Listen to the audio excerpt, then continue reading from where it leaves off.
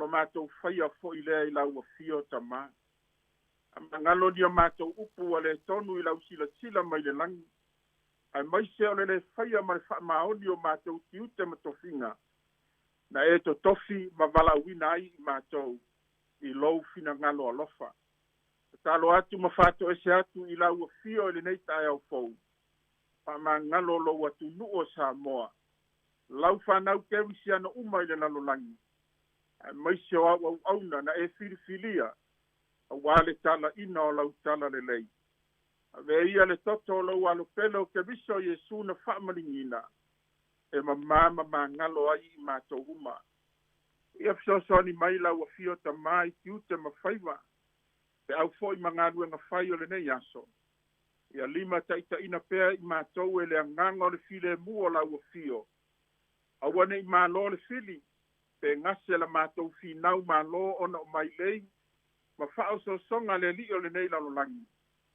Ia lango maluina mea uma i lo awa i mai. Amuia au auna tutofi o le tala le lei. Ma i lea fata faita ulanga ma lea fata faita ulanga. Le ngā luenga fola o le tala le lei o lo whaatino pea. A wānganga o Samoa i a ola ma manuia.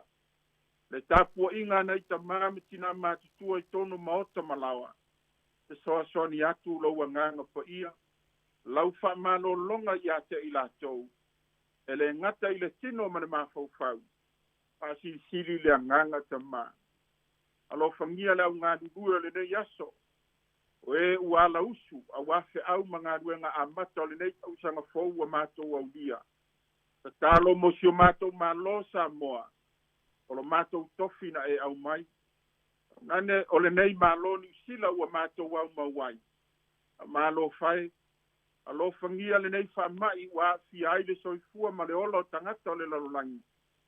Se a lava sa mātou tui atu. Wa e sila fia lava mea uma. Pui malu i mātou uma i le mana o lau a fio.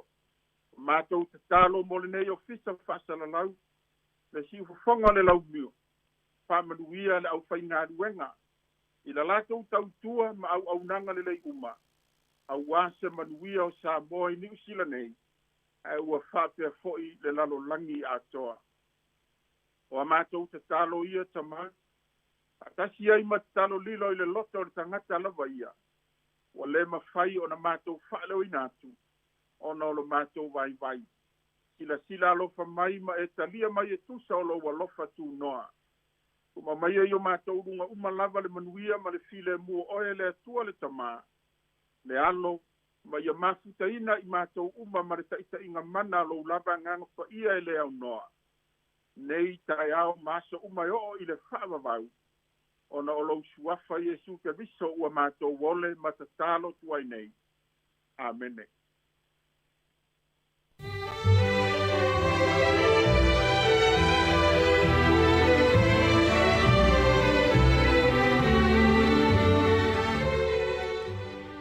O le nā ua whaafonga le tātou atanu i le sauni ngā lotu le nei tai au, na taita i lea le sunga i le whaafengainga, Pastor Sione le asi, le kalesia whaapoptonga a le atua Samoa i Johnsonville. Ia mo le toi le whaaftaitele, le usunga le whaafengainga, e tu sai o le tātou sauni ngā lotu, ma le up folo le nei tai au. Ia e whaifo i lea ma whaamanatu, tō matauina i fo i leanga i atu le atinu, i ngā luenga o le nei aso. Whaamani atu le atua, ia e fuafuanga ma ngā luenga o le awhenga ia i whaaftai, whaaftai tele lava. Ua 24 minute ua te nei le tu lai fitu, se vatu le vinga leo le atua, e ona whanga soro leo le tātou polkalame, tā lofa lava.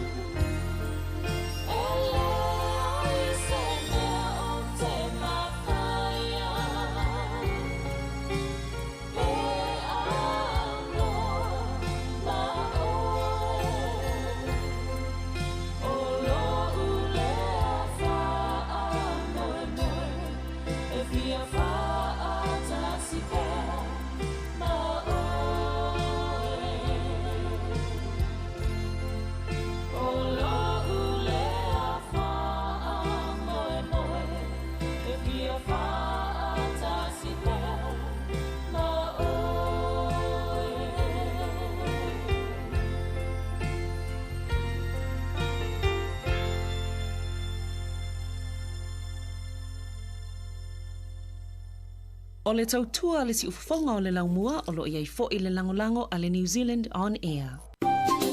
Hi Samoa, it's Auntie Tala here. Instead of Fifi Falo, ile ata o le tai au. Laugh of the morning. I'm at the mail apple feet to the bambea, su fonga lo mua, ata o le tai au.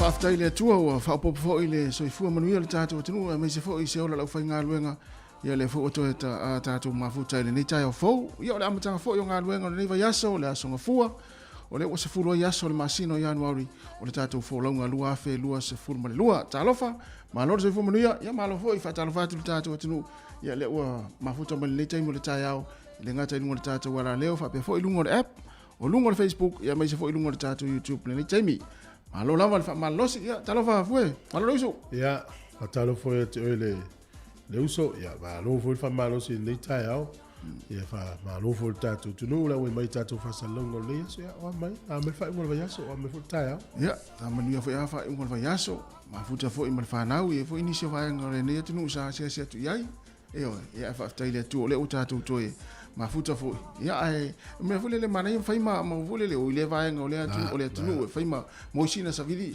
sina e foi le sui ngai foi le o le lava foi le o por rua ia mana faima tatu o isi pitonu la sau mana va tu le o maston oh kale mana ia so le fisal ia to le mo le file mu le se pisa le se pa o le sole ma ia le se fa longo next door le sole mai tanga lava nala tim ele ai manu leo se fa lo o se le mane o la se ngalo mi o itala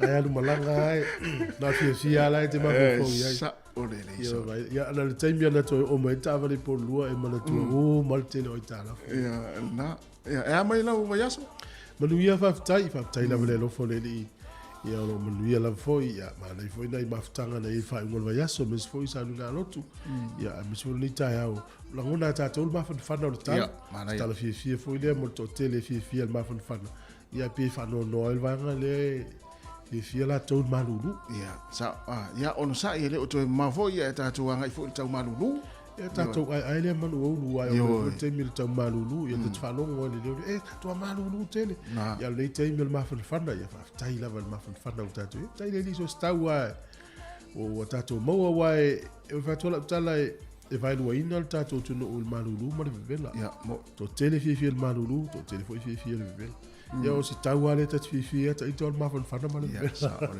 a tau lo foi malulu tua malili ia o le fisili foi nan tatou tunu o le tai au ia mai le tai au ia mai fai ngol vai aso ia le manatu sa tau fai tusa tatou le fia foi ma fai foi ia maftanga mainga ia le fula auto ia mata le vai aso fia ngā luenga la tau foi le wo su ngā luenga le tai au ia mo le tau sanga malo fa malos Io, ia le tele no sul to tele. Ja, le fule tele no sul tele. Io fa longo ai leo il vaso tele me le la va vula usu fu il vaso le. Ia fa ngule si leo na fa mai. E le ia nga luenga, o tanga tanga nga luenga ta fa atu ta tia luenga. Over pe talo fa. Ia o tata nga luenga. E ta tio mai ta ta ia nga luenga fi fa tas. Ia ta tia lo fa la istanga ta lo la ngona le. O le atu le loto ia luenga luenga. Ona o tanga ta fa nga luenga. Ia tau fu ina sui. Ia, ia fa pe tla sui la luenga, ia sui sa wale immigration. Ai le fi pega luenga na sa wale leo. Ai se ga luenga. Ja, fatalo fatu tatu tu no le tai au, ma lo le so fu la le ma lo fo langi mama. Fatalo fatu nei ma tu asina le tunu o tatu ma tu tausi. Ya ele fai fo ona fa fatalo fatu le au fai ngaruenga pa ia le tua po fai la ngor tala le. Ya me se fo iso se kale sia ss umala mo tatu tunu. Ya fatalo fo ia i tama na tina ma tua.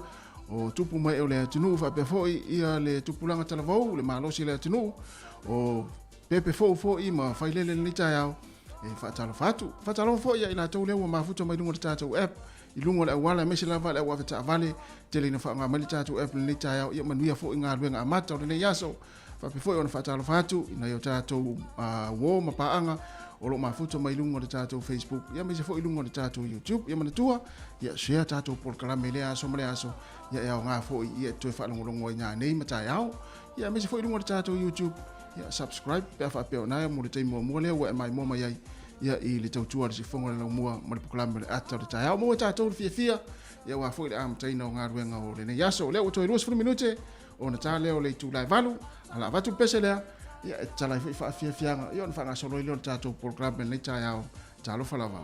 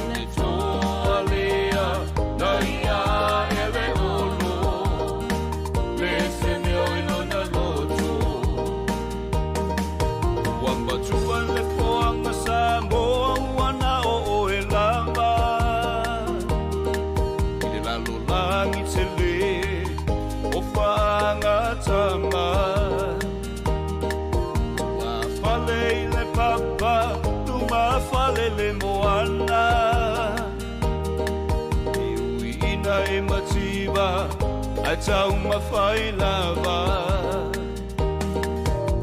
O kuale tatu o si mea mamu mangwe mawa while mu Kawina ia hui masao le pambo e moe malasiri au tu Au walo walo whaiva I whaanga tanga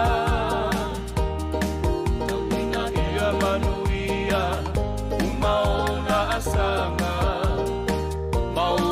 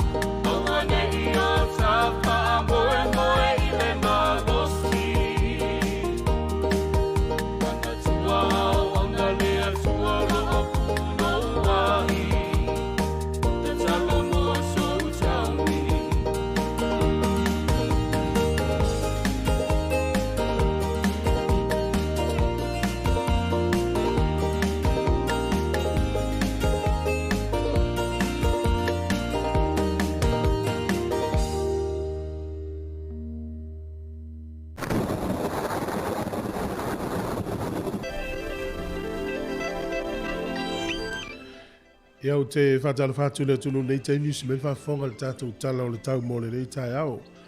Na o lo whalia me lo official vai tau e langi le lei le tau le aso le nei o tu lava i le aso whareile. Tua langi le lei a le tau le aso whareile o lo wha manu malu. Ai ma le tu fo ia to iei fo le swing o le tau le isi lua sfur whai tu la o luma. Ka piti manua tu whanganui mu tau naki am tua langi le lei a le tau le aso le nei. Fa befoi Marlborough tau pohok spei ma wai rapa. Langi le lei le tau le nei aso.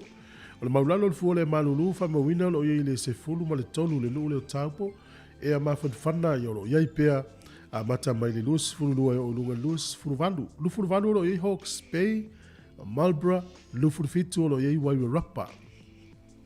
Au kilani le aso e langi le lei le tau, Hamilton, fa mele official vai tau, iei nai timu nisi o taimi vai vole mata le lai nisi o taimi.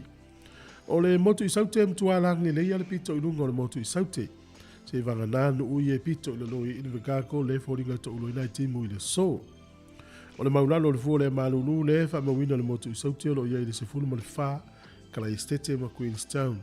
E a mawhanwhana i a wotu nele maulunga luas fulu ma le valu i Blenheim, lufuru fitu Picton, lufuru ono lo i Queenstown, i a maritele vanga le motu i sauti o lo ia i luas fulu lua wha solo nga i lunga. O leo te lengo le tunu nei aso e matele i nalangi le lei le tau, le tele vango le tunu, e mese la vale moto i matu nei. Ma vai fo ia pia i le nei aso i nai timu i lua sifuru valu le fuo le vele lufuru ono le ea mawhanwhana. O le angoto i fo le lai le so Wellington e le toi tasi le minute le iwa i le fia fina nei. E o soa e le la tai au, toi 2 minute le ono i le tai au a tai au. Fuo le malulu le wha mawine Wellington e manutua o i olo ia i le fitu wha solo i lunga i le se fulu ma le ono. Le ea mawhanwhana lo i lufu tasi wha solo i lunga lufu 5. Tala o le taimo le au whangota le aso. Manuia whai ngā whaiva o le awhianga iai Wellington e sua le tai te o le sefuru ma le lua i le au auli nei. Pē le tai a whale ono i le fiafi toi sua le tai te o le awha le sefuru ma le lua le vaveao. O poli lua, pē le tai te o le sefuru le tai o nei sua le tai toi lufu 3 minute i le 5 i le fiafi ana nei. Ia o toi pele o le tai le toi sefulu 3 minute i le sefulu tasi i le pōna nei. Tala leo le tau ma le tala o le tai, ia manuia le tai au i le tino mfuafuanga whaftai.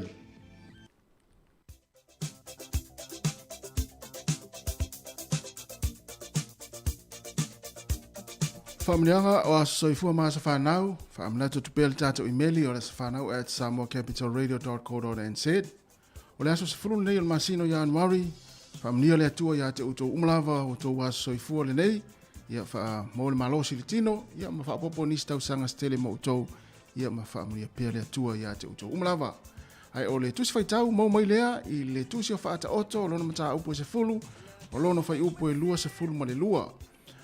O le whaamanuia a Jehova, o lea e whaatamau ai ngai, na te le whaopopo i ai se ti ngā.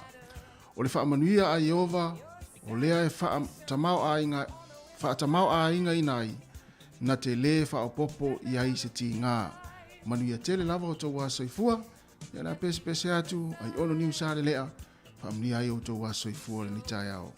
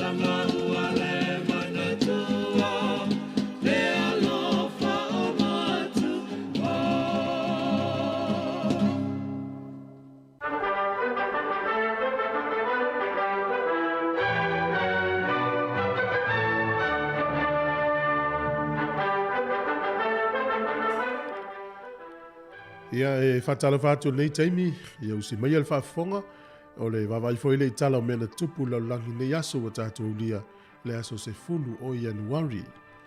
O le aso le nei tausanga e tasi valu ono se fulu ma le tolu. I whamomonga le mano tele o Peletania, i eile au wala fo ilea no fo afi alu lalo le ele.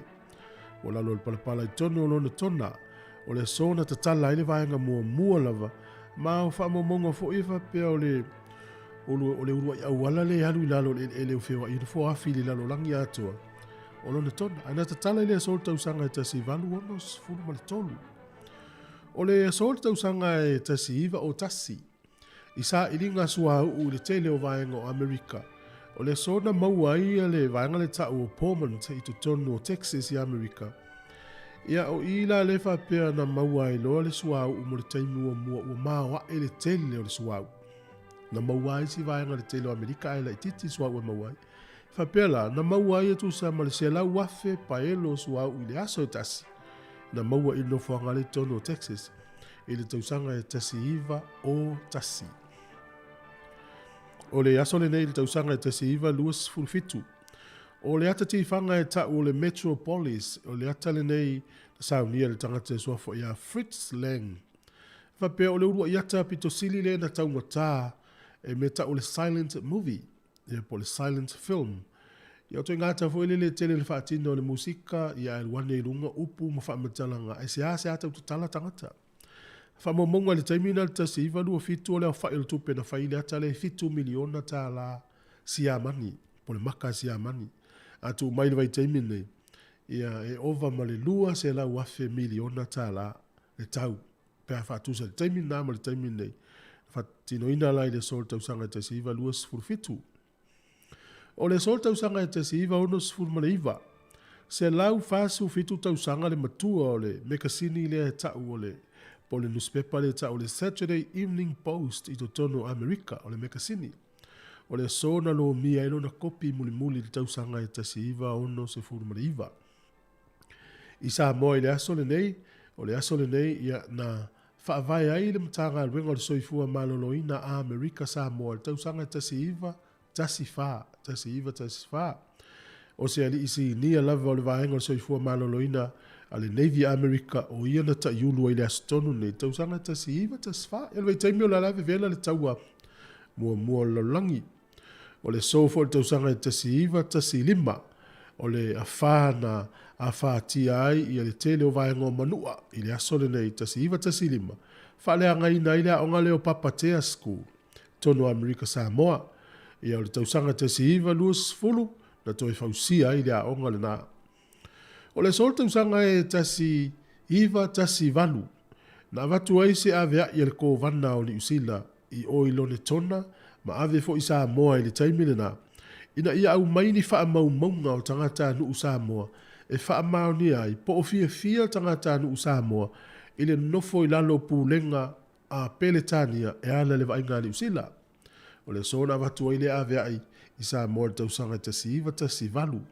Ia mo le tala muli e to tono ni usila nei tausanga e tasi valu tolu sfuru valu na tau nuu ai ia le ekalesia katoliko i to tono hokianga i ni usila nei.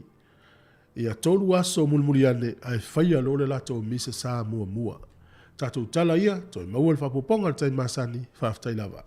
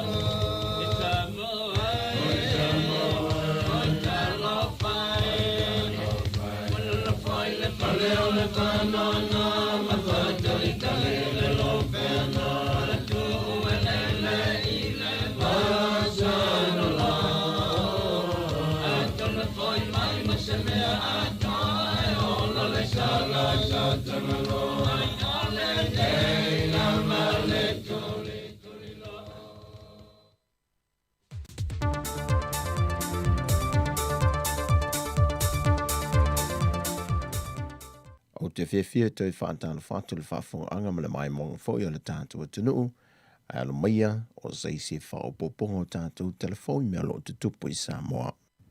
O le mua le malu le kāne se whaapotonga kerisiano I pata me le wawea o le asa whareilen te nei, wa pāsia o telefou le whioanga, ai ua o atu I vaisala.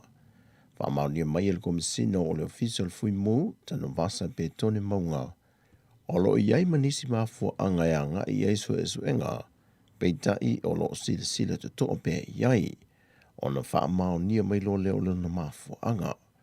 E le tala anga le malu le lua fes whamaliva lea na umsai le malu le ka le sia, peitai e reporti mai pa anga telefoi patamea, o matua wha alenga ina le whale saa, mai na o apa masi mao lo te toe. E iai na nisi vaenga na toe na tau mawhai la fio anga ma le ka le sia la ui fafo mai whaono toe mawhai o na whao ngā. Whaalia nisi o la fio anga ma le ka le sia. O le tausangan te nei na langai fo I fafo le ka le sia a o whaia le sauninga mo le aso te maa e na wala ngona le sasalo le manungi mui te tonu le malu. Ma whautu e nai le ka le sia. O se vaenga e te taulo ona sila iai. Ma o I reporti na wina mai lo fiso fui mo, o lo oa nga I latu suenga.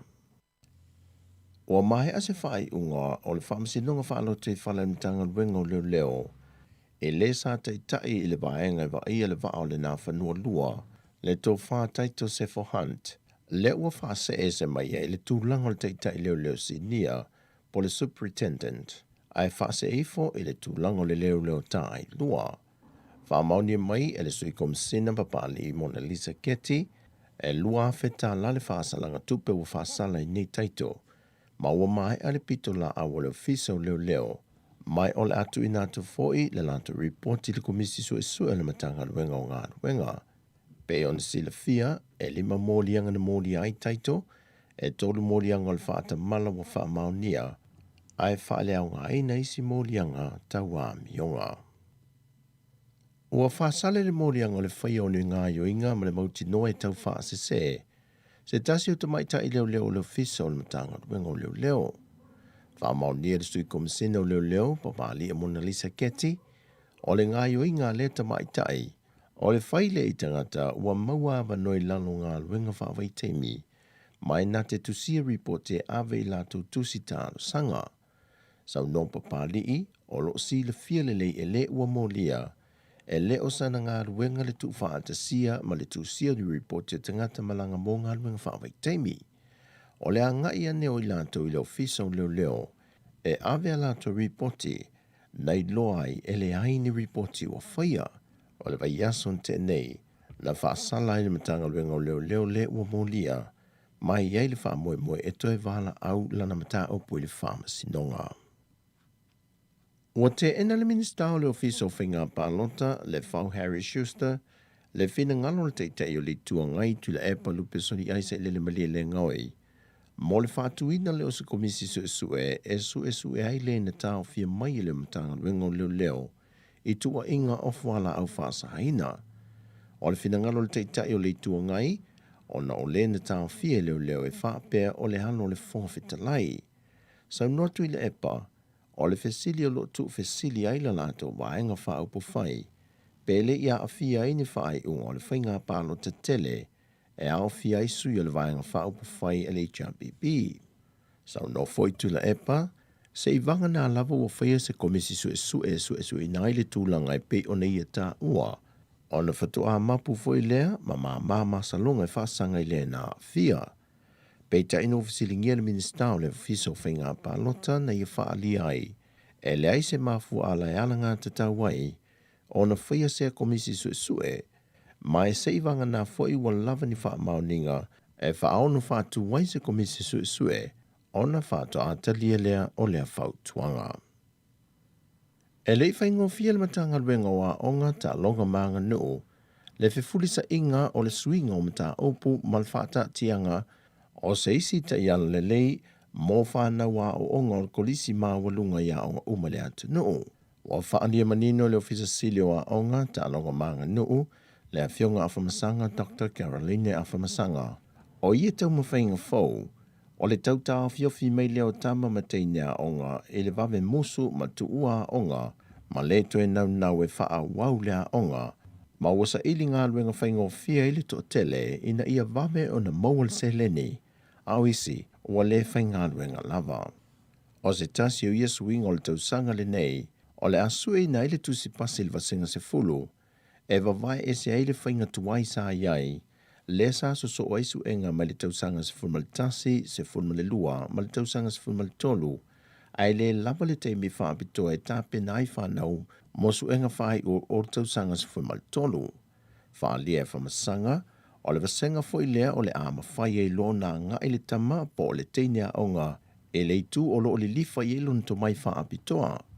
Mai to tele tama ma teinea onga na whaalia e whamasanga, wa le ngā whatia o onga, ma ua mo o mia nei ele matanga ruenga, se whainga ina ia lau te sia o mai whana wā onga, ma sanga una ia ai le langona wha wau pea i whana wā onga, o na wha uma lo lātou teimia o oina.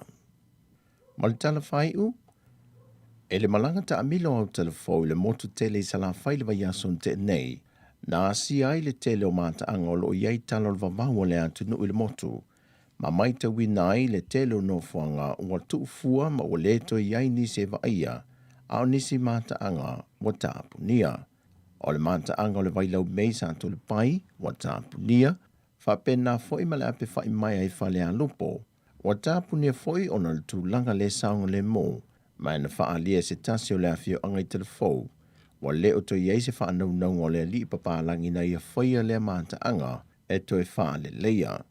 O nisi o fio anga wa tu ufua le o to iai se isi o vaia, mo nisi o le fio anga i pe o le masani iai a o iai tu risi, o le mata anga o le vaisu o toto, o le fafausa o wale, ma le ana o vata sili. O nisi mata anga i pe o le ina i lau i fale alupo tai lava, ua kava ato e le vau, fa pena fo i le mata anga i le ana ia opo, wa le to iai se le ne fa a wau wai kon karate sa o latu te wina le awala anga i le mata anga. E whapena fo i le liu mai ai whanga whau, o matua le lo atu lava la loi le vanu, e le mawale lungo la au ona o le to e te ua.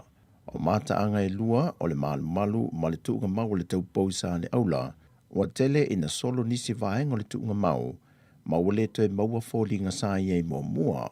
O le tūlanga vai o moso i whale a lupo tai, o i whapena fo i ona le to i lo fōlinga sa iei le amatanga, lena whae loa le tamali o lotu wai lea mata anga i lona whanua, talu mai lava o na poloka ma le to iei ni tu risi anga i atu, o sea fo i ona to e whaale leia. O tala fawia mai Samoa, manuia le yaso lo tātou tino, whasoi foia.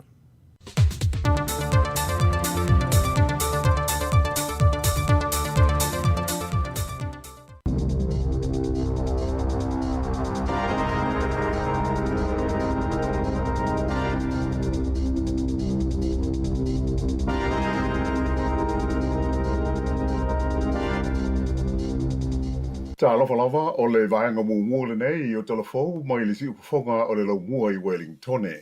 O le tala mua O lo so ina nei leo le tai o le lotu o le Destiny o Brian Tamaki malona Hawaii I se te e whaasanga I le tui pui o le whaamai lea sa whaia I le ai o kalai stete.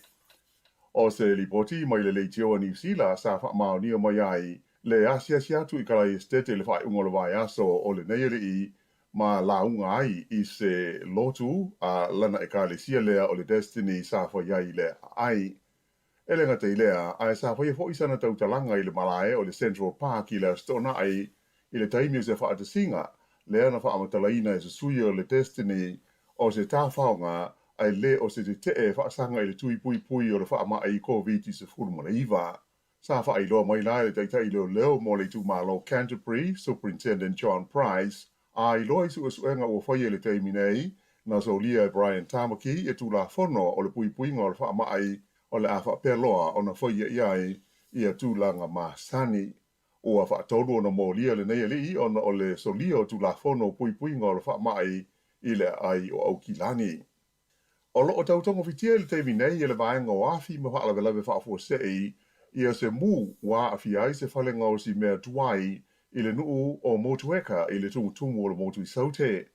Sa ta ua I se reporti a le leitio a New Zealand o le whale o loo mū e se vaenga e le aini paipa whaapitoa mō ngā luenga whaia le tinei mū.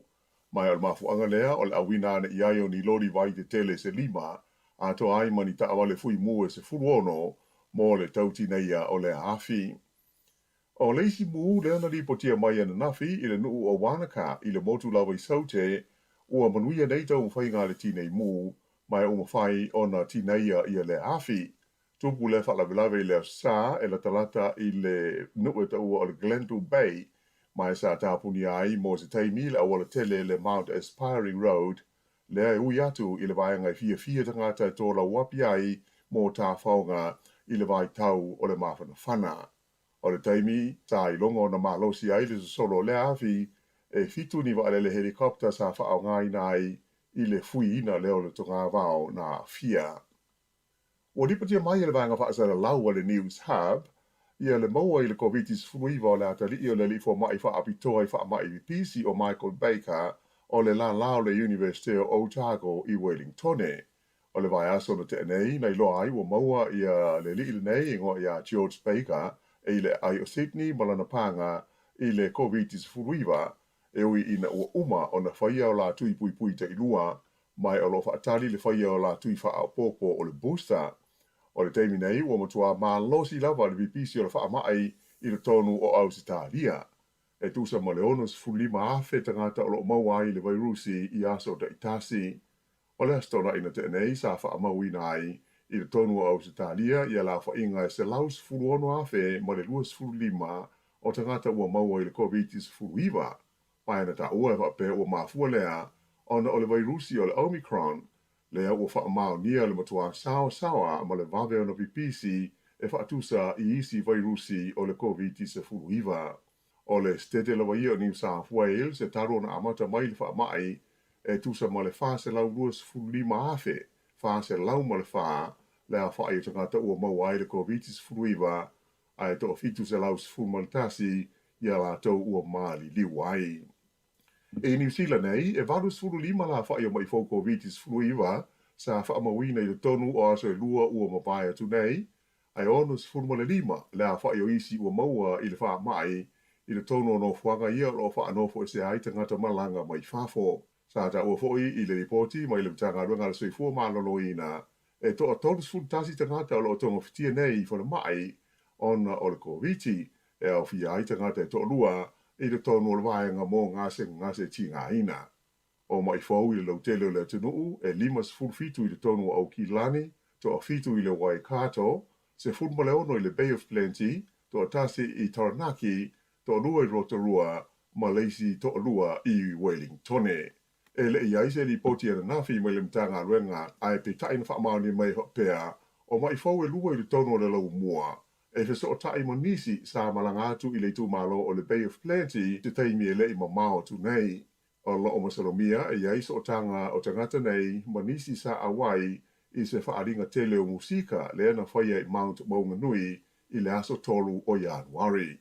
Whaelo mai fo ia mtanga luenga ale soifua maloloina. E luas fu maltasi a fe, valu se lau lua futasi la fa ia tui fa au popo le booster sa fa ia ananafi ai ese ai le fitu se lau fas furuono tui pui pui mua ma le lua afe tolu se lau tolu se futolu o tui pui pui lona lua. Ua walo ia mai le fa au o peo no vevela ma la aso o le tau mawhanawhana i le tonu o New Zealand ona o le tulanga o fa aingoina sa nisi o le la nina. E au fi ai le mawhanawhana o le Sami ma winga toa ma li o le tau i e mafu ai o na vevela le ea ma le si o manga. O se li poti mo i lo fiso engo le vai ma le si o manga le niwa mo le masino ia anwari e o atu ia mati ono o ta wai le vevela o winga o le tau o le aiai. Whaalia mai le li su o Greece Bandolino o le vevela o le aiai o le a le mawai se moi le leia nisi le po. Mai e tau foi o le a le tele i ni taimi e timu ai le tonu o le toru masina o lumana i nei. E tai a o i na timu mauti noa lava ma mawhai nisi o taimi ai mauti noa o le a whaawopea o na la ma vevela i le tele o aso. Ua lipatia mai ia le whainga tau na maua o ni awa noa mo tangata o lo fia siasi atu ma taha whao i le motu o le Chatham Islands i le tuisa sae o New Zealand. Ma fua lea o na o matua tumu i le teimi nei awa noa i waalele ato ai fo i mawhale tei malo i ia motu o le tunuu. Whaalia whapea a whai o e whaamoe mo se tafonga i le vaenga lea o le Chatham Islands ua mauti noa ua le aise awa noa mo le tau mawhanawhana a toa. E whaato ato e maua ni awa noa ia me whaasolo tua i a iuni i le teimi o le tau manu lu. O le to tele lavo tangata o lo oasia si atu io atu ngotu ua lua tau sanga i le ito e malanga i whafo o na o le loka mo pui pui ngā le wha mai. Mai o le to tele lava o le teimi mua lea ua tū lau e le ai i ia motu o New Zealand. O le iwi tū o le tamao ainga o le Chatham Islands o fi ngota e pei o pāua mo tui e whaatawina mai i le tono o New Zealand nei ato fo'i mātunu i whafo. Whaalia mai e le whaatonu o le company, le Chatham Island Food Company o Talwyn Tuanui, o le makete o pito te le mo ala tau o loa ia o Saina e awe i aila la tau pāua ola ato fo'i ma le paa. E leisi vaenga le tātou tala, ua te ena le whaamasinonga e se tau mwhainga le malo Australia ina ia whaatuai mo ni aso se lua, ia le ilo ina o le mata upu e winga i le visa ulfale o le li numero tasi tārongo te nisi le laulangi o Novak Djokovic o le Arsan Nafi sa whala wa i tele mai eise polo inga le whaamisnonga e te ena ai le tārsanga ale malo Australia mai o lona winga o le a whaau lawa i le so o na ilo ina le tārsanga lo ia le li le nei o Djokovic mo se polo inga e whaalea o ngā ina i le whaai unga ale ofisa o whamalanga inga e ti poti ese o ia ma Australia ma fua o na malangane i Australia o le fia puipuia o lona tūlanga siampini o loo ia i le taʻusanga tenisi a Australia le Australian Open le amatai me le pone i le asos fufitu o Januari. Pei tai, whaalia i nisi o lo ia e tusa lava pe whaia i le so le nei ilo ilonga e le mawhaia o na mautinoa pe o le atalia ia pe te ena fo'i e le whaamisnonga i le tārsanga. I tālonga, sa i longa na le lei le tāle li kapteni o le Black Caps a New Zealand, Tom Latham, i le aso mua na nafi, o le tālonga whaita wina lona lua i kalai estete i le wā o le Aukikiti a New Zealand ma le Tigers a Bangladesh. O le li o Latham mai le i tūmalo o Canterbury, le i le Latham ta alo i tālonga whaita wina mua, le ana whaia i Mount Maunganui, na pe e le i maua sona ai, ai o le aso nafi na tamua ai o ia ma le li o Will Young le ho isa le lei lana tā. E tai, na pe Young o lima sfulfao na ai o le teimi lea o maua ai se lau fas fulvalu o le la tamua ma le li kapteni. Na suitulanga atu iai ia Young ia le tasi fo i o tā le leia New Zealand le li o Devon Conway ma e tā fiala le tālonga o uma le teimi fuafuaina mo le aso mua wa iwa sfuiwa ai o le li le nei o Conway. O le li kapteni wa o ona ai i le salau walu sfuono e le ipe. E ta fia lama uma le ta'alonga le so mua, wa maua ai e tolu salau fast fuiwa o New Zealand ai tasi lana pe. E nā o le tasi i le swinga o le aua New Zealand mai le tātu tālonga mua o le li whaatea sawa o Daryl Mitchell, le ua te alo ai ua mānono i le si whaatea o Rachin Ravintra o le tūlais futasi i le taio nei e amatai luna lua aso o le nei tālonga whaitawina i karai stete. I Sydney and Nafi, nā tutusa i le tālonga whaitawina lona whā o le taurusanga o le Ashes i le wao Australia ma Engilani. E tolu se lau walu sfulwalu ai Australia na tuli e Engilani, mai to e tasi ase pe sa mana awai Australia o na malo lea peitai sa mawhai e le masanga Engilani o na pui pui i le tulanga ma umai o wa se lau mo le lua whaatulunga ina ma tutusa ai i le tālonga. E pei o na sila fia o isi tālonga e tolu o uma na manu malo umai Australia. O le la ua tutusa e tālonga lo na whaa ai to tasi la le tālonga o lo toe ai o mauti no lava le manu malo Australia i le Ashes. Ma le tala whaaiu na whaato a maua na nafi ia se malo o le au basketball o le New Zealand Breakers i le la tālonga ma le au o le Brisbane Bullets o ai le tālonga e valus fulwalu i le valus fultolu e ui le malo ai o lo tu mau pere Breakers i le pito i lalo i le whaasolonga o au o le tāmisanga. O le isi la tu tālonga, whaia leila so sufau Januari e whitau iai ma le au o le Jack Chambers a le motu o Tasimania. O le whai unga nā o le nei whaapopoka o tala fau.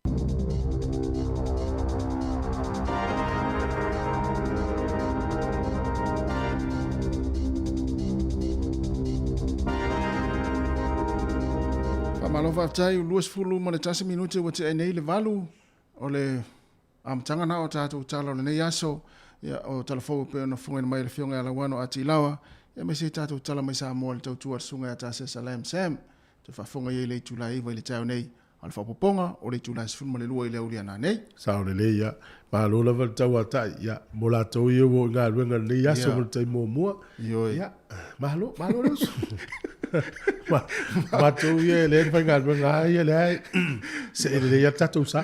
Ma le te le ala e le asonga fuol vason te nei e foi le sauloto na la e ato moe e to ala e to moe ia a se asonga fuol esele nei le lua fe lua sful mo le lua ia fa malos o le olanga na ia tunu ta fa i va so lua ia to i ua fa nga luenga nei se ia te usanga ma nei ala o le to watu nei le ngā la sa tu ua le ngā luenga tau sanga te ni ia a fa pe le sa le fa i ngol tau sanga te ni io pi fo nga ta to ia ngā luenga nei as ia ma lo sa io me watu sa lo official pule yo pule spa langi po i lava pule ngā luenga le fa ngofia le sorry ia ma li fo ia ai fa pe o se si o tato tato lo le la cosa mo mo family mo to tu ni fiu ato fa ya to ile tani ia fa malos nga luenga ia nga luenga mata o sa mo fo yo nei le to ya en te lo nga luenga malo ia wale na mo la no malo no la to mo lo va ya so te lo por tai mo mo le o mi la to malo ia sa ia te no ye la na ye o na nga fa o pe ya no le to tu no le tu ia mo tato i to ya nga luenga nei ta ya te lo foi la pisi a wala to fo il to te le nga luenga ia no via la va nga luenga mata le to sanga ia na fa malos tato ele umi fe ana tu le super kapi ia to yo foi un ne to sa ole va yaso le va ngol va yaso fo le la amata melte to fitu le tau va sa mo ia wa va ina ia ole terminate la ole mai tau atu e ono masina le la fa tau tai ai ta longa ni ia lo ngano fo ya sa mo o tatu au o le la to la wapi ai o i lai tu la la se longa uma to fo i va pe tu pai na me ia wa sa ninga ma ko le ninga ia nala tu paile sa iai le lala au ina Spain e lua tamil sanga fai Spain e so o fa unga vai aso ia le la tata fai e to lau atu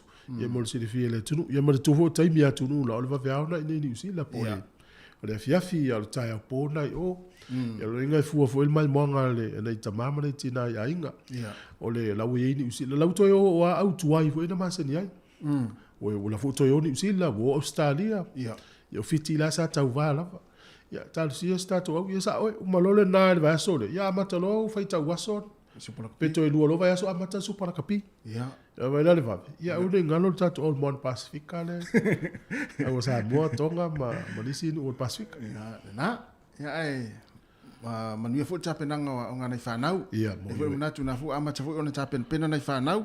O le matua ia sa uniuni mai le vaitaimi o sa fia. Ia, Ia sa tapena mai ia. O matua lana na e sa le lei fu tapena ina whanau. Iwa leilo lea la tau ia a mata fu ia onga nei fu i tau sanga ma le nei masina. Tapena penanga. Ia a pisi fu. Wai o le vason te nei na vili mai siti na longo mai o fua onga sian whanau la manoa mo ma sa na fai tato por ko me yo nei foi la taia ya este mion tala tu le laina e ni tu sia onga l'université o ai tu nga tu sia onga ma tu sia onga o isi au nanga ese ya o fua onga to nginga fie fo ma nei foi fai lo men ngol tato laina monisi ya mo foi o fu le mo fu mai si ya ul fa tau ya wa o fu ye tango ta te le to nginga wa ya foi no fo i fu ma le sta mai dit ia uma foi tang foi la te ufa le fo i malista mai tit ia wa te le to nginga uma to fo i si au nanga fo i le ta second hand shops ia na vatu lo le so ona fa tau vanga na mo la to tupe ia fo i malista mai tit sa mo la fi pacifica fo ia to a se fe tu pesina ai ia o nai fam natu na nita yao ia ai manuia lava vai pole ase maru ta yao nei to ina mai lo matua manatua ia a fa pe ini la apoi me le foi la watu nei tau sanga tau tu nani la apoi me ia mai foi ia la fuala au sai mi inwai ia pe hai ta mofta wa te la fuala au matua ia e inu tai foi le uma ina tau mafa tau sami o le si vai ngai fa me la tu fo le tau sanga manatua ia isa appointment fo le uma fa tu langa mo se o nanga fa so fu maloloina po ai lava tango to vili e tolo pe fa pe o le fitau il malo si fo fa pena yo na tu le fa no fa ngai listata o le listata o vili to fi fa il filo ingo mal fo ma fa ma yo le sa fa no le fto mo le ta ya po le solo aya vili e ne ta wi wo mato le fa no atu ya ona tu le fa no na ma tanga tale na na watu na le o le sa fa no ai fa na tu na to vili ai fa mo le ya si fo ne la mo na fa fi fiango ta ya o lus fu no minute o te nel valo ta lo fa lava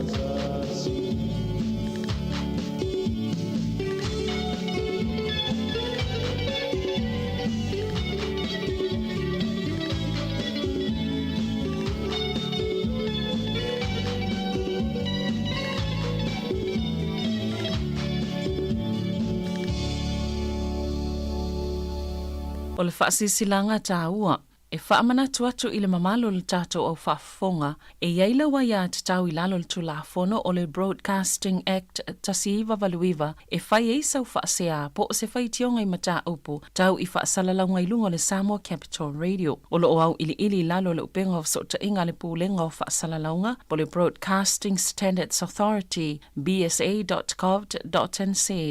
A inga mo le whai o sau whaasea i se polkala me whaamanu alia i lau whaafonga anga.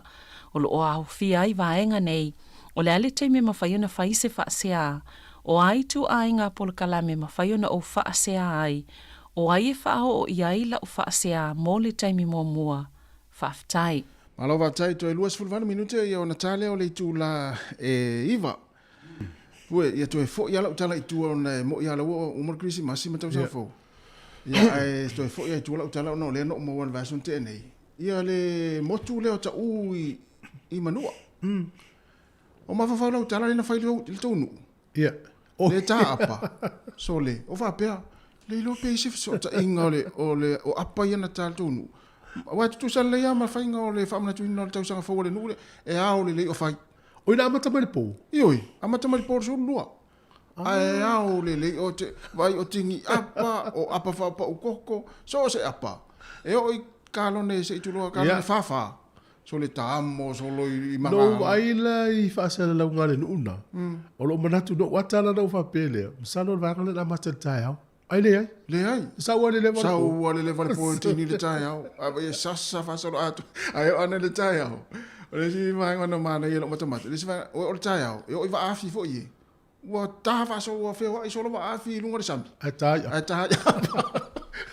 O wa pe o to mana o to ma fa pe le lo pe se fiso ta inga o le vaenga le tonu to fia ma le nu le ta u ma o senga lo vesili lai tanga tol matonu lai sa fatu na faile stanga apa le porto sa fo mai te lo sta mai te mia na faia o mam tu alulu wa le ta ia ile I tau nu waila ale ta te va o tu manu ai ta u na le le mai le tau na la le ia na sa alo na to pa fia ole te le foi fia anga ia tu matonu u ya so ia lo tup tup ai fo e faia sa ninga lo tu ta uma to fam tala fo le va ngale ai ile foi fia una ia faia le lo tu le style na ia fa winga ina sa sanga apa ia na tau fia mai te mina o mai ni fa mel fa winga ngal fa fia ule o le sa saina o le sa saina le ia pala le o langa tuai ale la to fa fo o lo na ia na fa winga ina ia no tau fia male na te mi o mal te mi ni fa pe o ia male ia fa winga ia o fo le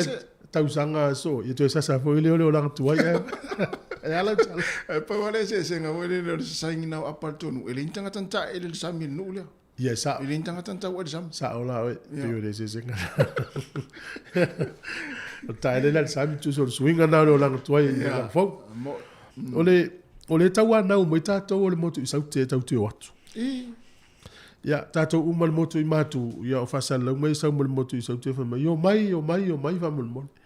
O so o mana o mia le motu sa te fi fa ola la tu ta ma ainga. Ai fa mo me tato le motu I matu. Ai. Le fu le tanga te mai fa fu Australia mai sinu. Ya. Ava pe o tele ni tu pe ya ngai motu sa te lai. Na mia le motu sa te ni tanga ta fa wa tu fa ola ta ma ainga.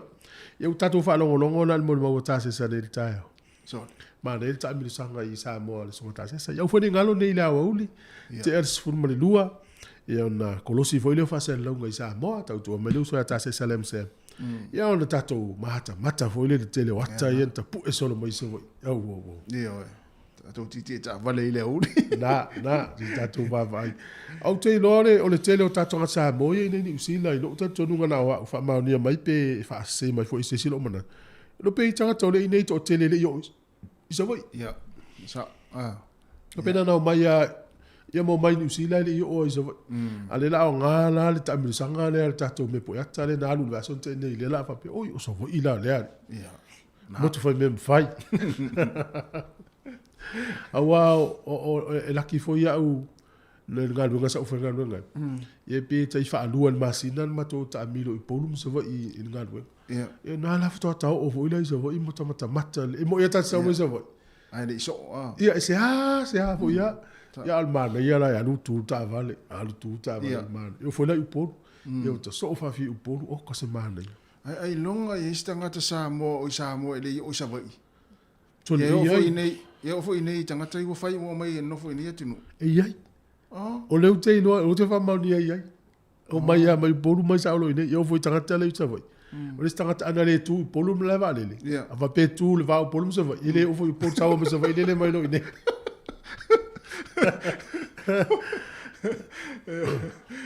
Ole si va ngale o tato ye ni fa ma. O vai tu foi penanta e fai tau si tala na Amerika e. Ia. Mas foi la sai lunga foi o fasalonga ia na televise ma o le tina foi le o la tu sala wo fai siaki. No wo vai fo mai. Au sia na tamala le sful tau sanga. Wa fia le fa positive la na ia tamititi. Sful tau sanga matua. Ia o matua sta mititi. Ia o matua. Ai no fortina maloka ia tu tamititi tu ole puto le tavale. Tu o le tu tavale. Ona fa mai a fia ia fa ma. Te o pipisi tu ia te. Le ala fa na mo le. Mo pe ana mo poroka. Na fo le na fa tu le tavale. Ai mo le tamititi le tu. Yo wala le di se fe le o tamititi. O matua sful tau sanga. Na mo wala e tamititi. Na mo wala i tua ia se su atu ma fu anga na. O le positive le tamititi. Ia se le wala tu o tamititi. Se. Ava pe o mo tamititi fa ma ia sa un tina mo fo mai. O fai tu yo da inga le. Ai. O le ia ai ona fato na mo le tamititi le fa mai. O lo le fa mai. Ai tu le tamititi tu le put. Ai o le fa mai e siaki. Io. Ia ai o atu. Ia esa o le positive le tamititi. Ia le ala o mori el tina ele se va ma fo sta. Se a sol. El meu molta mai te tia, le se me la tu le tu ta vale. Ola ki ona ola. Ia. Ana vela la tau. Su tu o ma mo no ta mai.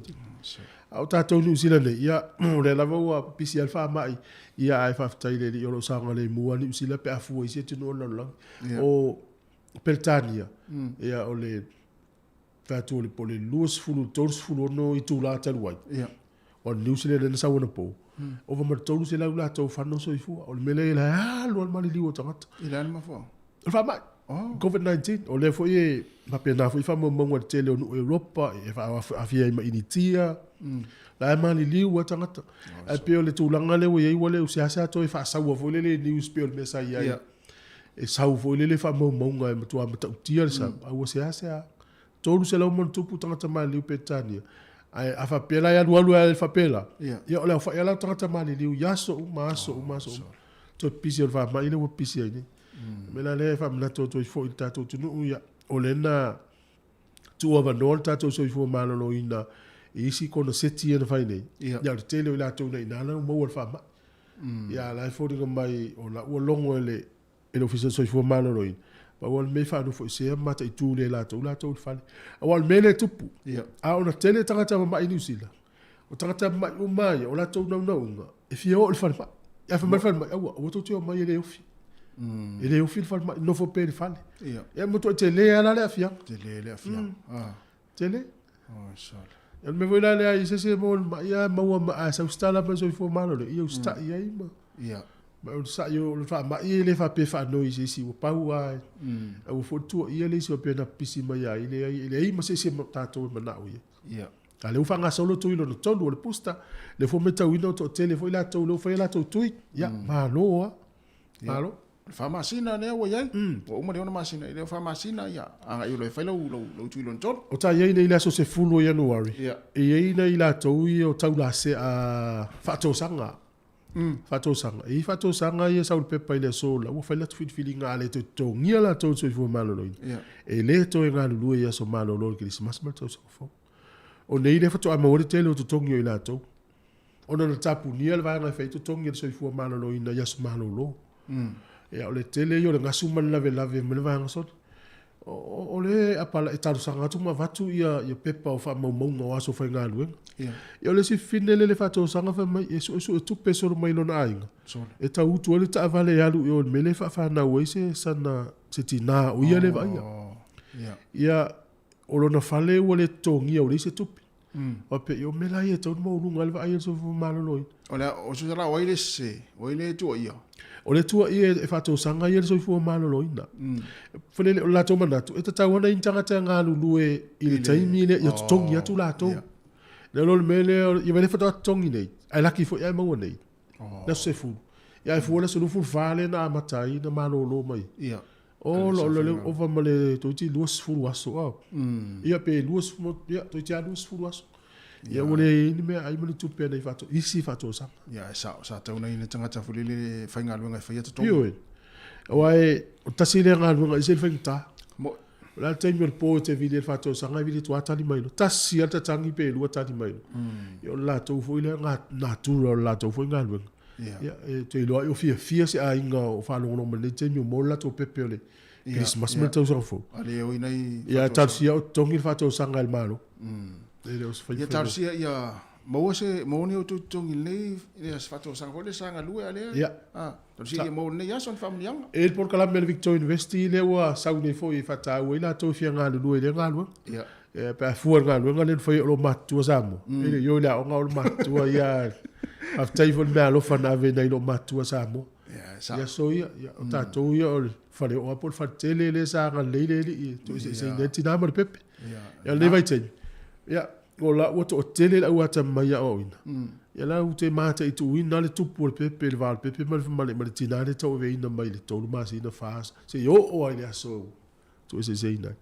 Ai e te le fo so soni nei tina mata tu ai tina laiti. Ia. I fa so ye no to mai nei tina matu ai. Si au tamatene po nei tina laiti so soni fo ya la to. Mo.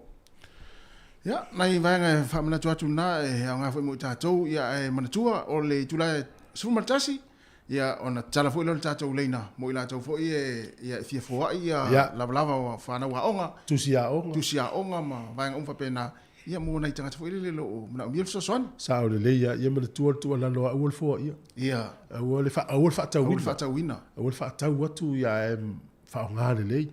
Ia tonu van lima no fa tasi pe atas futas. Ia nei fa fianga vai fo le taimi ma fa malo tu ai le. Vai ngale fa lo no mo fa mai. Alo fa malos. Ia la wo tu sa la wo mo breakfast la vai na. Nei vai. O le mau fa le skale na o tu a mau lo fa. Te se fo mai o lo ngalu o lo mai fa talanga ni ia. Ia me nai le tu atu i. Ia wa tale valu ia fela to breakfast e inuela to fala au. Te fo se fo mai o te lelo na tongi o lo watu ela tu pe so so ani. Charles fununua ia fela to to maftanga o le uli ia tano le lima wa le lima la to a te lo lawi. Wa nga ia vai vole le pe ola wele ta ua le pepa la utango fa pipi i tono lo fale. Wa nga so lo wa ta le lima wa pe soli. Pe ia mana ia volte mile o ai se tu ro fa fa. Ia wa tele no to sil te mile ta lo le lima. Ia fairosta se sina me ai vole. Mo le fiafi. Vai o masani ia. O so. Ioi. Masani. Ti ora es fa ile ta lima va tu fa pe nei mai. Le tama la paule o tale lima. Ya saule oi. Ma lo la vatasi na le mai tawina ta ofisa. Te alo le lima o i las foi le vatu e fa no alo pasi te mi lo me yo le me vuole le fa tai o le ma el tatu tu le lima le fes for ile. Ia te mi ayalna. Ma lo va fa mo le tatu tu tatu pese to es fu 5 minute ia ona tale o le tu laiva. Te tele lava le mafta mai.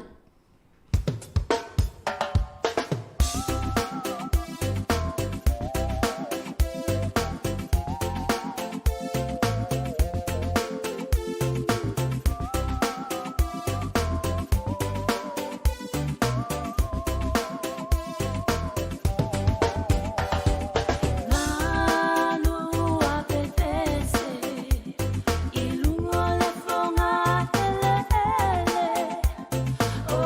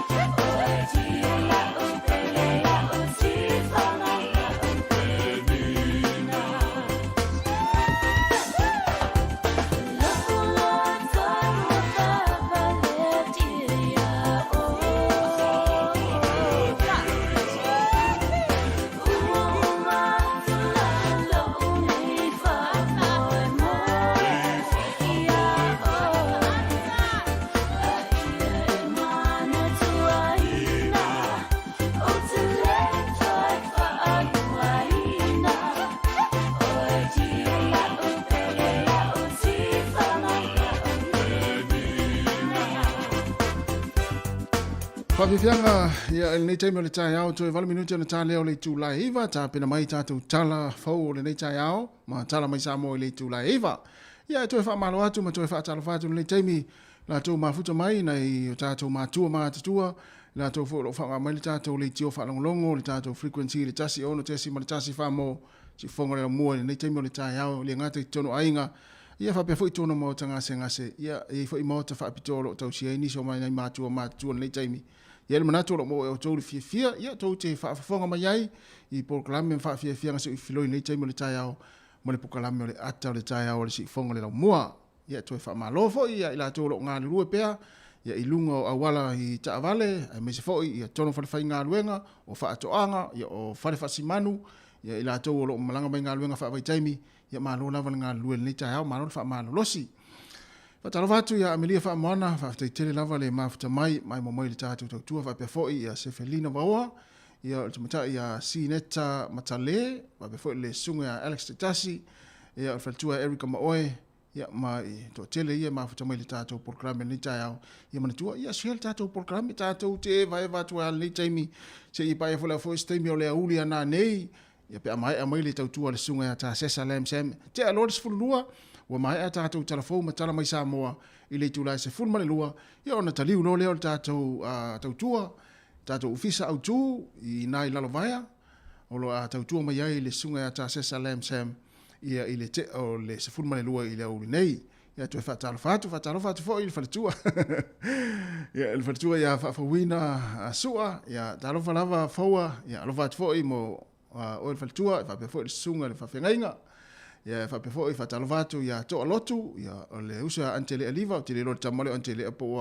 usa fainga luenga po la te fa ia ma lo fa pe foi ia le fatura ia ma ave maua ia ma le to tele o la to ma futa mai le tatu o nanga ni i vainga le tai hao con lio ai ono a to nio fa pe foi le sunga le fa fainga ia Yohane tamali i le pua talo falava pasta ia lo vatu ma ni foi le au mawai au kilani ia mga luenga ni ia solo fianga yai ia ma ila to umalava le sunga ya Alessana Yohane Alessana ia fatalo fatu fa ftaile mafuta mai ia va pe foi pepine navy ia ma le uso ya taulanga fa vailili mafuta mai me i Brisbane Australia ia le taimi o le tautua ma le taimi o le tai au te ona minute ta leo le tula iva ai sa ola utala wa o fa mongo foi ma le tantonunga o fo mai e ta ua le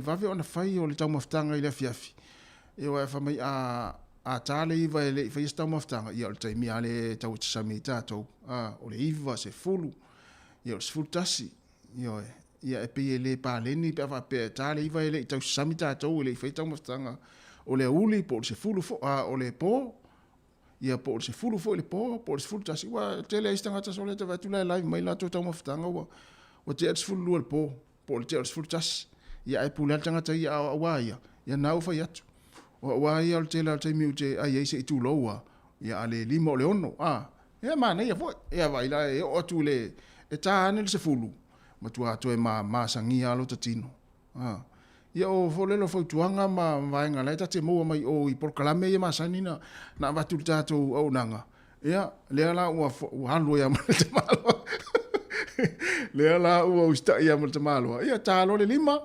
alulo mo te maftanga ia po le ono ia talo le ia po le valu fo pe fo si tuai ia e pule ha e pule tanga ta ia i le faingolo na ia te maftanga le fiafi ia una pe ona famtalatu ia o le lima po le ono ia po le fitu fo malo fa tai mafuta mai fa talo fa fo te matai le lani one mani fo nga luenga lo fenga ile ni tai au si fonga le mua ta leiva o telefon ma tala mai Samoa ia mtato mafuta to ila fo ai fo inva nga tala no atu ai pe tala fo tato le na le ni tai au ia ona mai fo leo so manatu ia i se mata fo ila tato tala no ai ia pe tala fo tato le na le tu la te oliva ia mo ila to fo ia fia fo wai ni ia ni lava fo i oni mea onga ale whanau ia mōna isi ainga fo i lele o lo mna umiel so soani ia le taimi o le ato ia onga ia o le te ala le iva ia po le afora iva ia tala tātou leina tātou tala noa atu ai ia e na taimi ale o to minuta tale iva e fatalo fat fo ile sunga ia fangia ayuta ia ma lo lava le mafta mai le tato programa le tai au le ko ngata ai yo makua ya tile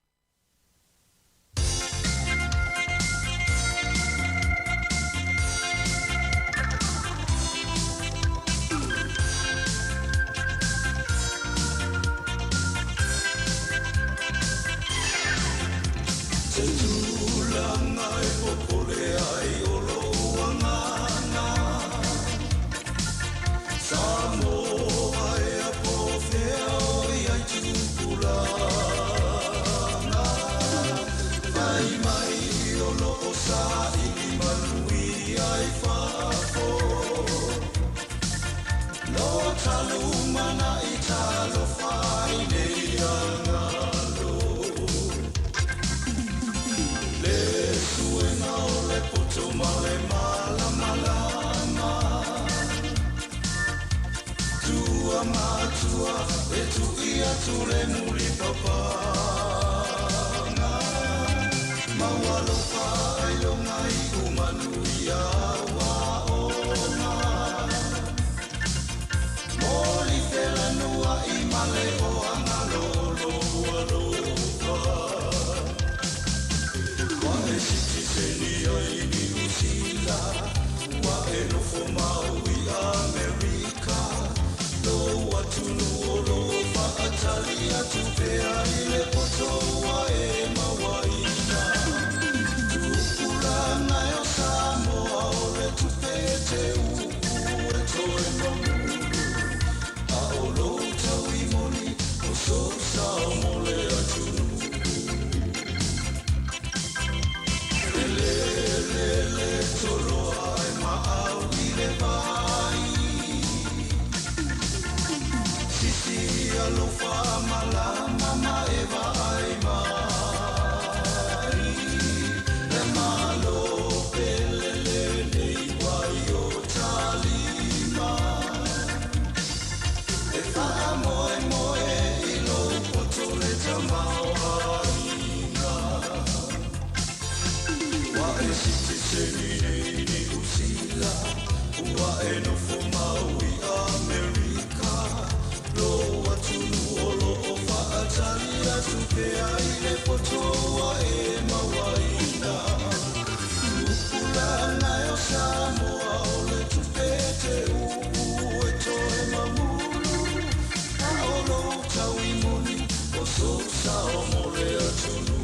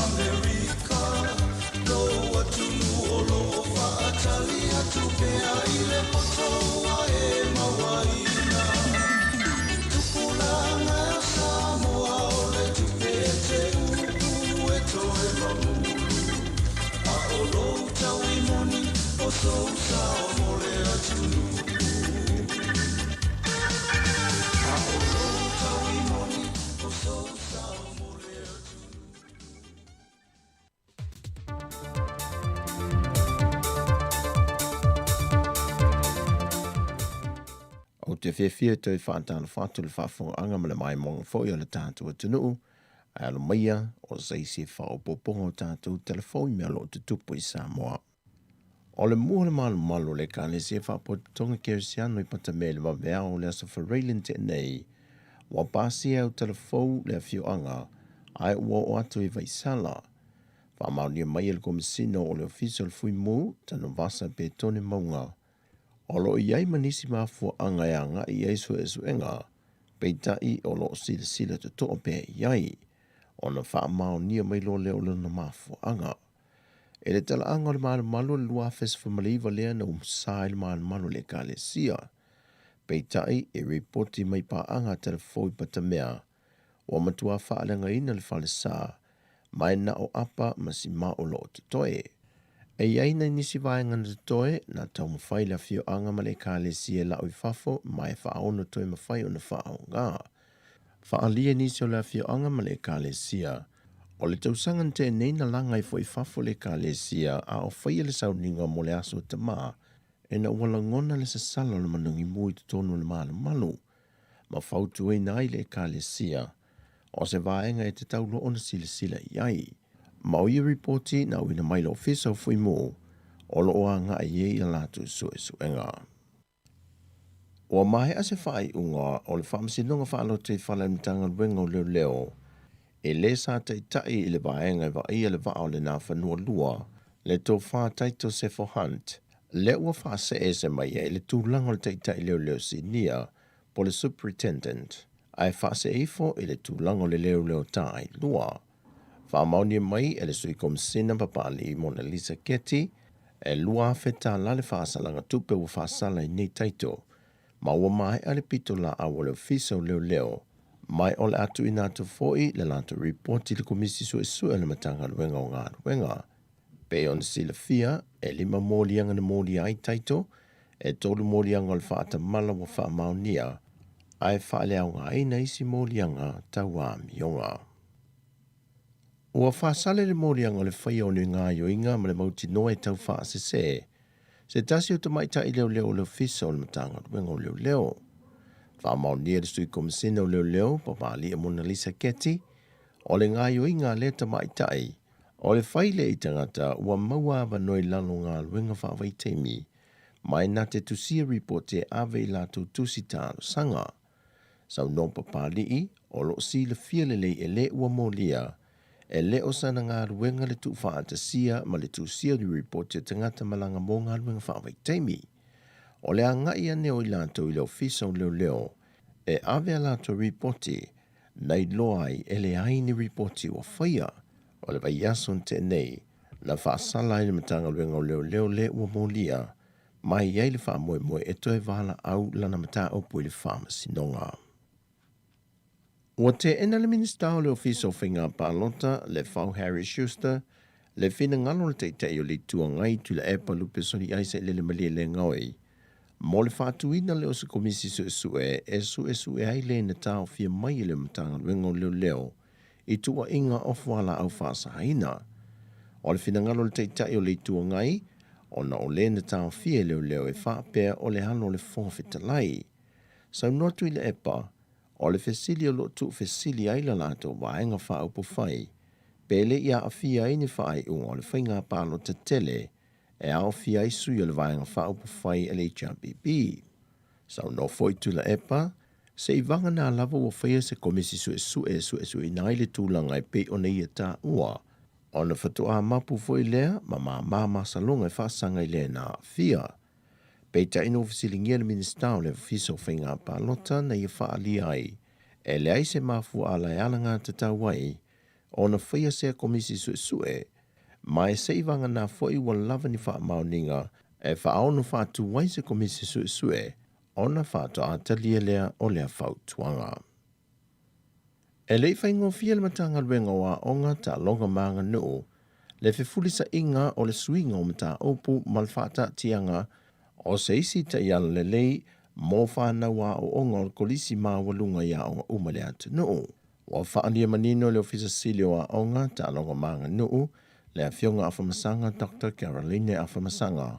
O ia tau mawhainga fau, o le tautau fiofi mai leo tama mateinea onga e le vave musu ma tuua onga, ma le toe nau e wha wau lea onga, Ma wasa ili ngā luenga whaingo fia ili to tele ina ia vame o na maual se leni, au isi ua le whainga luenga lava. O se tasi o Yesu inga o le tausanga le nei, o le asue ina ili tusi pasi le vasinga se fulu, e vavai e se aile whainga tuai sa iai, le sa so o aisu enga ma le tausanga se fulma le tasi, se fulma le lua, ma le tausanga se fulma le tolu, ai le lava le te mi whaapitoa e tape na ai whanau, mosu enga whai o tausanga se fulma le tolu. Whaalia e whamasanga, o le vasenga foi lea o le ama whai e lona nga i le tama po o le teinea onga, e le tu o lo le lifa i elun to mai whaapitoa. Mai to tele tama ma teinea onga na whaalia e whamasanga, wa le ngā whatia o onga, ma ua mo o mia nei ele matanga ruenga, se whainga ina ia lau te sia o mai whana wa onga, ma sanga una ia ai le langona wha wau pea i whana wa onga, o la wha uma lo latu te mia o oina. Ma le tala whai u?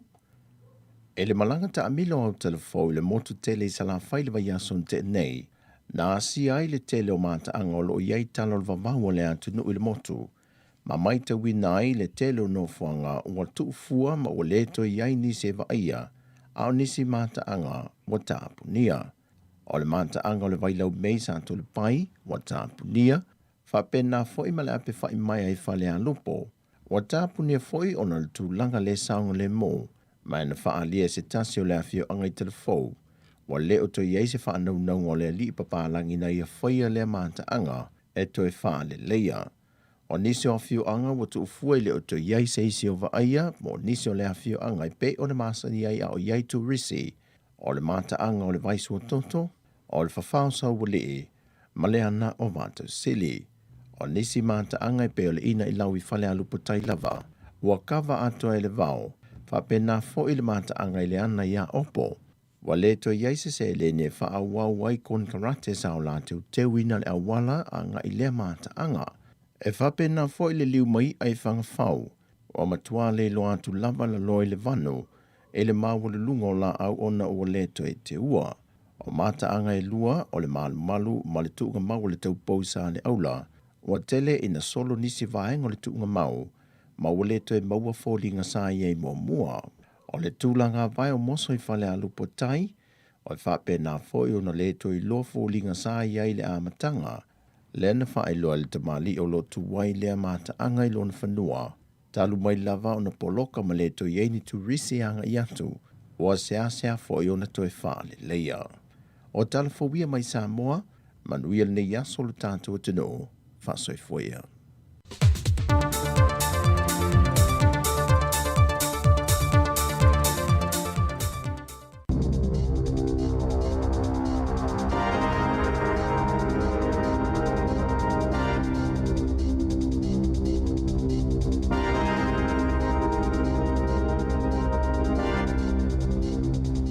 Tā lofa lava o le vaenga mua le nei o telefou mai le si upafonga o le lau mua i Wellingtone.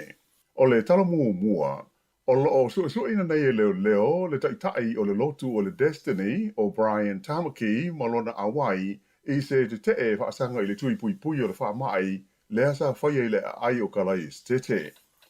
O se lipoti mai le leitio a New Zealand sa whaamao nia mai ai le asia siatu i kalai stete le whae le vai aso o le nei i ma launga ai i se lotu a lana e ka le sia lea o le Destiny sa whaia i le ai.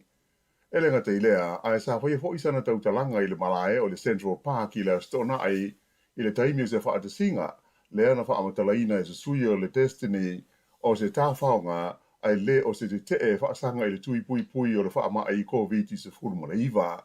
Sa wha iloa mai lai le taitai leo mo le tūmalo Canterbury, Superintendent John Price, a iloa isu uenga ua whaia le teimi nei, na so lia Brian Tamaki e tū la whono o le puipuinga o le whaama ai o le awha peloa o na whaia iai i a tūlanga Masani. O a whaatonu o na mō lia le nei li o na o le so lia o tū la whono puipuinga o le whaama ai i le ai o Aukilani. O lo o tautonga fitia le teimi nei e le vaenga o afi ma whaalawe whaafua sei i a se mū wa afi ai se whalenga o si mea tuai i le nuu o motueka i le tungu o le motu i saute. Sa ta ua i se reporti a le leitio a New Zealand, O le fale o loo mū e se vaenga e le aini pai pa whaapitoa mō ngā luenga whai e le tinei mū. Mai o le mafuanga lea o le awina ana i ai o ni lori vai te tele se lima, a to ai mani ta awale fui mū e se furuono mō le tautineia o le hawhi.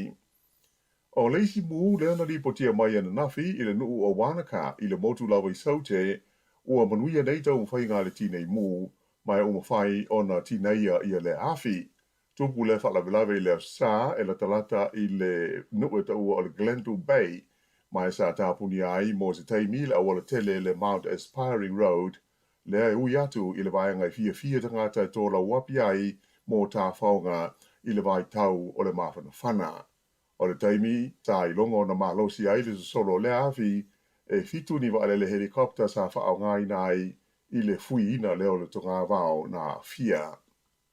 O lipatia mai le vanga whaasara lau le News Hub, ia le maua i le COVID-19 o le atali i o le lifo mai whaapitoa i whaamai i pisi o Michael Baker o le la lao le University of Otago i Wellingtone. O le vai aso na te nei, nei loa ai o maua i le li nei ingo i George Baker e le ai o Sydney malana panga i le COVID-19 e ui ina ua uma o na whaia o la tui pui pui te ilua, mai o lo whaatali le whaia o la tui wha popo o le booster. O le teimi nei, ua matua maa losi lava le vipisi o le whaamai i le tonu o Ausitalia. E tusa ma le onus fulima afe tangata o lo maua i le vairusi i aso da itasi. O le astona ina te nei, sa whaamau ina ai i le tonu o Ausitalia i la whainga e se laus fuluono afe ma le luas fulima o tangata ua maua i le COVID-19. Mai na ta ua pe ua mafua lea, ona o le vairusi o le Omicron, lea ua whaamau nia le matua sawa ma le vave o na vipisi e whaatusa i isi vairusi o le COVID-19. O le stete lawa ia o New South Wales e taro na amata mai le whaamai e tusa ma le whaase lau luas fulima afe, whaase lau ma le whaa, lea whaai o tangata ua mawai le COVID-19 a e toa fitu se lau sfulmantasi ia la tau ua maali liwai.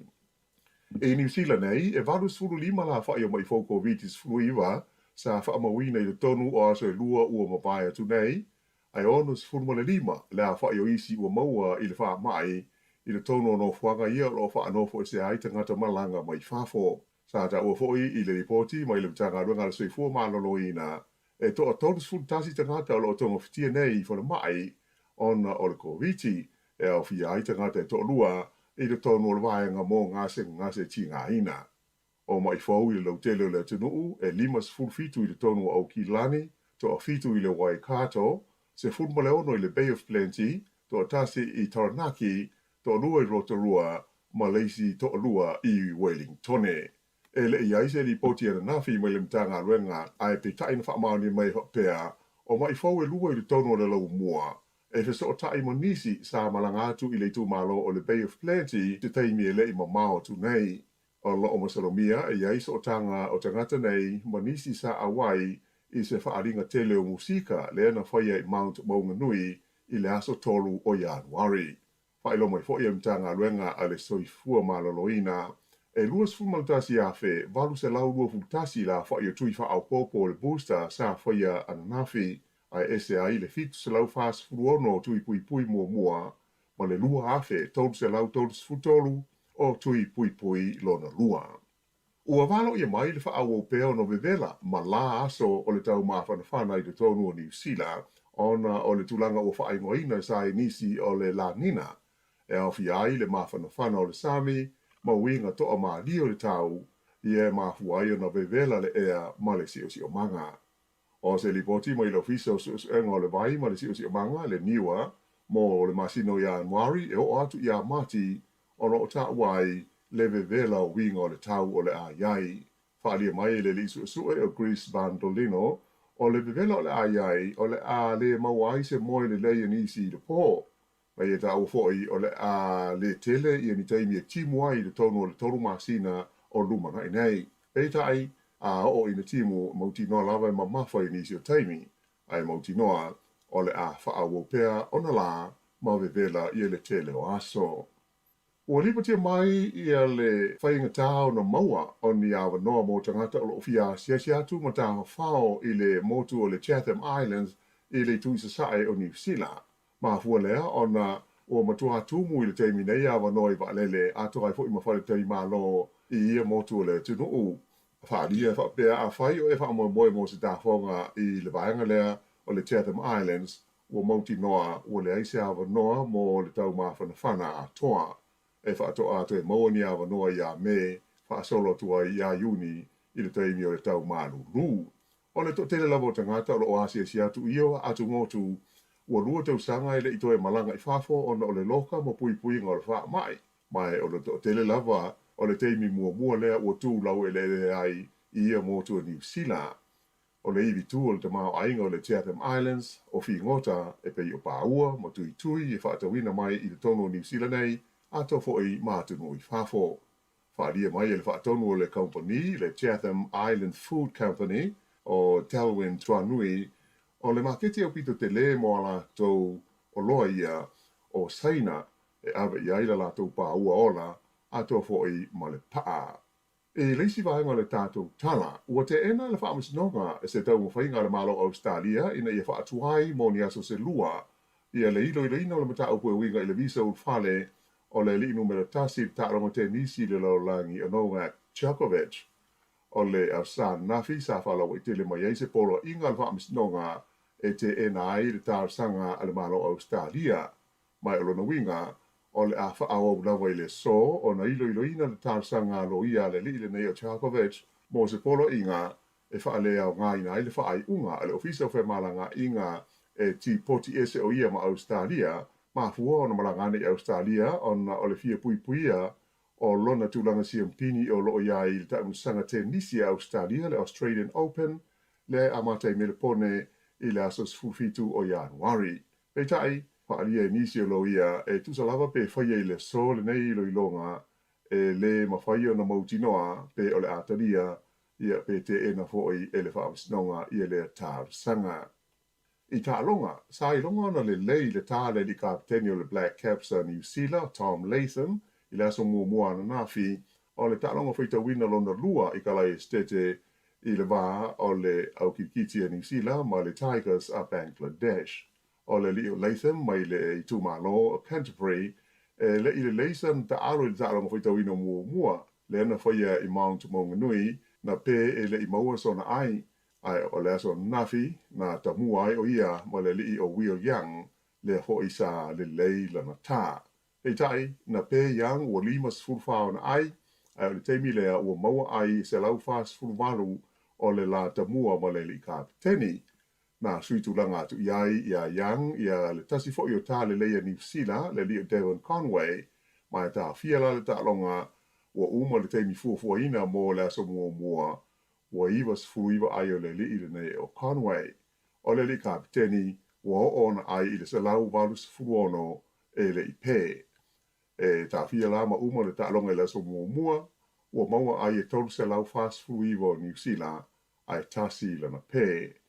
E na o le tasi i le swinga o le aua New Zealand mai le ta'alonga mua o le li fa atea sawa o Daryl Mitchell le ua ta'alo ai o mano lo e le si whaatea o Rachin Ravindra. O le tūlais futasi i le taio nei e amatai luna lua aso o le nei tālonga whaitawina i karai estete.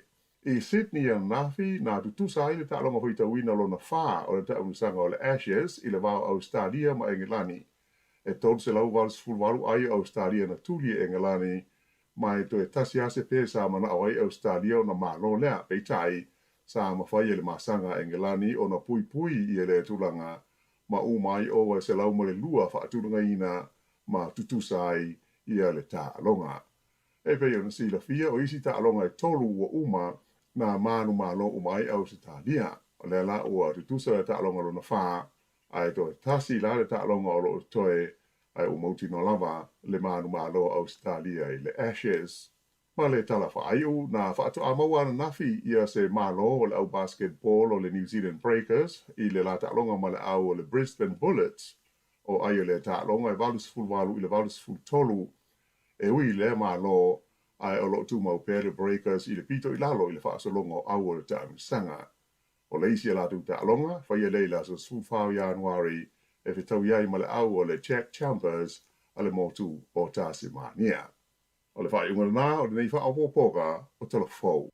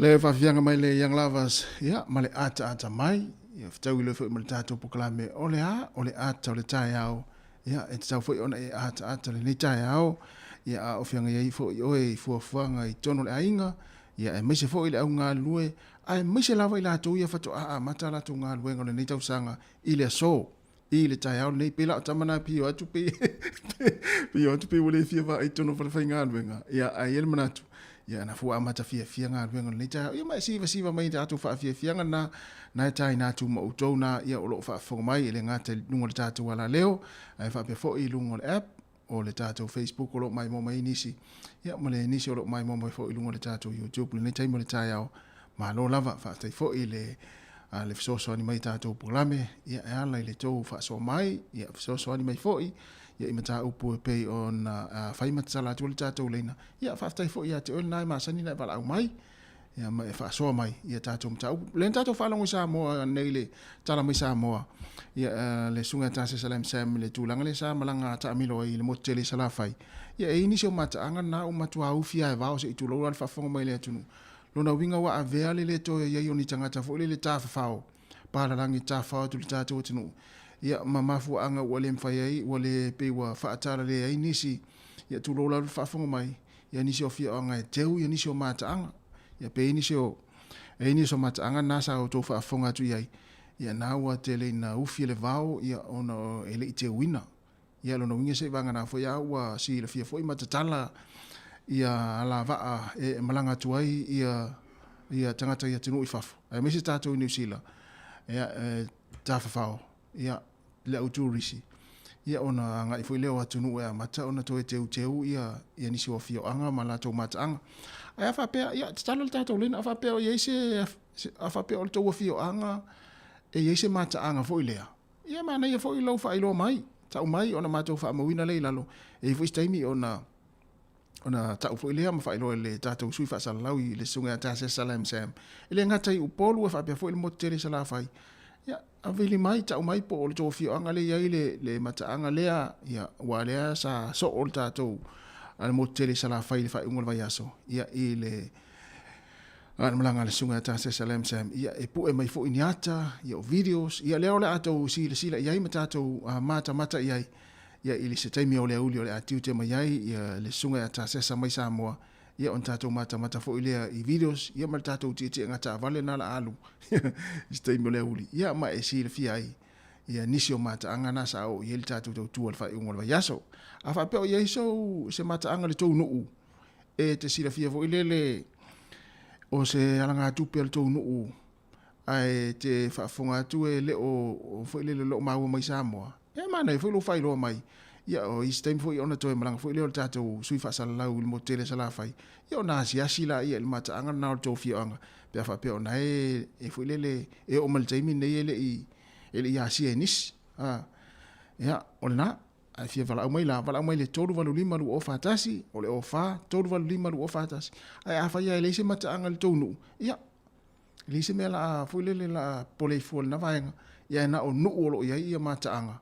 Ia e au ngā e mane fo i e staimi fo ia toi o le tātou sui whasalalau le motele sala whai po upolu fo i tua inu i tua ia o nā sia fo i leo nā vaenga ia ma au mai ia niata ma videos ia ua fo i lau mai moanga a mesi tātou le ua lewa ua luas furu tōris furu tau sanga le te o i Samoa ia tamala na e au ngā ila ia ata ia lea tapu e mai Samoa le sunga ia tā sesa ia i teimi e malanga i le ngata i motu i tua i upolu ia whapea fo il motele sa la whai peo na ia il malanga il whai ungal vai aso le sa anga il motele sa la whai leo le atatou mata iai ma mai mo ile atunu i se taimi o le uli te o tfun lua ia leo le atiu te mai ai le sunga ata sesa mai Samoa il tatou fis fasalalau i lalovaya ia e whatala whatu nei taimi awha reitu la iwa tala le tatou leina ia malau mai a whapea ele ai ia elise me la pole ai fua tatou ia pe alise mata anga tau nu ia e ia te musu fo e tau atu mata anga matou nu te whapea sole le o tasi sole eseri o tala watu ia Elisabeta Arsalemo whapea fo i whamele anisi ia o le faltua po le tamata ia Amelia Whaamoana ia Sineta Matale ia whapea fo i te oita Hunt ia mo le sunga ia Epa Taula ia na ma lo lava whataitele lava ia le mai mo mai tātou poklame le teimo le taihao Epa Tuala ia ma le sunga ia whataloa pilitati le lie ia oe wa awhareiva ia watu nei whaafiafianga ia tala tātou leina pe awhia wala au mai ia tātou tala nom tātou eva ia manuia lava ia fuafuanga nei taihao mai se fo ila tau leo lo whianga i mga luenga i tono whale whai ngā luenga le whianga o sale lesi le sunga ia sila dame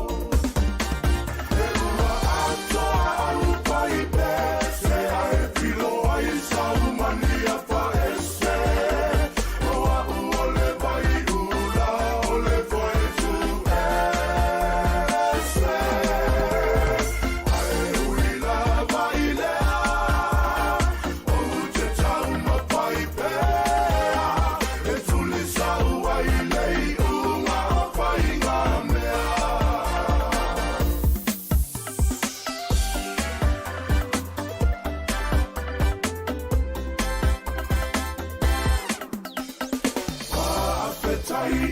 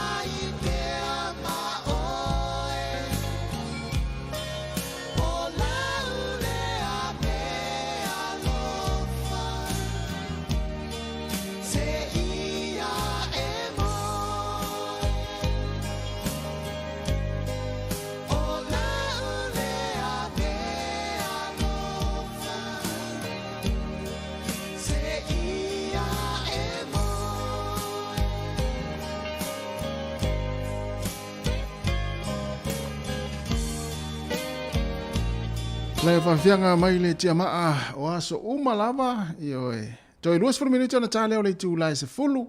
E il tato kalame le tu lai se fulu. Ia ontoi fo mai le tu lai se fulu tasi. Fa uina tato fa fianga so ifi loi. Ia awale fa fo mai le tunu mai se fo ila to lo fianga i mga luenga ia o ne imsia. Ia toi amatalia tato fa fianga so ifi loi le tu lai se fulu tasi. Ia e pei fo mai le o il tato val au le o tau fai mai le taimi. Ia fatalo fatu le val au. Ia to so muli pasi lea ia to tam fai mai fa man mole pe fia wala au mai ia pe ise mata angal to no ia mane fo ia fa mau lalo ma to nei ia ona fai lo fo le sunga ta se Samoa mi fo ile le to taliwai ia is moteli sala fai se aso ia wel wala au ta lo fal wala au ma lo se fo se mo ia la sunga le ia di puli oi la sunga tas tali malo wa usu ia le ai to a mata ho taiao oi ai sole amu ia oi sole ia wa oi e tu sale usu mal le usu e tu sa pete no fo le fale tong ya oi ya e kusanga ngakaran kamanga ka usanga le Sara pi fo dele wa Ibu fa mo pa ka usanga le ngai ne ia ro ko usanga le tipo ya maka ya o ora o ngaku yang ko ya maka wala mela kam au le aso no ia i le la to ya o le la ia nga luenga le la to ya eta ya o nga luenga to o nga o fenga luenga e misia o el to fenga luenga po fo le la alu atu fo le ta usanga i nai tamolo to nga lue e fa pe o le fo maka vili mai po ke ya ase Usolanga yang ngi ya song fu iya ura ia le o mo fa fa ngau di pule o ko makaya iya ilan kulanga langa le u fa pule ai sei so si ko kam fa me mali sei yo malo ya o me ia mai lo ko so fu lo ya manuia to so fu mais yeah do aso yeah io o le ki mo fo mo fa ngo kala le sa mo isa mo ngai maka ngai sa mo ba no mo sole o mo ko i to solo le vao mo mo e pela pulanga vai mo so ho de sa ia yeah no ri se mi ia o vai fa longa tu le na a fe fo ile el tatu tala mai sa mo ia e facilita sa si a inga le va ia le va inga le ia pe fo ringa mai fo le se vanga na ua tau ua tu a mata on tu tala va le mo tu au tu receive to ato ya nga e to te ia va le o ia alto fio nga e sini mata anga fo ia alto fio ma ko akele maka ia nga te mingi o ma ko ia va le ka o le ya o le afo ya ile mele ko ile uku malama le mede le ngole ava ma ko ile le ava ko tu malama le ile mele ma ko ile ku sanga ma ko ia ko so ko nga malo ma ku sa inga ya u pawanga kala ngolo ingo ko nga malo ku nga ile mele lo ku nga fa mu ya ile apa nga ia vanga i mele ko era era por ma ko u ile ngai ke u e wa kwara pulis sa pulis ya soia agora ko yo wa o kere ro pa ma vanga ayo ma now you call me oi ma mau yuta mau you ko o so le mari o kala angala o so mari ma o sa vai kasi sei au ko era sa mo ko le po misa o maria so ori papa yuta le vama tu iu karma no ko fa me ia no kala ko inga o sanga e fa ngoa na fa ngoa iu ka or mari iu o so le fa me ka anga ko inga o kala ia ka ilo ye o kala ko inga fa me yo ngongu ya so ia fa me nga o mai ngongu mare la ko mari iu o si mai iu kale o ia no ngongo ya so me ke le ngongo ia o fele le mai le ngongo man mari o me le ngongo pa u wala ko mari inga Nara li uma. Ngai li uma ai de mari. E me pa fu angari ko ingongo nga. Lango fa me ili sa ai e kusala ile anga la kusa e ka fa ole anga. Kusa lunga. Ore aki ole anga ke le anga ma ko ngai e me sa mo e nga sa ai. Ko me nga ke ni nga lai por sa ai.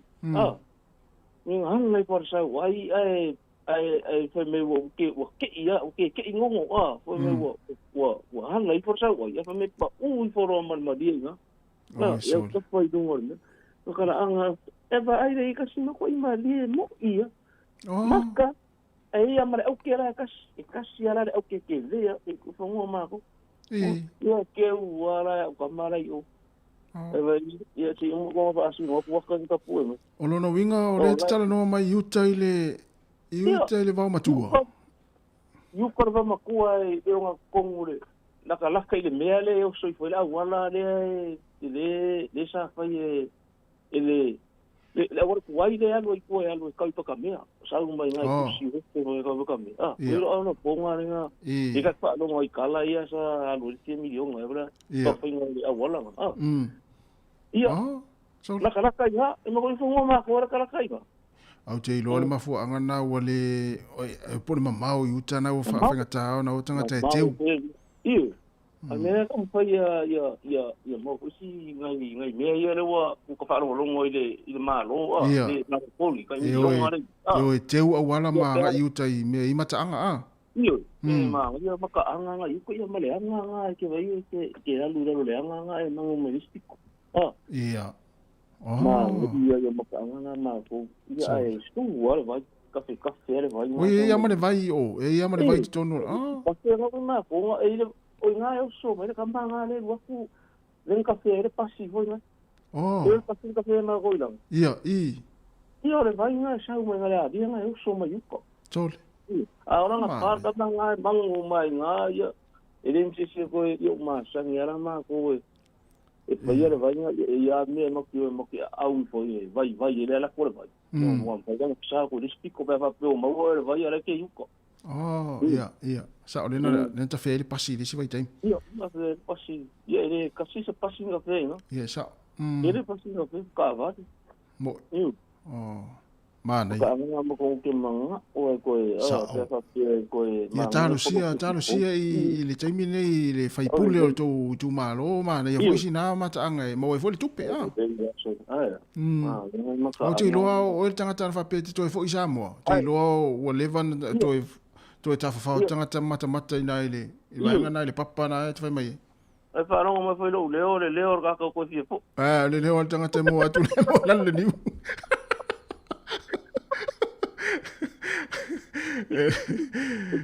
Pai kala ngale e mo le va ngoa e tua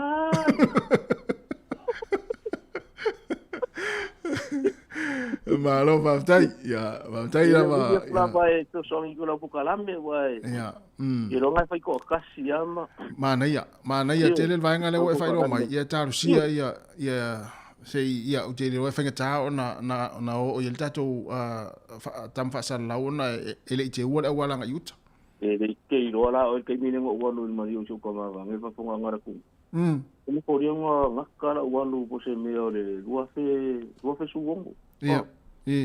Arkai mira lengo ko ro ko ngai olhe você male o arkai mira ngai lengo ko ro ko de rua sufito. Rua fez o fico mare o seu campo. O só me vai nga lo ia wala ka wa yu. Elo o warkasi. Matuale to ia se Matuale ia nga ka nga lu mai ngai ko pulanga. O mai o mengi ko pulanga ko ile nga ruru ai ma ia uma ko ile ko pulanga re ka ko o kamanga isa mo sole o fa pe ngai me so nga mga bangiro sa ole ko pulanga re la lu kamala na pi o fa pa ye ko nga le o mai ya o nga le la i ma o mai ia nga ko so se va mo o mai malanga ye o mai sa ole le ko fa ye nga ruenga fo ye wo fi ko ile ko sia o mangara ko ye e fa ma popora o manga o ma ko ia ile fo ka se le ngule ma ke so mai so le mea ka no le o so nga wa ka nga lu yu ka ma sa wo ya kai ma sa wo dia wo le wo foi tava ma nga lu wo foi tava le to mai wo foi ka va ya wo la wo le o ka va le ko nga ka ma re nga ko sa on me ra nga o la wo la me o via nga ka le pa yu ko ia pa po so se pu yo ko ora se ora nga lu wo le ai la wo afa nga yu ko me re nga ya mo malo pastai ya kai foi ya mo le vango ma lo foi va tai foi le vala mai mi si na wa mo foi na vai nga le stofi anga so le fo no fa no mali na te fa mai so le e mo ko mai va ku le kai dunga nga e maka ile e ke le ara nga ko ela ko i ya so kamaro kama ai o na ke me vele nga o ke o lo si o nga la o vai o ke va te o ke ver ai le ko tele o nga le te ter mo rungo ka ku au malana tangole la familia tal malia so vai pese mali au malana tangole la familia tal malia so vai pese mali o sami pe tu sama mali o sami pe o mali uko manuia ne aso mase ya manuia lo vato ya lo vato ya vaso ya na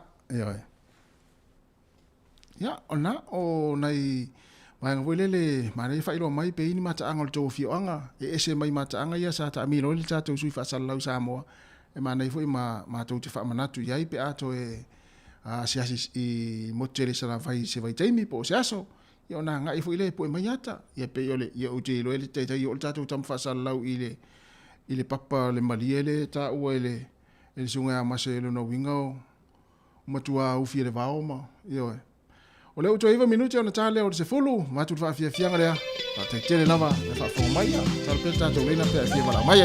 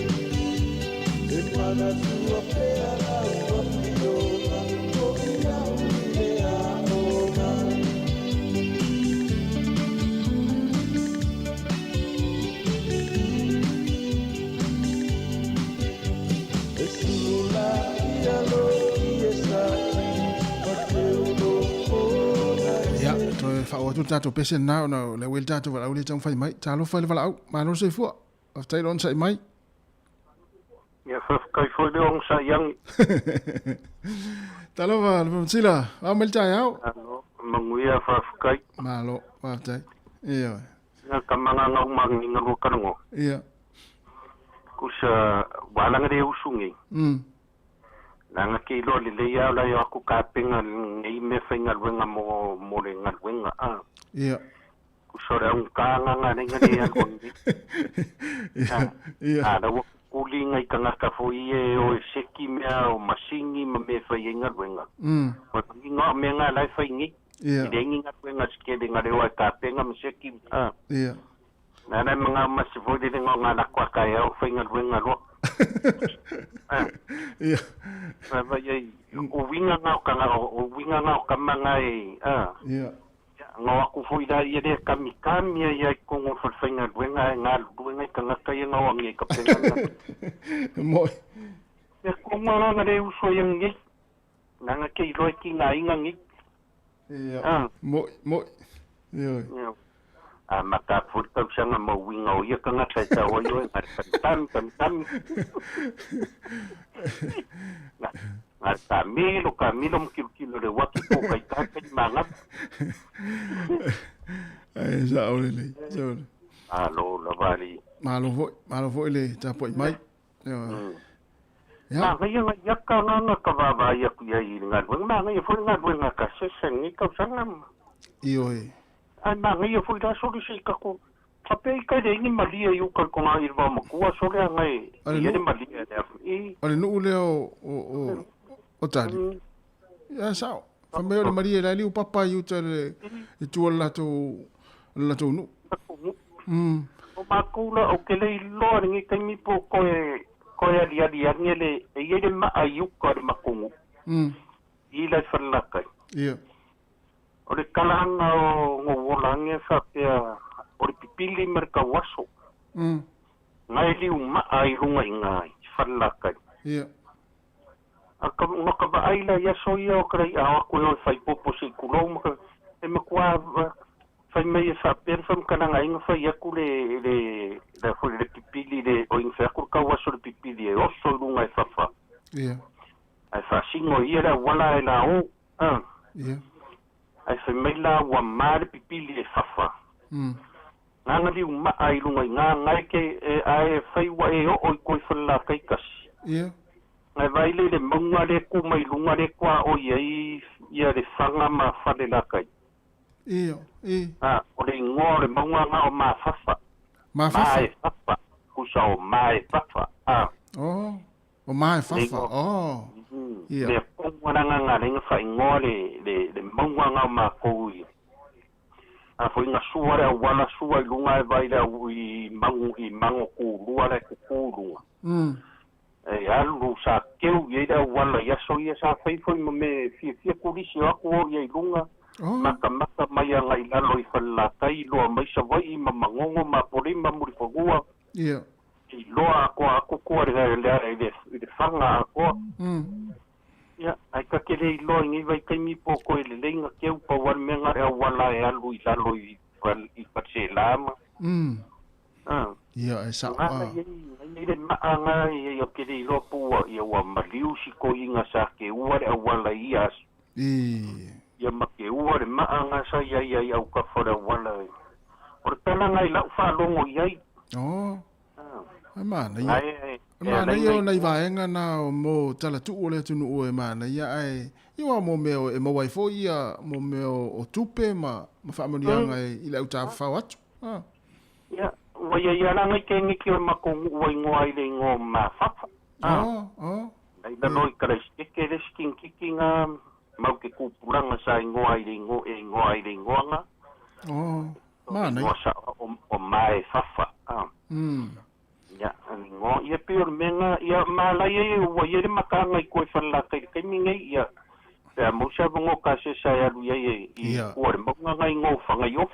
Mana ia na wa fa ilo man va ngana ia fo ile so tai fo ile sa ta sesa ia pola fo fa fo man le taimi ia fa mau na lo stemi ole ata amilo le moto opolo ia manga ia to ina to I falla tai manga ia to nga I fanga I luina ia wala ia lu ia kuanga ngo o fo ia men makoko o ia ka vale o kwa o ila lo sami menga ia menga ngo fa ko o ngale ngo fo nga o parolo ia so ia langa la wole ko tang pololonga lo fai fatkari malo le si jadi no fai o fai nga fatkari malo ko ngale makanga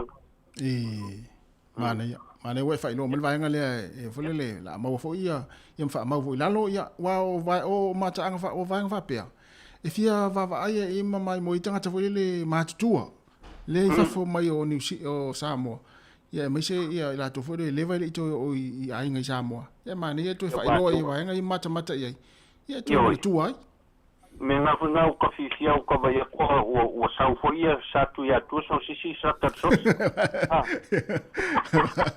Le ta milo me malta malo i luma nga sa tu ia tu. Ia le na. Ma. Ia wale. Tai tele la wa mamsila. Da sunga ia manguir ka ku ngia. Tai ia no va tu mani fo le ia se fo fanga. Tai. Fasu. Lo tars fulu fa watu tato pese le ia ona sole malta to proklama le tu la fulu le o sa mai. Talo fo le sfuma tasi ia ona tato to mafuta fo ilea ia awafa afiafianga so ifiloi ia wa fa fo mai mai al tato tunu ia mo le yaso mal le tayao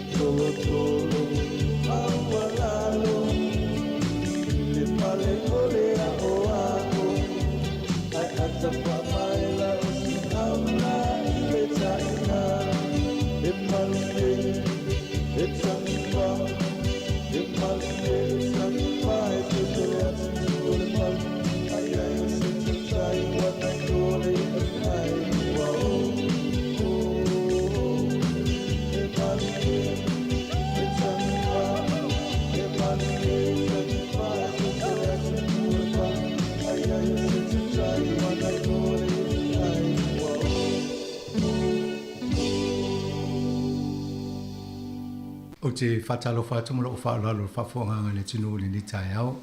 Mo fo lava noa ma le Professor ya Graham Lacrosse o le Director o le American Institute of Medical Research. Ia tata noa fo inisi o polo a vaenga nei au tato e ilalo o le COVID le nei vai tangi. Talofa, welcome again to Samoa Capital Radio. Graham, it's a pleasure to have you everyone in Samoa Capital Radio. Yeah, really pleasure to be here. Really pleasure to be here. Good. I think you'll probably be hearing that in Wellington we've been involved with the drive-through vaccination campaign. Fantastic. Really fantastic effort, and the success of getting people to engage with the vaccination process in a positive way. I credit to you. Leading New Zealand, I have to say. I must say that recently you've been appearing on TV1, and then every time you appear on TV1, my team will send me a text saying, that's our man. I'm your man. Yeah, TV1 News. Well, I think we had to help people up in Auckland there. They have been under really tough times up in Auckland there. The lockdown, I really felt for the families and the people under all that pressure. But they have to get vaccinated. It's the only way to get out of this bind or this problem with COVID-19. The Delta is a special virus. Vaccination is the only way through. I think the majority of people have done the right thing. They help themselves and family and the rest of us. But unfortunately, this misinformation machinery that's actually putting some people at risk. And all of us at risk, and those are the people we're trying to help out. Yeah. It's really sad. Yeah, there's some people, for reasons we don't really understand, just to like to stir the pot or make it difficult for people to understand or cause misinformation. And I would say, rather than talking about what the silly things these people say, please disregard them. Trust the elders, trust the medical profession, they know what they're doing. It's the only way to really make yourself safe against this virus. You need a vaccine. It's the only way you can be protected. Yes. Let me just try and translate that. O le vaenga le mo multa pilo I fulta to malo falungia ya Professor Graham Lacrosse. Le fo lana tanoi talwai nei tele na tato va ia fo ilungo le TV1 News. Ia tele ana mata o mafo le fainga venga nei. Tatanola ia le amatanga o tato malwenga o so so ne le tio ile faingo campaign tato I porua ne drive through. Ia lo fa popo fo ia le mana ia tato malwenga tulanga le. Ia fa pe ai male tamu fai ina ia awole tato fa longo tala se pe ona muli mawina. Ola nei tato nungo ia tanga te tau fa le anga tele o tamu fainga le. Ai awole tato fa longo lango ia. Pe fa longo ai fai me tauna fai mo tato. All right, let's come back to our series stuff here. Let's do some work. Which organs are most affected by COVID-19? Well, first and foremost, we all know it's actually in the throat, in the chest, and up there in the upper airways. That's what gets infected first of all. Right. And that's the way, at the moment, the virus is spreading. But everyone, make no mistake, the virus also can infect parts of your brain. It can infect parts of your blood vessel, maybe perhaps the heart. And certainly, we know it infects the gut because we can measure the virus coming out in the feces in the sewage system. So the major site where it actually spreads and works at the moment is in the lungs and the throat. And that's really serious. However, I think it's really important for people to realise we don't know what the further consequences of the virus infection will be long term, because the virus will have infected. If they're not vaccinated, the virus will get to infect in the brain. That's why they lose their sense of smell. And that can be, we hear now that people have lost their sense of smell for 6 months. And that's a really worrying thing. The same thing, if it's infecting your blood vessels and it's infecting your gut, we don't know what the long-term consequences of that will be. But for the moment, we know it's the lungs, and it can be very serious in the lungs. And so we need to be vaccinated for all those good reasons. We don't want it in our body at all. Yes. O le vaenga le peutala no e po a vaenga tō tongo tangata le awhia. O le mā e ono awhia mo lo whai ai. E awhia ai o blood veins po tō tongo lo tino. O le manawa le kat. E o vaenga na e mato e le mauai oile na manongi o taumafa. Loss of smell. I o vaenga umane pe tau whamatala. Lono winga i tāua tele tato vai wa o tono o tato manawa le mauai fui ma leo tōta le mauai maisi vaenga ia o le whaamai. E pei o na saunua i ele sunga ia Graham Lacrosse.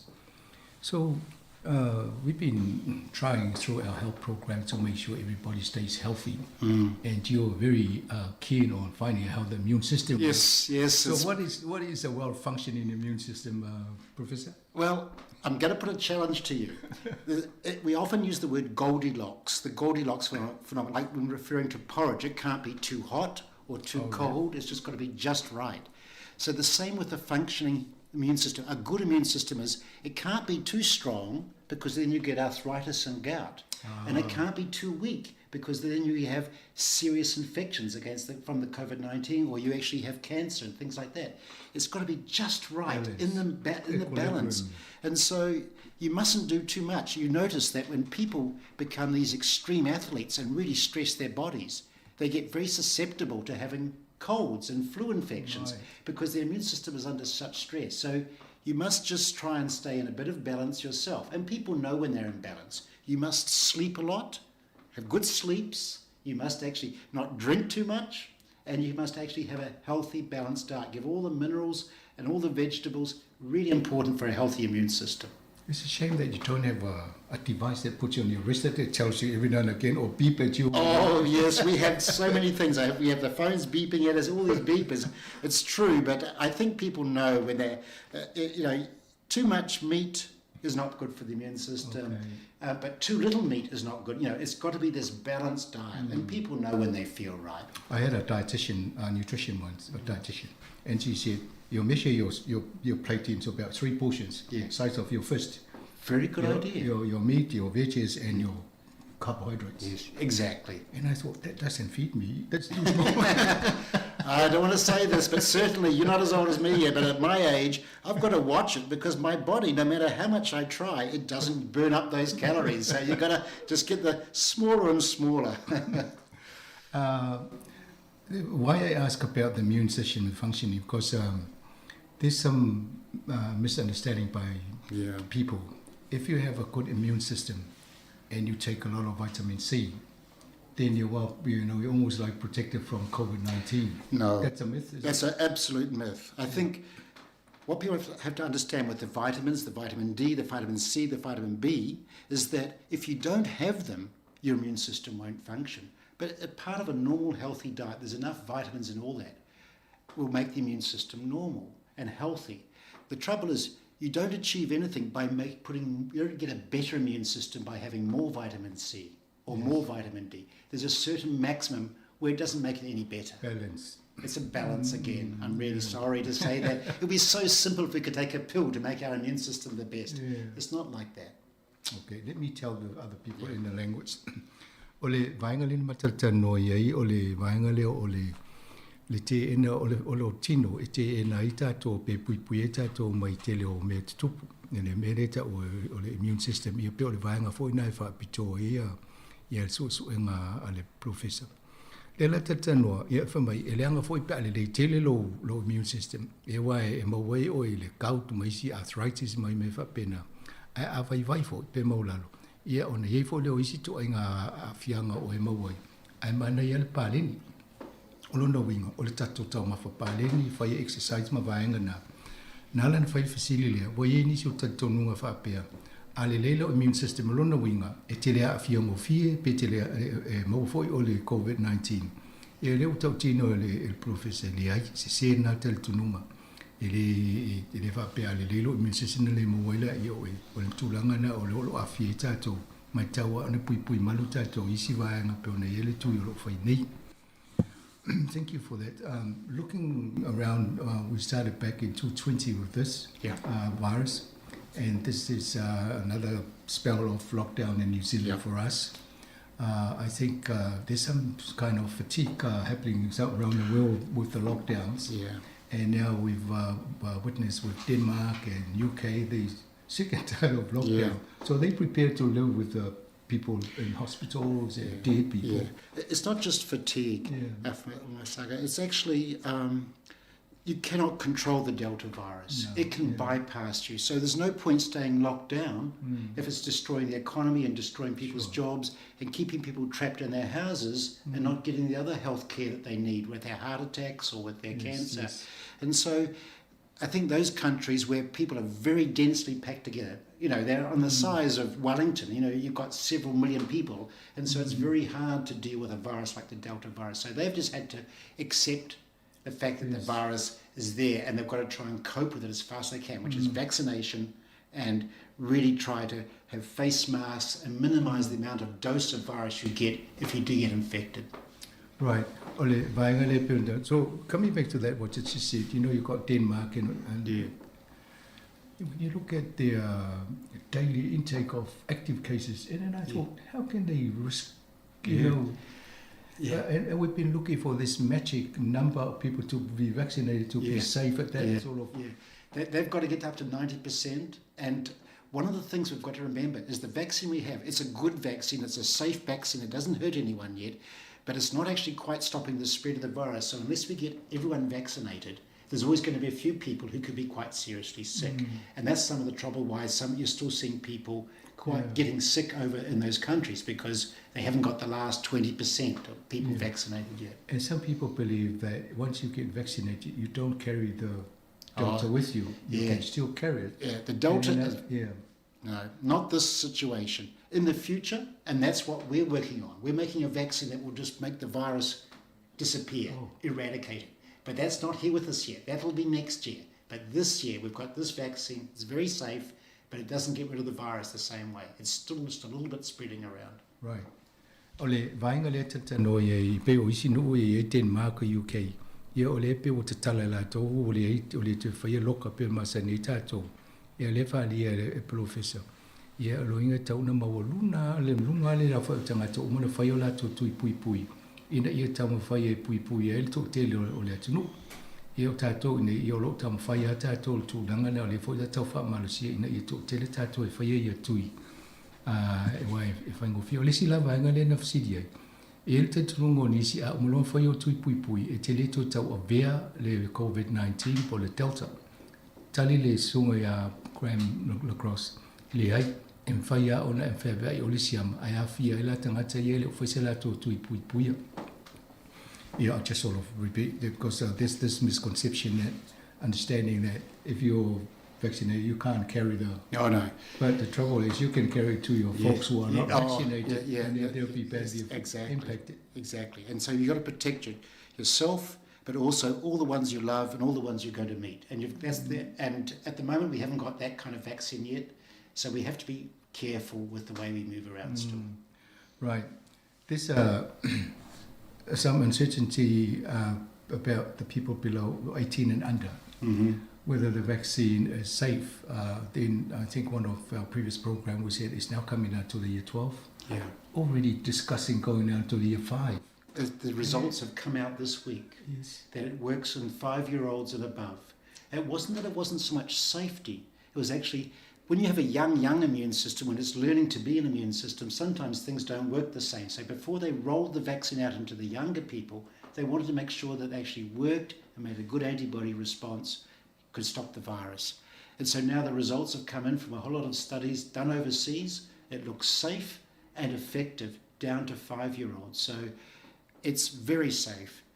And the question now is, does it work? And it seems to work as well. So we can go all the way down. It looks like we might get vaccinated when we're born. Yeah, well, no, we'll come to that in a minute. You don't have to get vaccinated when you're born. The pregnant mothers will the mums will do it for us. Yes. And the mum protects the baby with her antibodies. That's the wonderful thing about the human immune system.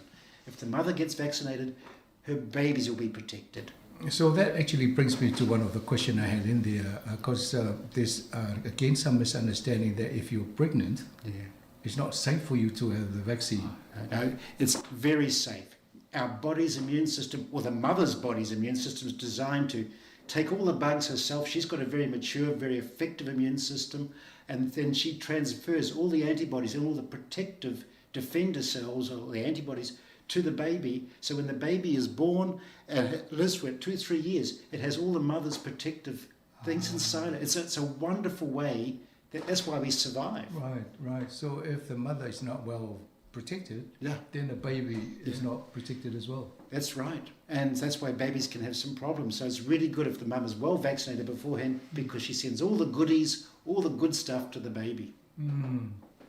Well, ole vaenga le pe o tano nei fo ia i le whaingo o tui nei mo le tupulanga talabo sa amaton tano mai ia le ia le fasili le sfuru valu tausanga na ilalo le sfuru lua pe sefe o le fo wa amatan whanau lungo atu o mao o mai ilalo le tausanga lima tausanga le matua le tangata whai le tui i o le usau no le professor o umana whaisu su e ngai inu i fafu o le o whaama nia fo i mawhai fo ina tui o mai ilalo le tausanga lima e lana fsi ne fa fela ta miti la lo le lima nga i pepe e o le yel tali o matua ia me se lava tina ia mo mai tanga e ta ua ma ta ona fa yo la to tui pui pui ina ia sefe le pepe ai le fa na mai wai o fianga o momo le pui pui ngo le tina o le tino tina o la mo e le pepe ia mo so sonia na ia na to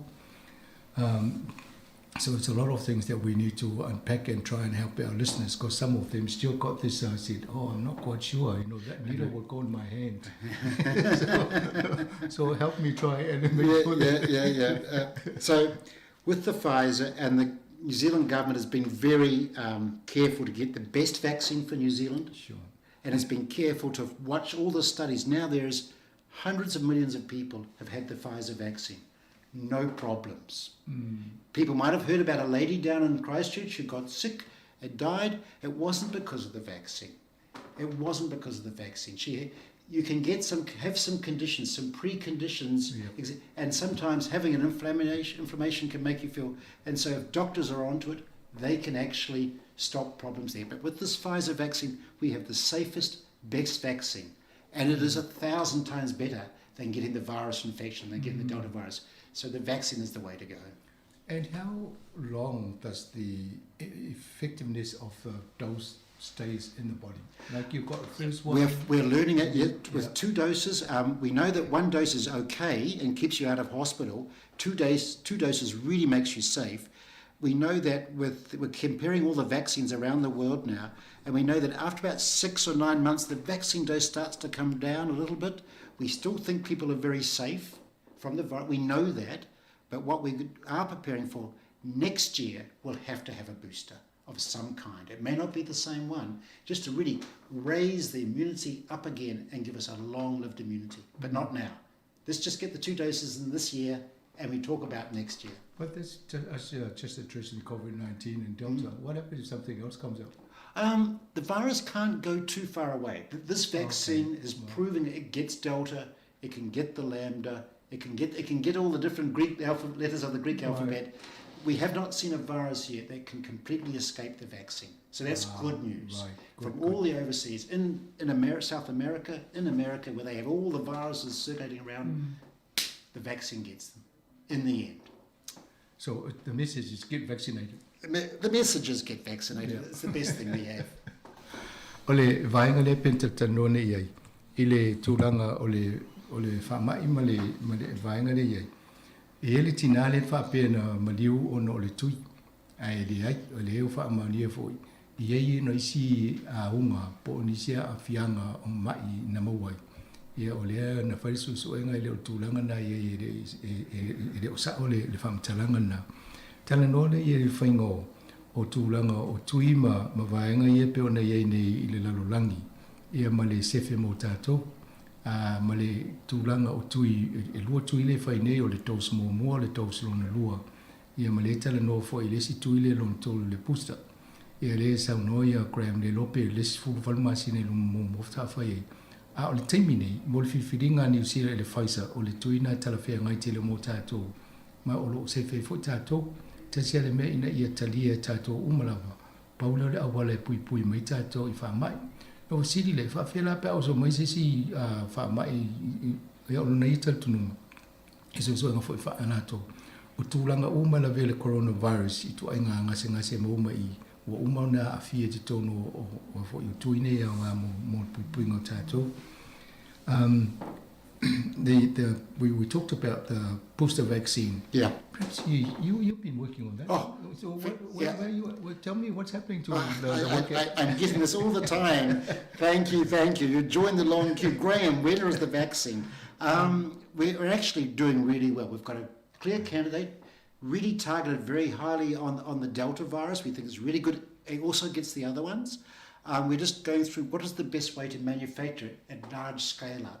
So we're actually going through some further testing, but we hope to be having a clinical study this time next year with New Zealand's very own vaccine, made for New Zealanders by New Zealanders. So hang on, everyone. We're going to get there, but we've got to go through a few steps first. We've got to go through some safety steps first. We won't do anything until we know it's completely safe and that it's completely effective. But it'll be a good booster. So far from preliminary studies, it looks really exciting. Do you need to get some kind of green light from the government? Oh, here, yes. Or do you need from overseas? Or There's a whole multiple things. We need to get green light from the government. It has to be done in a very independent way because, of course, we love our vaccine, but we have to get other groups to look at all the data, make sure that we're not just got rose-tinted glasses about our own data. Yeah. And also, we need to send it away to get toxicity tested and safety tested by an independent body. There's a lot of work to do yet. And FDA, does FDA well, MedSafe is our equivalent of FDA, and they follow exactly the same rules as FDA. So MedSafe, FDA, they're the same sort of thing. Right. And they would need to see all the data before we could actually put it anywhere near people. So is the government helping fund some of the research? A little bit. You know, it's like you. Is the government helping the best radio station in New Zealand? We hope that they can see that. They just want to see things happening. They want to see things happening, of course. But of course, we need money and support. We're getting some donors, put some money behind New Zealand donors, but also there's some government money. And I'll be going on to talk to them about just how important it is we do that. Just like I think the governments to support you guys. No, that's very good. Ole vanga le tano le ye vaccine po 2 year o ngai loi fo le American Institute of Medical Research.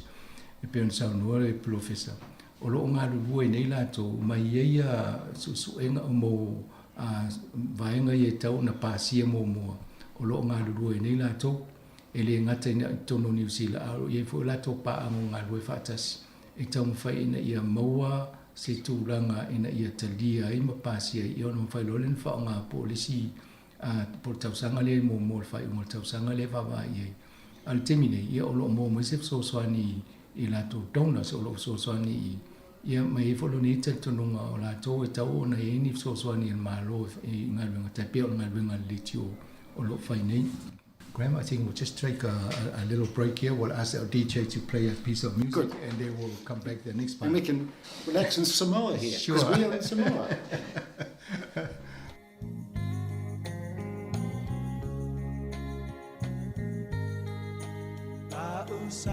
Samoa e matalasi Ua sio mia ele sami Atu mangalanu lauava Mea i pia o tangata La usa moa moa ea Mea tu aelo Bahabai e monilea Lea oro malo Tali ilangi Samoa e malo au fatasi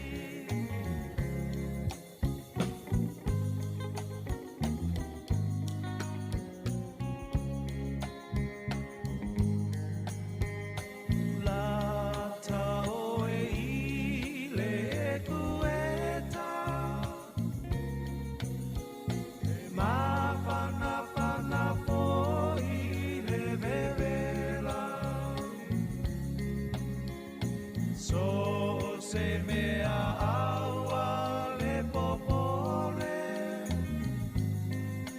E mamulu mai le pa mole mole La usa moa la usa moa ea Lea tu aelo Bahamai e monilea Lea oro malo tali ilangi Samoa e ai malo au fatasi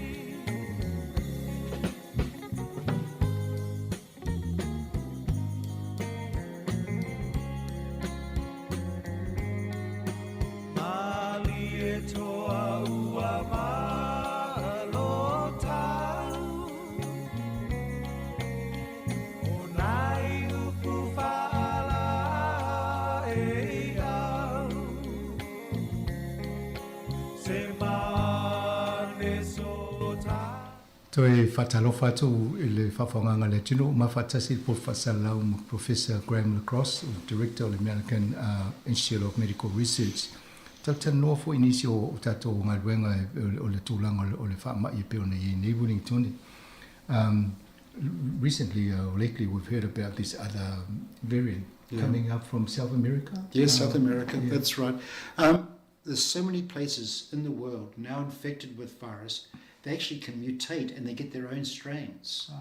And so they're cooking away. If we have New Zealand the Delta going, it will change as well because the virus is still so early on in its development in infecting humans. It's never infected humans before, so it's learning how to infect humans. So it's going to change a lot more yet.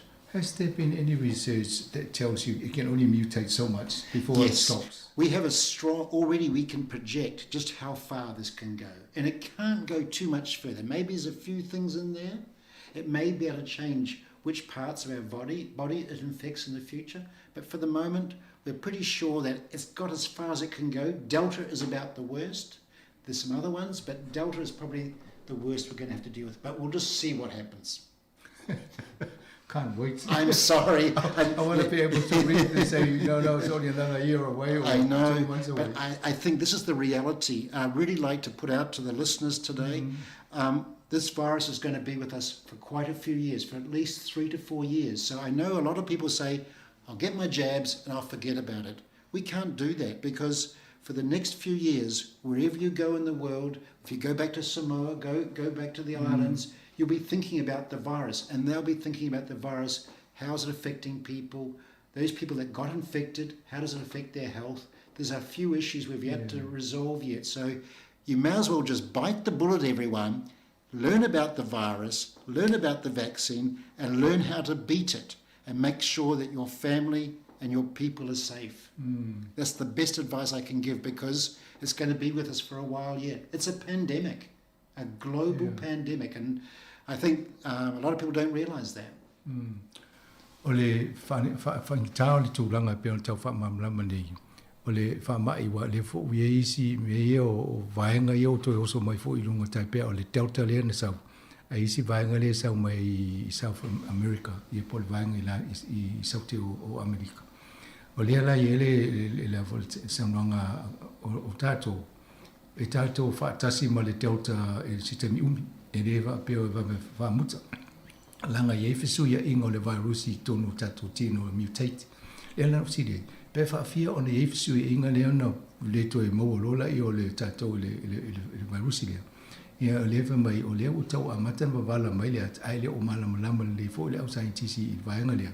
Ana ni te tununga o le toi mamao i o no o le teime wo o mautai. Alfa o lavi.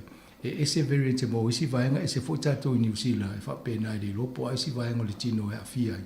Ai tasi level fautuanga ina ia whaile tui pui o tātou, whaile vaccination. For i se whai tātou pui malu tātou. Graham, everybody worldwide is talking about this, and then you sit there and you think of all the scientists and all people like yourselves, working on this issue. Surely sometimes somebody must come with some eureka moment and say, this is it. No. We'll do this once and then this is it. Yeah. Well, we've figured out quite a few things have been done. The Pfizer vaccine was a bit of a this is it moment. Yes. And people are already talking about those people that invented the Pfizer vaccine getting a Nobel Prize. Yeah. So that's already on. Yes. However, there's a few things to go. This is it. I won't feel happy until all the people out there have been vaccinated and got themselves safe and made their communities safe. Because Pacific people love to engage with each other. They're the most social, friendly, happy people. So they need to know each other. So always they're going to be working with other people. So the only way to protect themselves and protect their loved ones to not transmit the virus is to have a vaccine. Yeah, lately, because we get the news from Samoa each day. Yeah. And then there's been discussion between Samoa and here about opening the borders. Yeah. And then there was this flare-up in Auckland, so everything came to a halt. I feel for the people. I feel because we're talking about families who love meeting other families and meeting parents, and it's a really sad time. So the only way we can see the future will be if everyone's vaccinated, they have their immune passport, and then they can safely go to some of these countries and move around. And we know we're not making new virus then. And I think that's going to come up in this country. They started to introduce it in France, in overseas. Yeah. You can't go to the pub unless you can prove that you've already been vaccinated. There's so many reasons to get vaccinated. One, if you don't get vaccinated, the virus will find you, and you don't want the virus. Two, you want to travel and meet your relatives, you'll need a vaccine passport in the future, no matter what anyone says at the moment. And three, we want to get rid of this virus, and the only way is with a vaccine strategy over the next 2 to 3 years. So stick with everyone, stick with the scientists, and let's do it all together. I think it was our second program we talk about the passport. You're pretty firm. It will come. It's just the only reason why it hasn't come just yet is because the diagnostic technology hasn't been validated and made sure it's correct yet. But once that all comes, everyone will say, hey, I can travel, because we have to travel. We have to see family. We have to make businesses work. We need the economy going again. Yep, we talk about the economy. I just feel for the people that, especially those just started a business, and they borrowed money and then this stops. You know, it must be very stressful for them. Yeah, I'm very conscious about that. I got a little bit upset that scientists were just talking about getting the virus, but forgetting there's a whole world out there of small businessmen, people who've just borrowed, put the house on the mortgage on the house to try and sell it and just make things happen. Or people who've been working all their life for a business, and then it's all gone. And it's really can destroy lives. So we've really got to try and get things back to some sort of normality. What do you think of the government decision to bring Auckland down to level 3? Very brave. When they're still having some cases in the community. Of course, it's a very brave, and of course there's people picking on poor Prime Minister from all sides. I support Prime Minister Jacinda Ardern in her decision. I think she had to do it. It's not just that, because there are other health issues besides the virus issue. You know, there's cancer and heart disease, and people need to see their doctor and get the drugs tuned up right. So. And the business. I think that, and I think she made a good call. It's a tough call. She won't make everyone happy, but we've got to get on with living and vaccinating and getting the things going. Some people refer to it as a gamble, you know, in case they think there's a flare-up, and then given that it can multiply very quickly. Well, it can multiply very quickly, but we have the hospitals on standby, and if you have enough drugs, if you have enough hospital beds, you can deal with people who do get sick. And that's what they're doing overseas as well. There's a bit of an approach there. So it's not, you don't just die because you've got the virus. If you can get into hospital, you can actually be treated, for the most part, be dealt with. All the deaths occurred when the hospitals got overwhelmed and they had to put the people outside and they couldn't put them on the ventilators. But I think Jacinda made a good call. I think we have to support her. And all she asked from everyone is get vaccinated and wear a mask for the moment. It's very simple. And then we can have a summer holiday. Ole vaenga na pe on te tendoni fo I tūlanga o I tatou New Zealand ma tūlanga o ia ngai ngā ruenga tapunia le whalewhai ngā ruenga I le whainga tāmo na I inga le pe tanoa I Graham mo kesi le whale whai ele pisinisi ia ai te woloka ia ole mwhai o na mo se tupe whai I tonga ia piri me whapena ole vaenga na lanea la te tununga ia si saitisi na tana noa le loka ai le wawa ai tūlanga o le awhianga tamau a inga mo nisi o tātou tonu New Zealand nei. Ia lea lai wawa ai le tūlanga I tau ane tau tō nā tātou ina ia whaile o tui pui puia. Ina ia whaingo fia ai o na tātou talia ina fo I whautuanga mai le palamia I a Jacinda e pe o na tau whai mai ai. Na fasili la ia whai unga leo whai nei tu mai au kelani lalo level 3 po le tapa inga numero tolu. Ia la fo langolango ia whai unga le pale mia le whai ngofie a olo o lava tā pena I New Zealand te mi nei mo le whai ngā te utu sa sao ane le fo le ngase ngase. So, Graham, with just looking ahead, where do you see ourselves in the next, say, 12, 18 months from now? Well, I think we'll get very close to the 90% vaccination mark. I think that will really suppress the virus and stop it from actually making people sick. I think the borders will come down, and I think New Zealand will make it there, because I think there's a strong community consensus.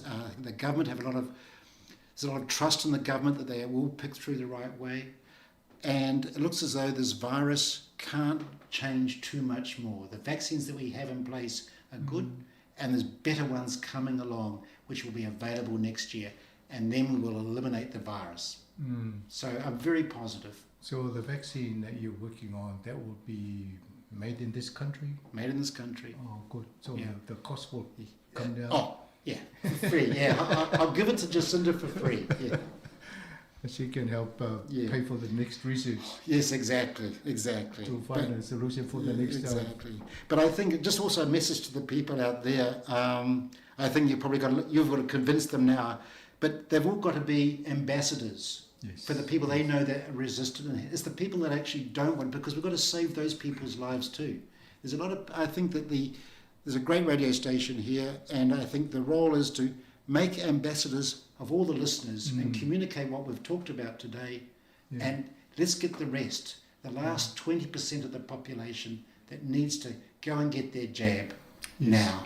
Well, on this station here, we got people contributing from the States and in Australia.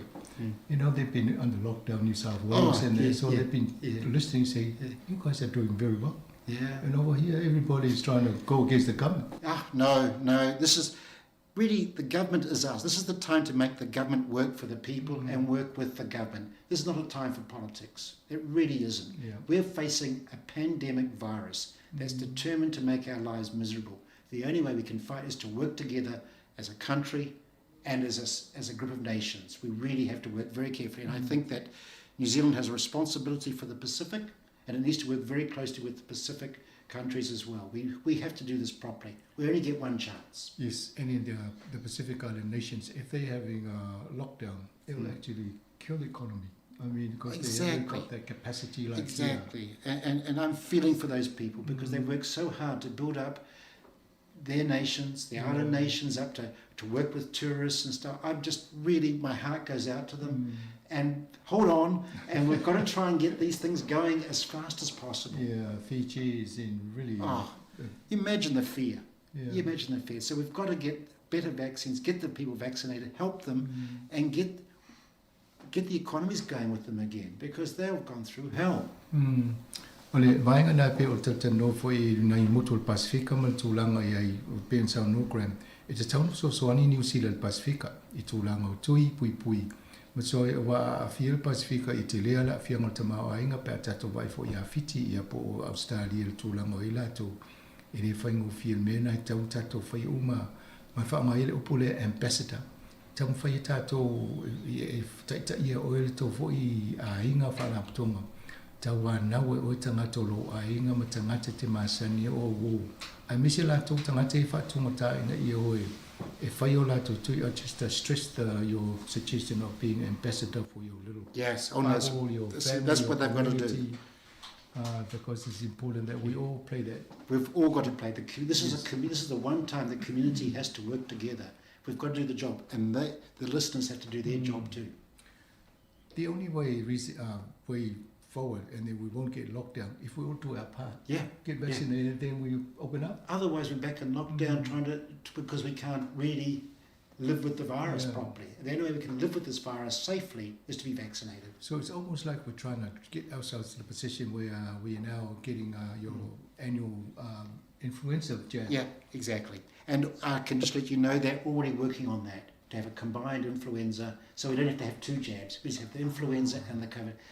That's what scientists, we've been talking with them about that, and that'll be to make it easier for everyone, because not everyone's got time from their job to go and get vaccines all the time. We're going to try and make it all into one. Some people are very scared of needles, so if you can get one prick instead of three pricks exactly. It could be, if we can do away with the needles, and I really understand that. Yeah, so is that 18 months away or 12 months away? I'm not promising, but as soon as possible. Ole vainga le taltano ne ia I le tau whainga fo I lato. Ina ia whaise tui e pe tasi lava le tui ai kawa o mai vainga ese ia wa le tatu tano masani fo le tatu tui o le flu masani influenza. I o le ala le tau noanga gram, mana ia le whai le tui ai le vele influenza o le COVID po nisi wha mai. Ina ia whaingo fie le tui tele ni tui tangata whai. I think people will love that, you know, I mean, every year we remind people to get their influenza jab. Yeah. And now we haven't been talking much about influenza, we've been focusing on COVID. And there's a concern about that. But it's important that they also get their influenza jab. Exactly, yeah. Now, I really feel for people who say, he's a crazy vaccine scientist. No, I'm not. We have to try and get things more rationalised, coming together, simple for the people. We know that. Just at the moment, we're playing catch up to this COVID-19. But in a few years' time, when the young one behind the camera there is we'll have a much better situation. One shot to beat them all. Just this week, or was it 3 days ago, they said there was 4 people up in, upstairs, up in the space. Yes. And I thought, do they need vaccination to get to that space? Or what's going to happen to life outside of this planet? No, there they won't. There they're safe. And in fact, what happens when you go up in space, or if you go to Antarctica, all the viruses die out. And actually they're very susceptible when they come back to living with us, because we have all these other viruses that don't make us feel sick, and also makes those people sick. Actually, they get often quite sick from all the viruses that have been cooking around. The immune system changes? Oh, no, the immune system is always, you don't realize it, every day is dealing with lots of viruses and just tuning itself up. But it's that Goldilocks thing I told you about before. Yes. When they're up in space or Antarctica, the immune system gets sleepy. It's not so good anymore. So then when they meet a challenge, it's too far behind and the virus gets ahead. Oh, tired very quickly. The body tires very quickly. The body's efficient, only does what it has to do.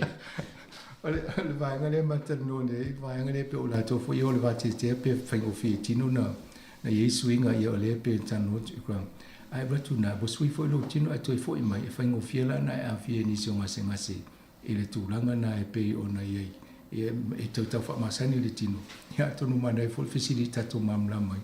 Yeah, now thank you for that, because I always wondered what happens to body when they go upset and come back. So I don't think I want to go back. No, you don't. That's not good for you, really. I think they're very brave. All right, so we got a booster vaccine. Now, when you do the booster vaccine, is it the same strength of dose, or is it different from we got dose? That's what we're discussing right now. That is being tested right now.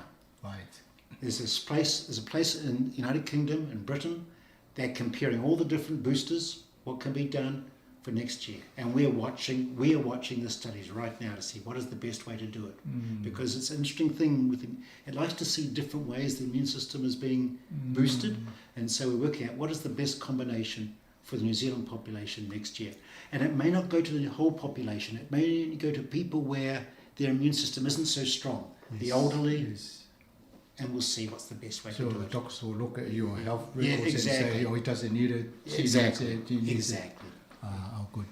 So you get a letter from the doctor saying, oh, you're in the vulnerable group to get a booster. Yeah, it'll be at that level. With all what's happening around us, and then I always thought about the cost to each government or each nation to get their community vaccinated. I wonder whether the World Health should get together and say, hey, let's design something for the public good of humankind. Yeah. We are part of that, and that's underway right now. At the moment, there's still lots of discussions. In fact, I was on the phone yesterday with my Australian colleague who is chairing the committee to decide what should the booster look like. And she's got scientists from all over the world and from here in New Zealand, and they're trying to come up to what is the best approach for the world. Because remember, it's not just New Zealand that's important. Yes. We have to get rid of this virus from around the world. There's no point just having New Zealand vaccinated, because the virus can mutate and grow and change elsewhere. We've got to get rid of the virus around the world. So there's a real coming together there with WHO and with these international organisations, which New Zealand is playing its role, because that's the good thing about having our strong economy. We have some scientists who can do the work and contribute to this international effort. When you look at some of the island nations that never had COVID-19, we're more or less saying, sorry, but you still got to get vaccinated. Yeah. Is that what's happening? Yeah. I think it's been very hard. I think the island nations have been very vulnerable because they've actually had to just listen to what they're being told to do. It's been very difficult for them. I think that we hear about vaccine competition. We hear about the Chinese vaccine, the Pfizer vaccine. Always the Pacific is now the future of the world, the political thing. And so there's a lot of things going on for the island nations, and I feel for them. And I just, talk to New Zealand. I think New Zealand is a good friend, and we'll try our best to help go through what are very difficult decisions for them. This week was the start of the new parliament in Samoa, new government, so I'm quite sure they'll probably give themselves a Christmas present by having a joint press conference released by the Prime Minister that we can travel to Samoa and vice versa. Yes, that'd be nice. But I wish them well. I wish Samoa well. I think we're all a bit worried about that for a little while there, because you don't need conflict or any kind of civil problems when you're dealing with this pandemic at the moment, and we need to get Samoa safe. Yes. I think they had the election on the 4th of April, and they only opened up this, so all that time COVID stayed away from them. Yes, and now they're back to normal living. In a parliamentary now they've got our problems. They've got our normal problems. So yeah, let's see we can help them. Yeah, o le vaenga le tatano o tūlanga o Vasa Pasifika, mo le o isini motu o Pasifika, le o iese COVID-19.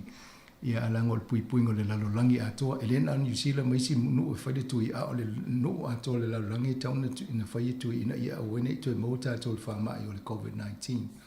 Thank you very much, Graham Lacrosse, for making time available to come and have a chat. It's always a pleasure to have a chat with you now in the studio here. Yeah, in Samoa here, in mini Samoa. Final messages for our community. Well, I think I just want to thank the Samoan community for being such leaders in the vaccination campaign. I think that it was really tough what they had to deal with. And just really remember, wash your hands for at least 20 seconds with warm water and soap and dry thoroughly. Yeah. Wear a mask. Yes. I hate it too, but it's the best way we have at the moment to stop transmitting too much of the virus. Cover your mouth and nose when you sneeze. It's an oldie, but it's a goldie. You know, it's a good way to stop it. And of course, wash your hands. And stay home if you're sick. Tell the boss, you know, you've got to stay home. It's better for everyone. You don't want everyone else getting sick. And look after yourself. You need to rest. Sleep is a very good thing. And avoid close contact. If you see someone weeping and whatever that sort of stuff is, stay away from them. Be polite, but don't get too close. And if you do feel unwell, don't, you know, as much as you want to be part of the public gatherings or the family gatherings, going to church, keep your church members safe and, you know, just stay at home. We were using Facebook or Zoom or exactly. services now. So tune in. We've got these wonderful ways. We know you're suffering, but it's good to keep your friends, neighbours and loved ones safe. Thank you, and all the best for the work that you're doing and the research. Hopefully the next time we meet, you say, yeah, we got the date for this vaccine. Yes, it's moved forward. I want to say, sorry, I told you 18 months. It was actually 6 months. We got there. Thank you. Ole vaenga len mafai ua tue nei folpol kala. Ia le vot foi fautuanga pe ona vatul tato le tio I puipuinga o tato mai le I fufulu ia lima. Tu langa le faingo le mask me whapena. Ia maisi a vaenga ia pe ona vatul tato le tio lapta inga sosoani ei. Ia le foi lana teo tala noa le sunga ia Graham Lacrosse sosoani il tato o whaafonga. Ia mali tu langa o tui o lo ngā luela teo le whamanuia ngā luenga o whaafengai malato. Ia tu nei si taimi te fases poklame en to whaafonga mai le tūlanga o I tui o lo ngā luela teo mo tato. All the best for the rest of today. And thank you so much for what you're doing for our community. Yeah. Ia o tato poklame na mo nei aso ma le Professor Graham Lacrosse ma le American Institute of Medical Research mo fo si sa no lo maleta no a te nei fa to fa so before.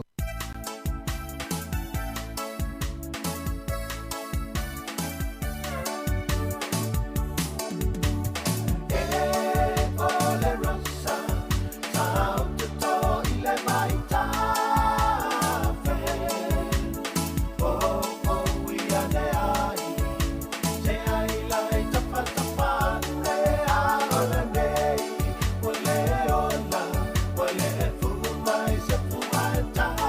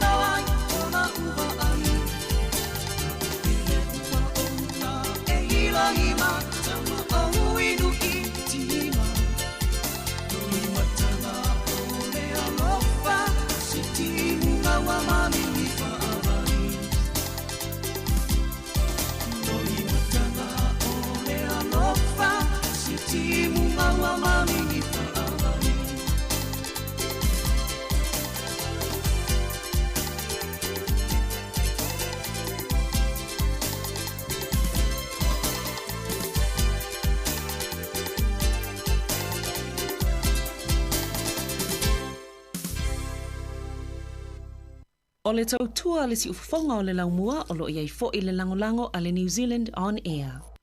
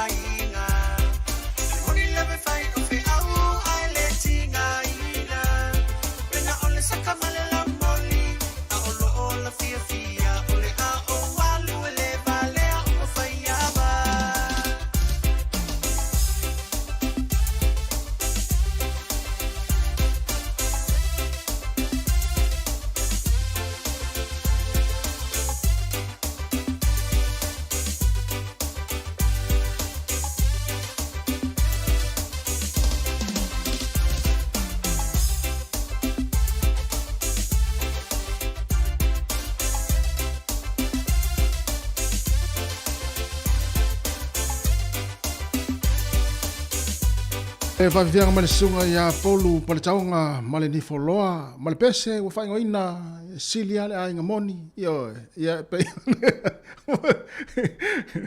o upu ia te whaalongo iai i wa inga voi lele te alu iai ia lele sau nofo ia na or fituri ia isolo o i au i ainga ia mo mea tamiti foi ia turo ale whafonga male tamiti foi le e o ese ma ainga ore ia te ta o no foi si ainga ia e te moa ilan to inga fai tau lea e sili ala inga moi e fea luai ma fai fea au o la ainga ia ta te wha alongo tua ua e sili ala inga moi ale ia se fea ue fai ale aso ala e moe ala e file mu le loto la foi e fia le loto i le ainga moi ia e halu no isi ainga ia ti ngā le lava ia e tua ilunga e fai fea au le ainga na e te whawhau hai mai no foi ia ona toi mana tua le lo ainga moi ia e sa le ia upo pese e silia le ainga moi e mo wailo fia ia ma e sa loto ai ma e pule al te mete ala ia e mo ale aso ato ele ia se si foi le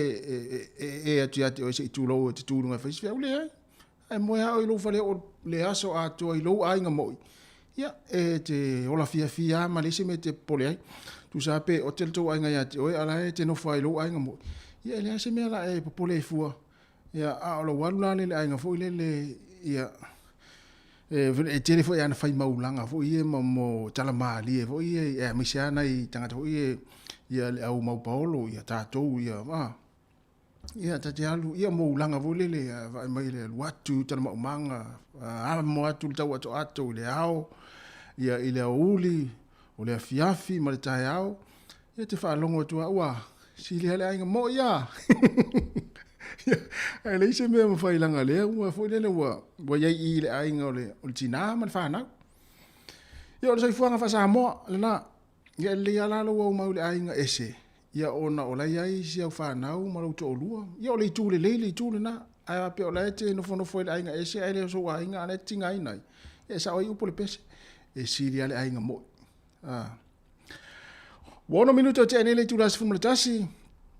Ia te foi nel tata proklame o fa fianga su i filo yatu ya wa foi lau fa fonga mai le tata o tinu le tata wala leo le tasi ono tesi ma le tasi fa mo fa be foi ia lungo apple fa ngolongo mai ai le totele ma le wa ta vale ia le wa ta vale manuia la foi ia nga luenga lo fenga mo to lungo e wala le la foi ta ba fina te fe lo ni taimi ia vai wa mata foi ona pisi le awala wa le to wa to nga luenga tata ni sila ile aso le nei ia tau tunga pele sa ngale mu fa mua ia inga luenga o tona le wa ta vale ia e mese foi la to le o fa fonga mai tono ainga mai mo mai lungo le tata Facebook mo lungo le tata YouTube ia malo le tata po mai ia tonu nga foi ia musika mfa fianga ia mori atu ni taimi ia fa faingo foi au fuanga ma nga luenga tono le ainga le mese le mana ia le tau o tata ia Wellington o le matua sulu matanga o fie le lai le aso le nei ia ma lu fo le e le nei tai ao ia le ia asa le la ia le vai atu ma na ia lava le tau le tai ao le nei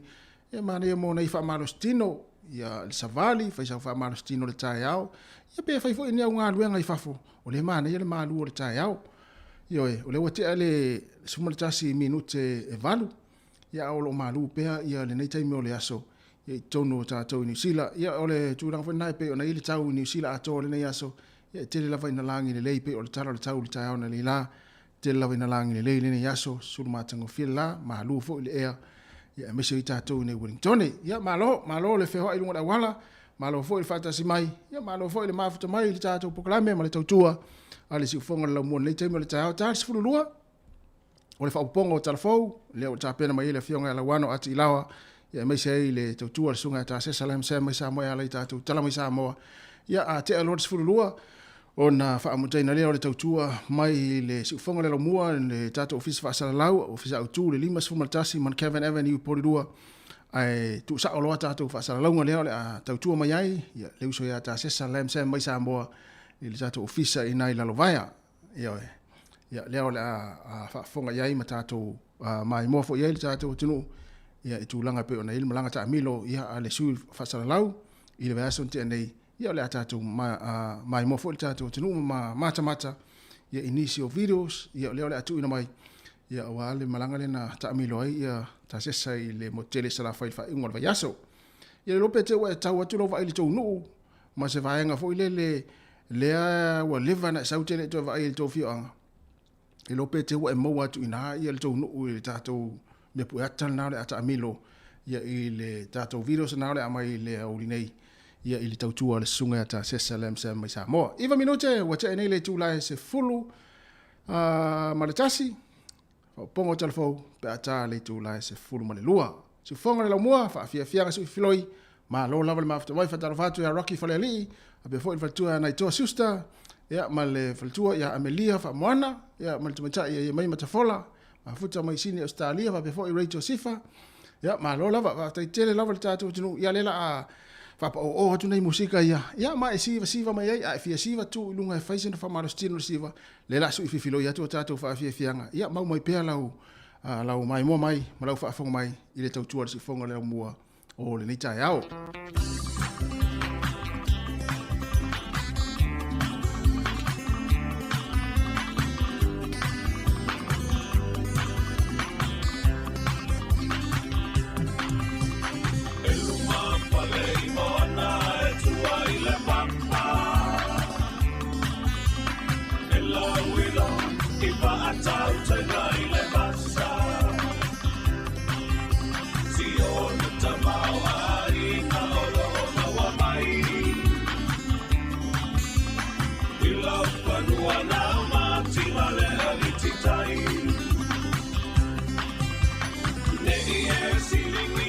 Samoa boy o talana o le lalulangi e te silapi ai ngai le tai e ua e matali o le toto o e tausia le pela pani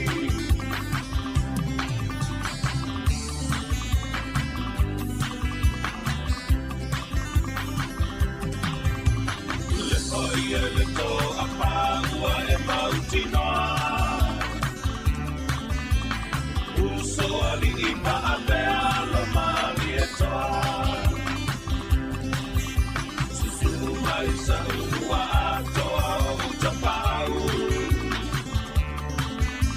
ai polo pui pui e puti mahau apau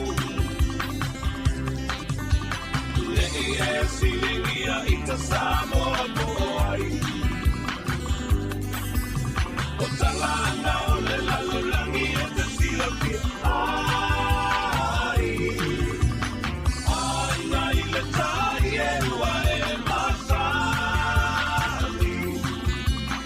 o le toto o e tausia le pea le pani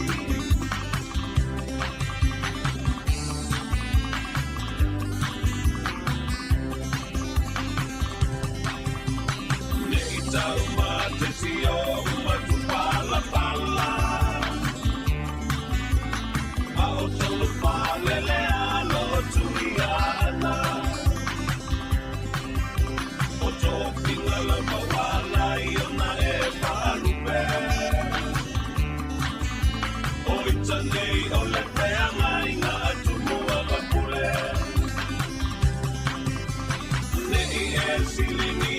Samoa boy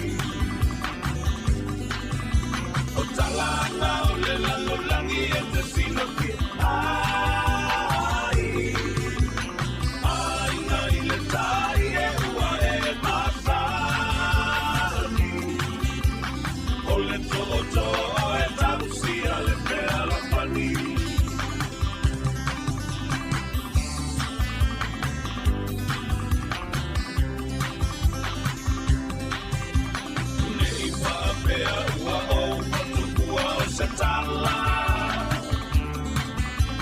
Tala tu ole atunu ua mala malama ole ola na tau I bitanu mai le mamau so wio ua mali e toa ua malo tau nei e filingia ita Samoa boy o talana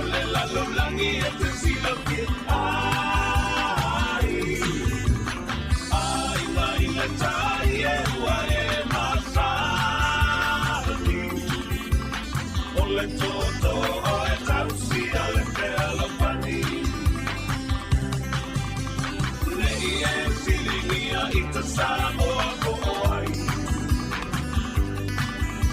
O talanga le lalolangi e te sila pia. Ai ngai le tai e ua e mawhani.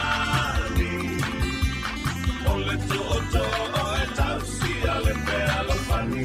5 minuto te nei le tula se fumatasi fa fianga ma le sunga aswa Felice Mikaele yo pese ainga il tai yo I manono ai mo la tau ia lo tau fai mai ya ma wala mai tua ya po o sau le sky le ta longa foi le kirkiti lo na lua I le vao New Zealand ma le au Bangladesh ya na le test lo na lua le o fata na lo motu I saute Grace tete ya e foringo mai le o sau le sky o nai sau le spark ya ile cheno nai sau ia le spark ya pe ya le tuonga foi le wai lo no winga o se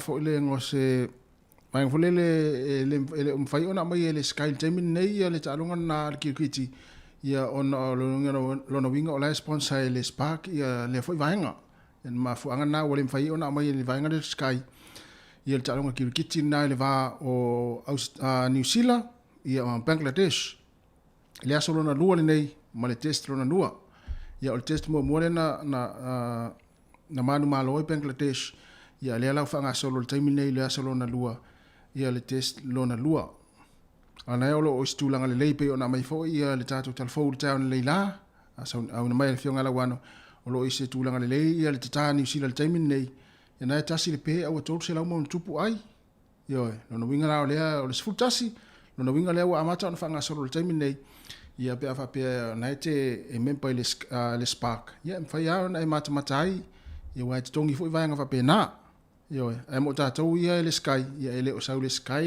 ia pe ona wala mo ni situ ele o sau le sky ta longa na kirkiti le va o New Zealand ma Bangladesh ile aso nei le aso no lua ia me tau te foi pe ona mai foi telefon ia le tau na leila o le tama le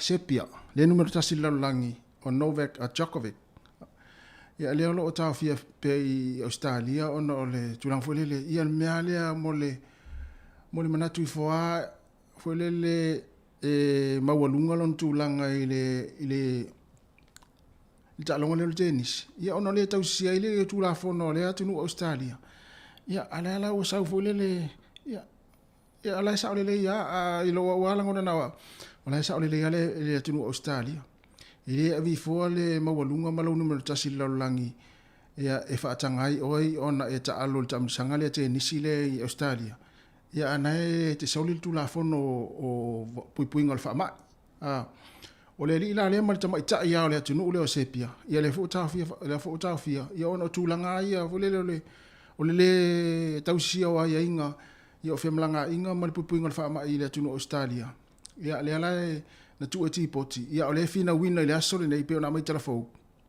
ile fa ma sinonga ia le mata upo le ile numero tasi le langi tennis ia pe ono tau va pe ono toi fa foi o le sola le lo fa tanu na ile fina ngana le fa ma sinonga ia na lo ia pe ono ta longa le tennis Australia ia pe toi fa foi ia le fa pe numero tasi le langi na faingo fiele ona mo le avanoe tu sapete e me tonu le ta o le usta io tu la fono le atu no mo le atu no ia ha fo ia tatou ia no tatou ia le ta unta longa mai va penga ia tu usta ia tatou ia tu la fono le atu no pe fai malanga ia fa manatu fo mo ila to fo ia wa longo ai ta longa ia na ile ia se ilungo tu la fono le atu no mo le atu no yo se fulu 20 minuto te anele tu las fumlatasi fa watu fa fianga fa pese ya mai le sunga ya tunia vai lua e le pese nei fa mai ia manuia oi ia va fonga pese le ia lo fa tu mo tato tu lo fa fonga nei tai mi o tato proclame fa fianga so fiki loi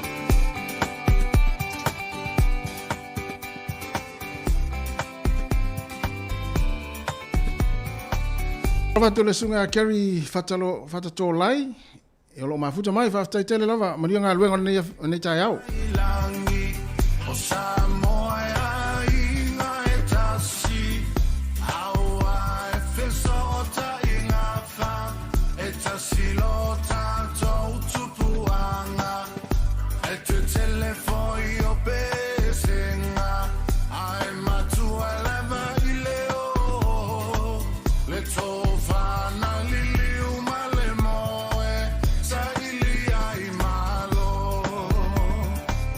ua taoto nei i langa tonu whaata whea mea whaale tonu tulu ilu maso tātou ai o le atua na te whaasoa mai e whai aso ai le lau aso ni le anga ia whaangalo ngalo lo tāsa e taua lo whaatasi awa le lumanai Momo ngai o lo uloto ia sa ngai ane ai o le tai e tui e tule muli papanga iau o manu le tau mawhai ia lele mali e lau tia mai ama lama lama o lau vai nei o ufa angalo atu ma ele mana tu mai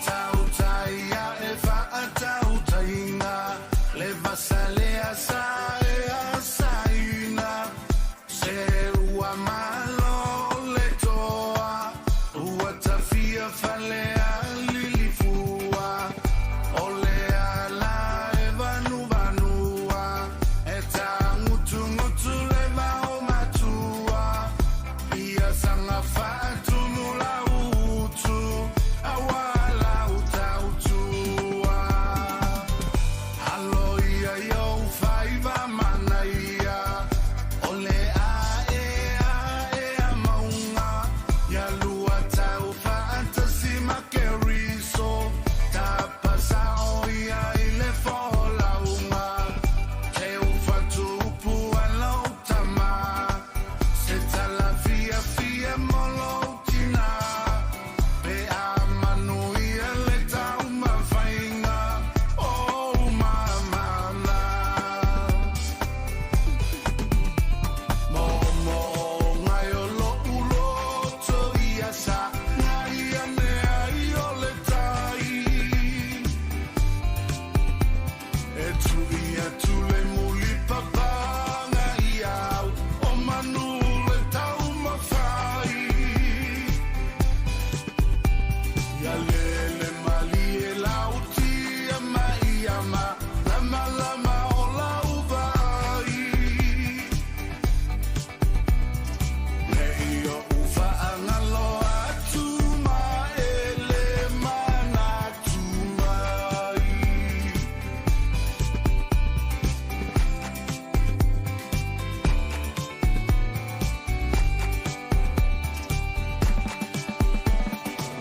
a fea o e tofo tofonga e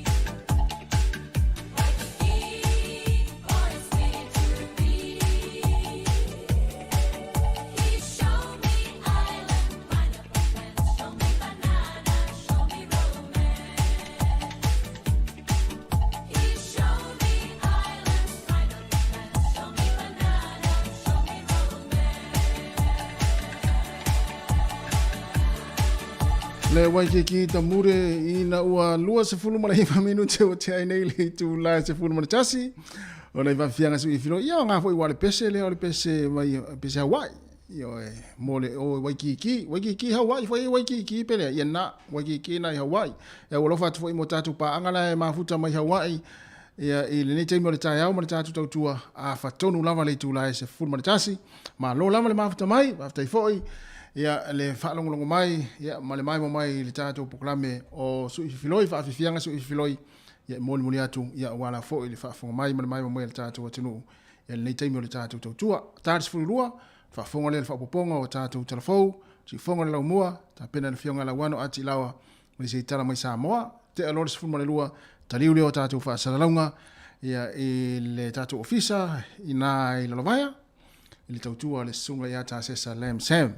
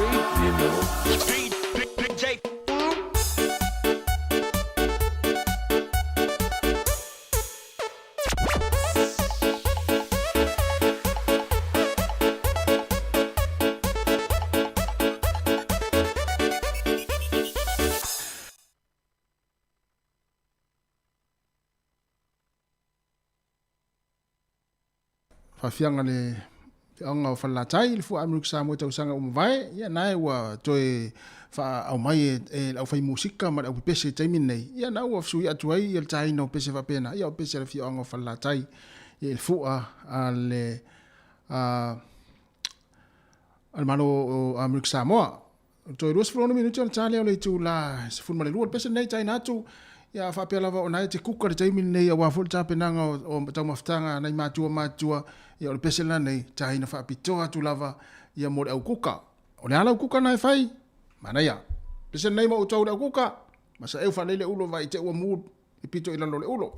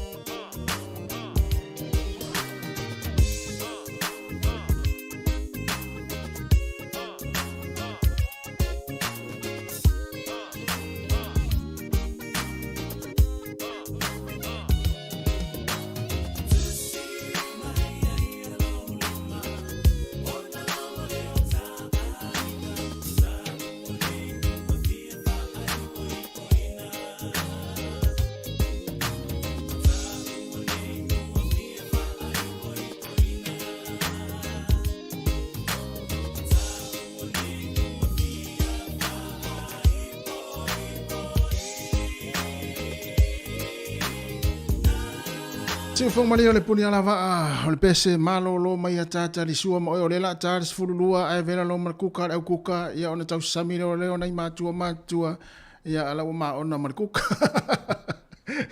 ole pese na China tu mo au kuka ya ilanga le faingo fie fo tape nanga au kuka ma ila to lo nafa mara yo tata matua tausi ya mai sei fo ya ona yo tata tua ya o lo fa fo mai tonu ainga mai se mo tanga sengase fatalo fatu oi le taimi ya fatalo fatu il fatu lango oi talo fa lango ma lino ya oi Brisbane Australia ya ma lo fatu mo lua ya ma toina fa be fo ile sunga yafi sei niu Ya malo, tai tele lava le mafuta mai, fa pe foi ya le tua ya Susi Tyra Petro. Malo lava, fa tai tele lava le fa fonga mai. Ya tonu foi ya nga fa fianga. Ya e fa ngo fie foi ma e fie le tai mi le tai ao. I New Zealand ya ole wa fa solo ya America ile fiafi male uli ya wale wa toe luas fulu minute na tale o fulu male lua tai mi New Zealand. Ya no inga I Australia ya e tai tele ina vave ya New Zealand I July lua. Ya isi vai nga Australia. Ya no winga po le fatoa la tale ia le fia. La tale fulu Australia temine inisi o vai nga Australia. Ya ma molia tu fa malo ma fa tai ya le fa fo mai ma le mai le tatu proclaim le tatu fa fia fia na siflo. Ya le pes foi la nei. Ya le la tatu mo nei ma tu ya lo fa ngolong mai tonu ainga. Yo e a tap wa I wala pese mai alto ina ma lo tu pese fa pe pese ya tatu. Ya la e matua sa sala le manongi o le kuka ya naua mena na la ona ta tu le pese foi le mo le kuka ina ia va ve le kuka o le la tar sfulua ya ala e fa tali na I matua ya ilunga lau ya ma tala no foi ya ta tu le pese le mo na matua ya fa ngolongo me le tai na matua I tono aina ma tanga sengase ya ma so se vaenga na te mafuta me le tai ya I foi manatu ya lo ta fa foi nisi ya afa pe ona ya lu sta faonga ya mani fo ta faonga e vai saunga le mu ya e fa mo mo fo nei fa na ulo ta fa pe nei taimi ya le pese nei ya tai ta tu mo nei matu nei taimi o le tato programe to es fuluiva minute ona ta leo le tu la e se furma le lua lio tu nai o tu a wa mabai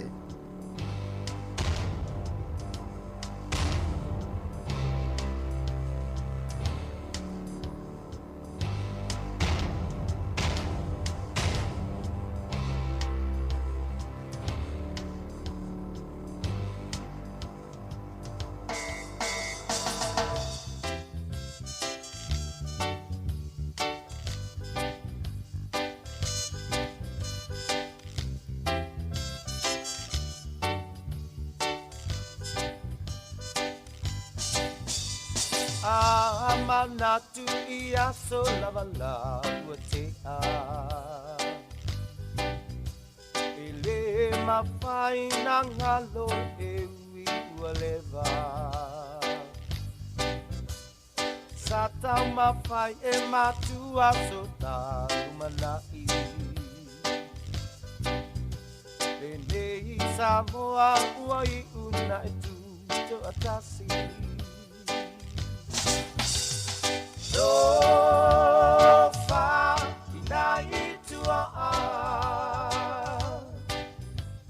Salato wa samai Levao fita So far, inaitua Ile alo famoni Ia Samoa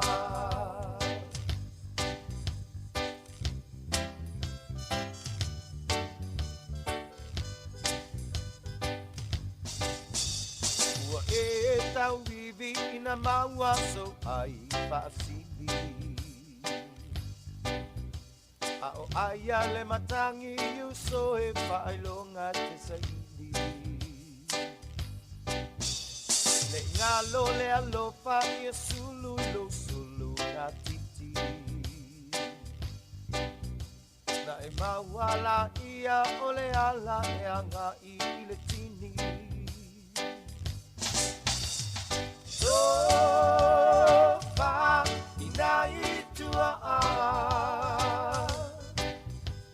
Salato wa samai Levao pita So far, inaitua Ile alo famoni Ia Samoa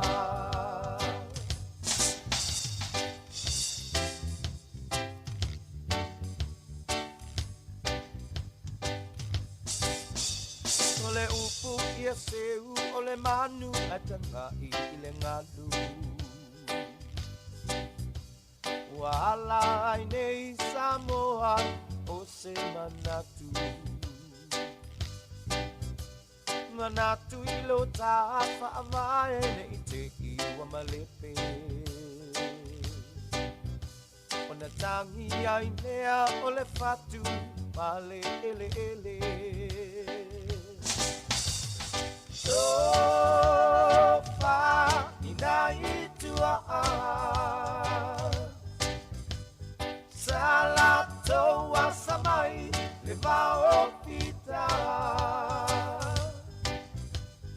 Sofa inai tua ile alo pamoni ya Samoa.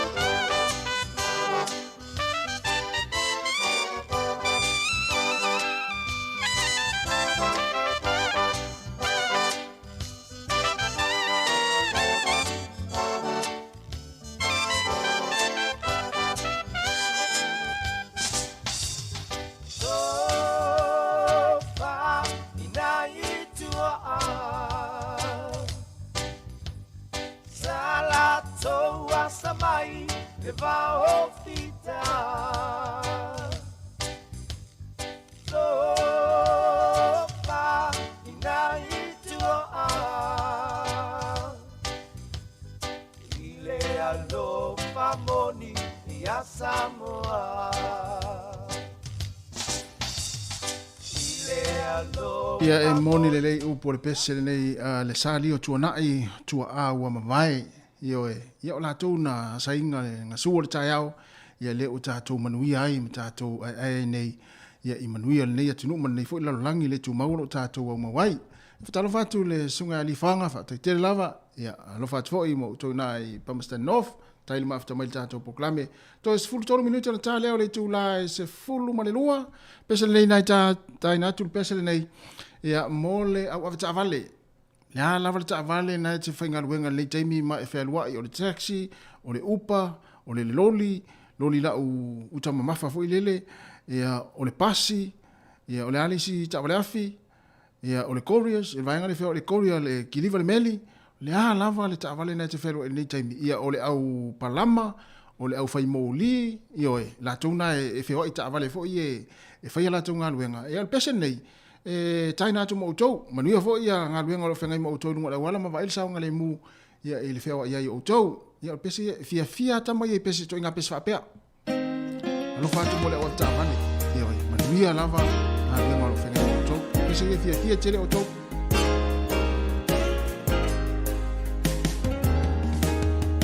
Tu ile whai tutua la u atu fa tu mu o le pas ile tu atile o tingacha ai uva aya o se tene mata ata e chau nu ia pia uva o no fuyo na au chafa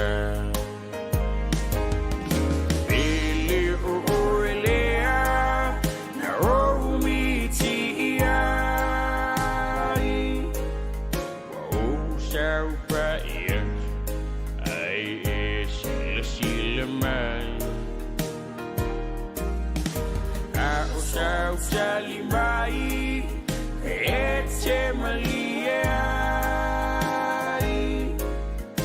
a e io e mai o te si io e masha pasha pai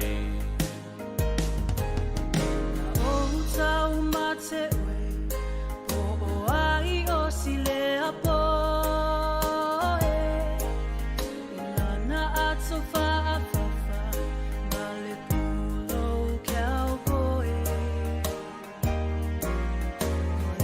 Tala no amai, sele masani ai. Ei lavo le tsangata,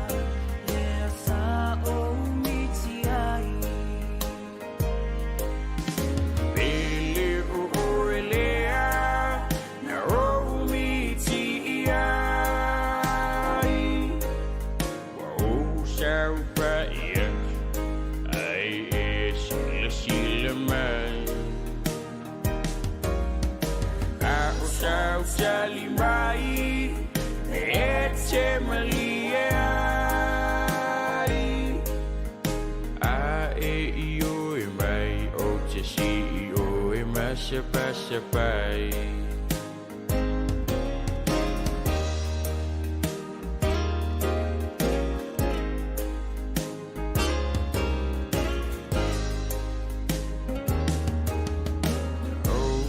Maungangana Via paalungu sanitala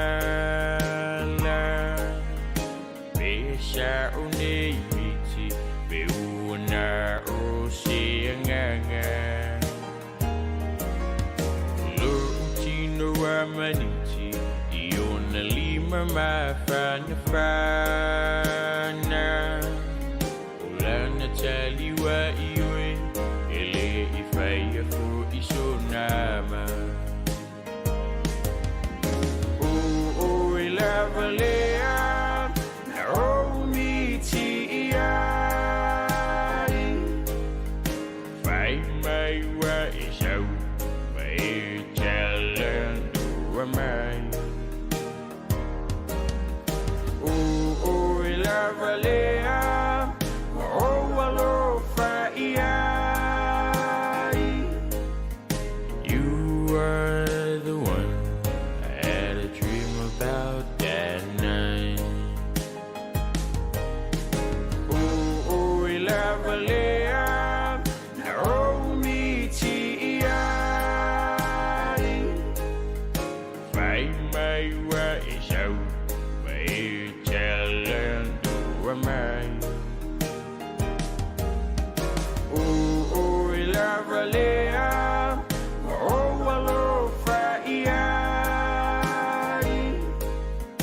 You were the one I had a dream about that night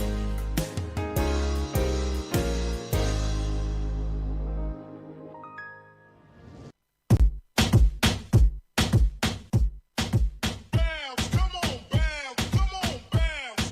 One time to the beat, just bounce, come on, bounce.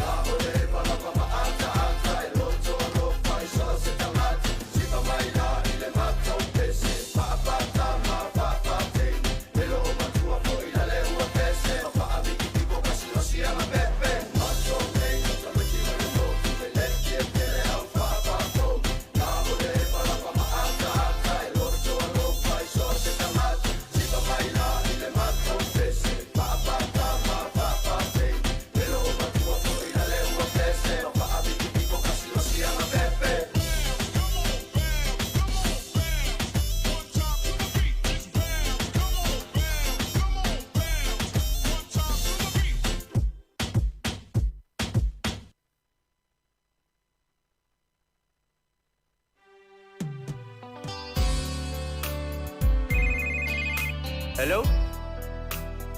Hello, son. Ia. Oi. O mai. O le manuia lava. O mene ka mai. Le manguia fo. Ai whenga runga sisinge a. Ia o le whapamanga ba mai. Malo lava. Ia, ai ke lo le ia e pidia kulo siau ki ngā ia. E se mea ngai wala au mai e. Ia wa makua le ilo a po le ale me a kango i ai. Ke le ngai mau fala velave. Yo le foi make sa i ma ko i ngai. Oh. Ia ole me ale wa makai ma ko malos. Ia le au video ko ai sa ko sa swani sa ko foi famu. Ele maua seling. Ele maua seling. Le kau kongi pide ko me kia onga. Amore mo le sia ka. Ma le kele le mea fai o lo fai. Ma ko kire yo mai ngai e fai aku ni fa le mira. Ko fa. Alua sole olanga wai maua fa manu yanga. Balanga tu inu I fa folo fa moe moenga. E te tumalo si mai iso umana onga. Oi a ole nei wa e ta o I tai se e sili leona. Ai alo ya oe le mama na tu ilo tu. Ai alo ya oe pe ai tangi mai vai fia susu. Oi a ole nei wa ela fo mai na tala. E tinga ilo loto malo uanganga. O te tau ya oe Faina motu tu le mafutanga Silo ngai tu I follow tino I lalo le pala pala Ona motu sia lea o lata Uanga fa ile ne yolanga E fai ngata o e nai sau ilo une manava Ai uanga loya oe Le mama na utu Alo ya oe pe ai tangi mai wai fia susu. Oi a ole nei wa ela fo mai na tala. E tinga I lo loto malo uanganga.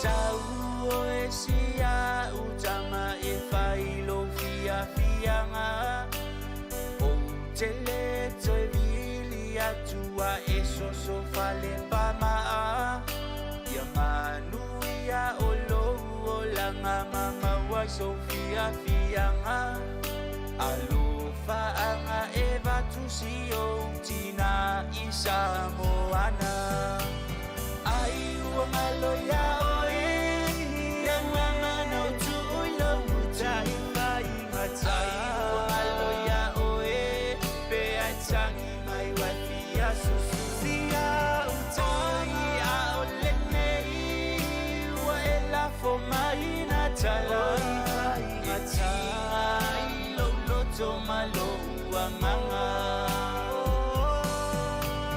ai o malo ya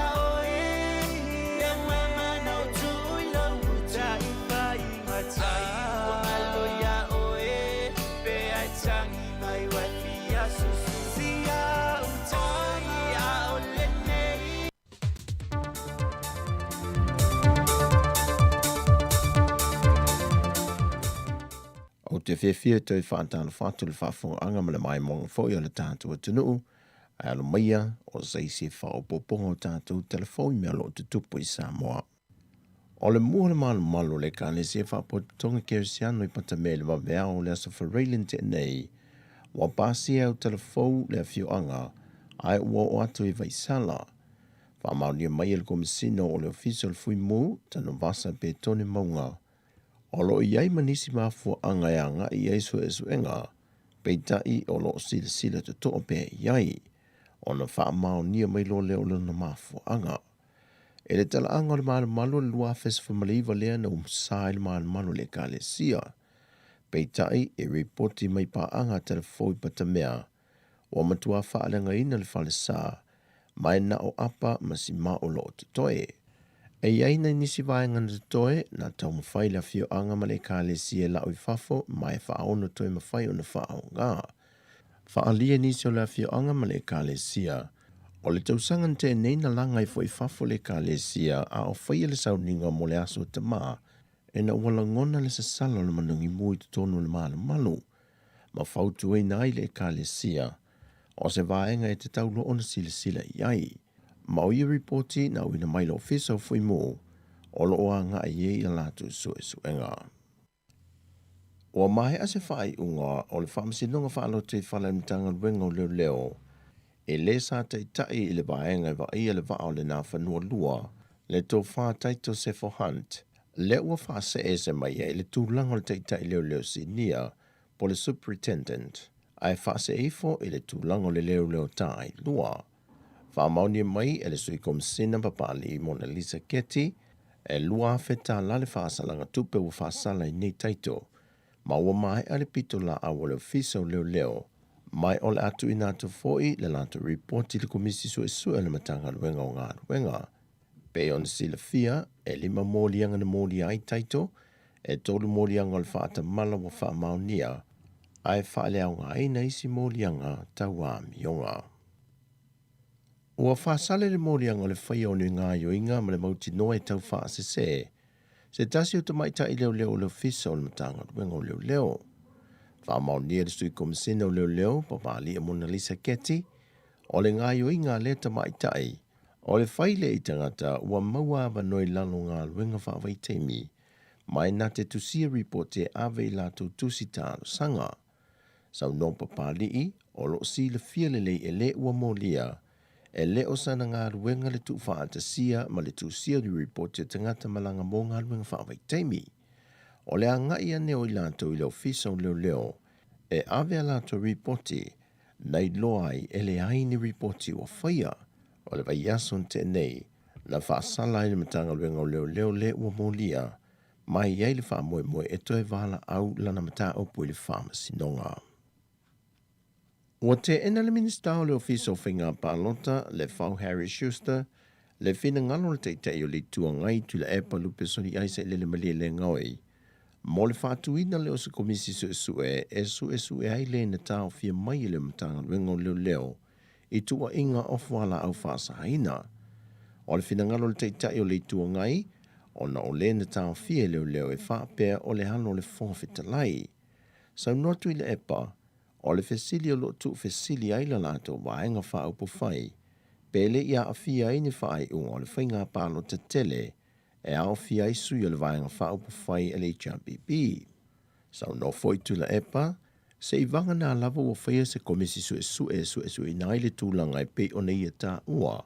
O na whatua mapu foi lea, ma masalonga e whaasanga i lea nā fia. Pei ta ino fisilingia le ministau le fiso whainga Palota na i whaali ai, e le ai se mafu ala e alanga te tauai, o na whaia se komisi su mai se i vanga nā foi wa lava ni wha mauninga e whaonu whātu wai se komisi su ona whātu atalia lea o lea whautuanga.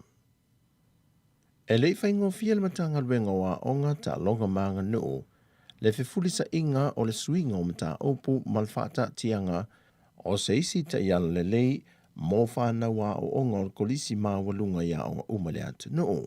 Wa whaania manino le ofisa silio a onga ta longa maanga nuu, le a fionga afamasanga Dr. Caroline afamasanga. O ia tau mawhainga fau, o le tautau fiofi mai leo tama mateinea onga e le vave musu ma tuua onga, ma le toe nau e wha wau lea onga, ma wasa ili ngā luenga whaingo fia ili to tele ina ia vave o na maual se leni, au isi ua le whainga luenga lava. O se tasi o ia suinga o le tausanga le nei, o le asue ina ili tusi pasil vasinga se fulu, e vavai e se aile whainga tuai sa iai, le sa so o aisu enga ma le tausanga se fulmalitasi, se fulmalelua, ma le tausanga se fulmalitolu, ai le lava le teimi whaapitoa e tape nai whanau Mosu enga whai o tau sanga se fui maltolu. Whaalia e whamasanga, o le vasenga fwoi lea o le ama whai e lona ngā i le tama po o le teinea onga e le tu o lo o le lifa i elun to mai wha apitoa. Mai to tele tama ma teinea onga na whaalia e whamasanga, wa le ngā whatia o onga, ma ua mo o mia nei ele matanga ruenga, se whainga ina i alau te sia o mai whana wa onga, ma sanga una i ai le langona wha a waupea i whana wa onga, o na wha uma lo latu te mia o oina. Mali tala whai u? E le malanga ta amilo au telefou le motu tele i sala whaile wa yason te nei, na si ai le tele o mata angolo o iei talo le vavau le atu nu le motu, ma mai ta wina ai le tele o no fuanga ua tu fua ma o leto iei nisi e vaia, au nisi mata anga wa tapu nia. O le mata anga o le vailau mei sa to le pai, wa tapu nia, fa pena foi ma le ape fai mai ai fale a lupo, wa tapu nia foi ona le tūlanga le saunga le mo, mai na wha alia se tasi o le awhio angai telefou, wa le o to iei se wha nau nau o le li papalangi na ia whaia le mata anga, e to e wha le leia. O nisi o awhio anga wa tu ufua le o to iei se isi o vaia, mo nisi o le awhio anga i pe o le masa ni ai au iei tu risi, o le mata anga o le vaisu o toto, o le whawhausa o le ma le ana o vātou sili. O nisi mata anga i pe o le ina i lau i whale alupo tai lava, ua kawa atua e le vau, fa pena fo i le mata anga i le ana ia opo. Wa le to iaise se le ne fa a wai kon karate sa o lātou te wina le awala anga i le mata anga. E fa pena fo i le liu mai ai whanga whau, o matua le lo atu lava la loi le vano, e le mawale lungo la au ona o le to e te ua. O mata anga e lua o le malu ma le tuunga mau le tau pousa le aula, wa tele ina solo nisi vaenga le tuunga mau, ma wale to e maua fōlinga sa iei mua. O le tūlanga vai o moso i whale a lupo tai, o i whape nā fōi o na le to i lo fōlinga sa iei le amatanga, le na whae loa le tamali o lo tuwai lea mata anga i lona whanua, talu mai lava o na poloka ma le to iei ni tu risi anga i atu, o a sea fōi o na to e whaale leia. O tala fōwia mai Samoa, manuia le nei aso le tātou tino, whasoi fōia.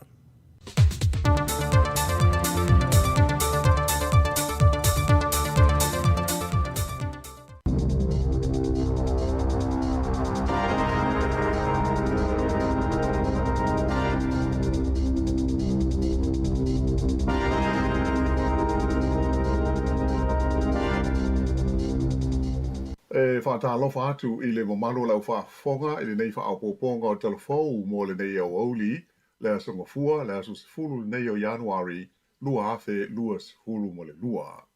O le tala mua, e silia i le afa miliona le a wha i utui pui o le Pfizer, e wha apitoa mo tamaiti, na taunu mai tu taunu o le tunu i le wha i unga le vai aso.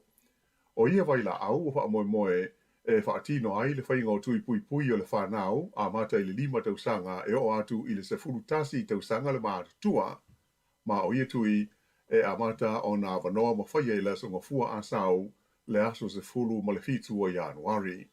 O se whaalinga mai le mtanga ruenga le soi fua mano no ina na ta uai, e mana o mia e ta maiti i a tui e lua, mai ua whautua ina le ta tau o na ta i vanu vai aso le vā o ia tui pui, ewi ina e mawhai na whaaititia i le tolu vai aso pe a whai e mana o mia. O tui pui o tamaiti e le tatongia e whai e fua. E mana o mia ia le matua po le tangata o lo ai e tamaiti la tu te o e ave i le whainga o la tu tui pui ma e mo o mia fo i le la tu i oenga ina i mawhai ai o na whaatino i a tui o tamaiti la haiti. O le teimi nei, o loo whautua ina mai alam tanga ruenga, tangata uma e ono whea ngai maunga o le wha mai, e tusa lava pe le te tele, ina ia whaia wawe i e suenga, e tusa lava pe ua uma o na whai e tui pui, e te tau fo i na nofo i le whale, se i maua mai i le whai unga o se teste whaia, ina ia malu pui ai, le ono pipisi o le vairusi. Whautua ina fo i le whai ma sila ane i le upenga o sota inga alam tanga ruenga se fua maloloina, e sila fiai i no fuanga a fia i le wha mai.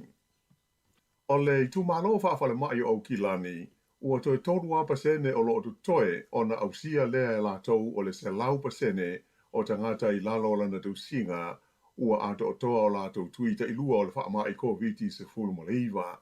O wha maunga pito le tamai o lo au fiai a so ilua ua tuana e tunei, ua manino ai o le tumalo Canterbury, ai wha pefoi le DHB, le Capital and Coast, ia isi tumalo ia ua maua lunga le a whai o lātou tangata ua uma o na whaia tui pui ta ilua o le wha mai.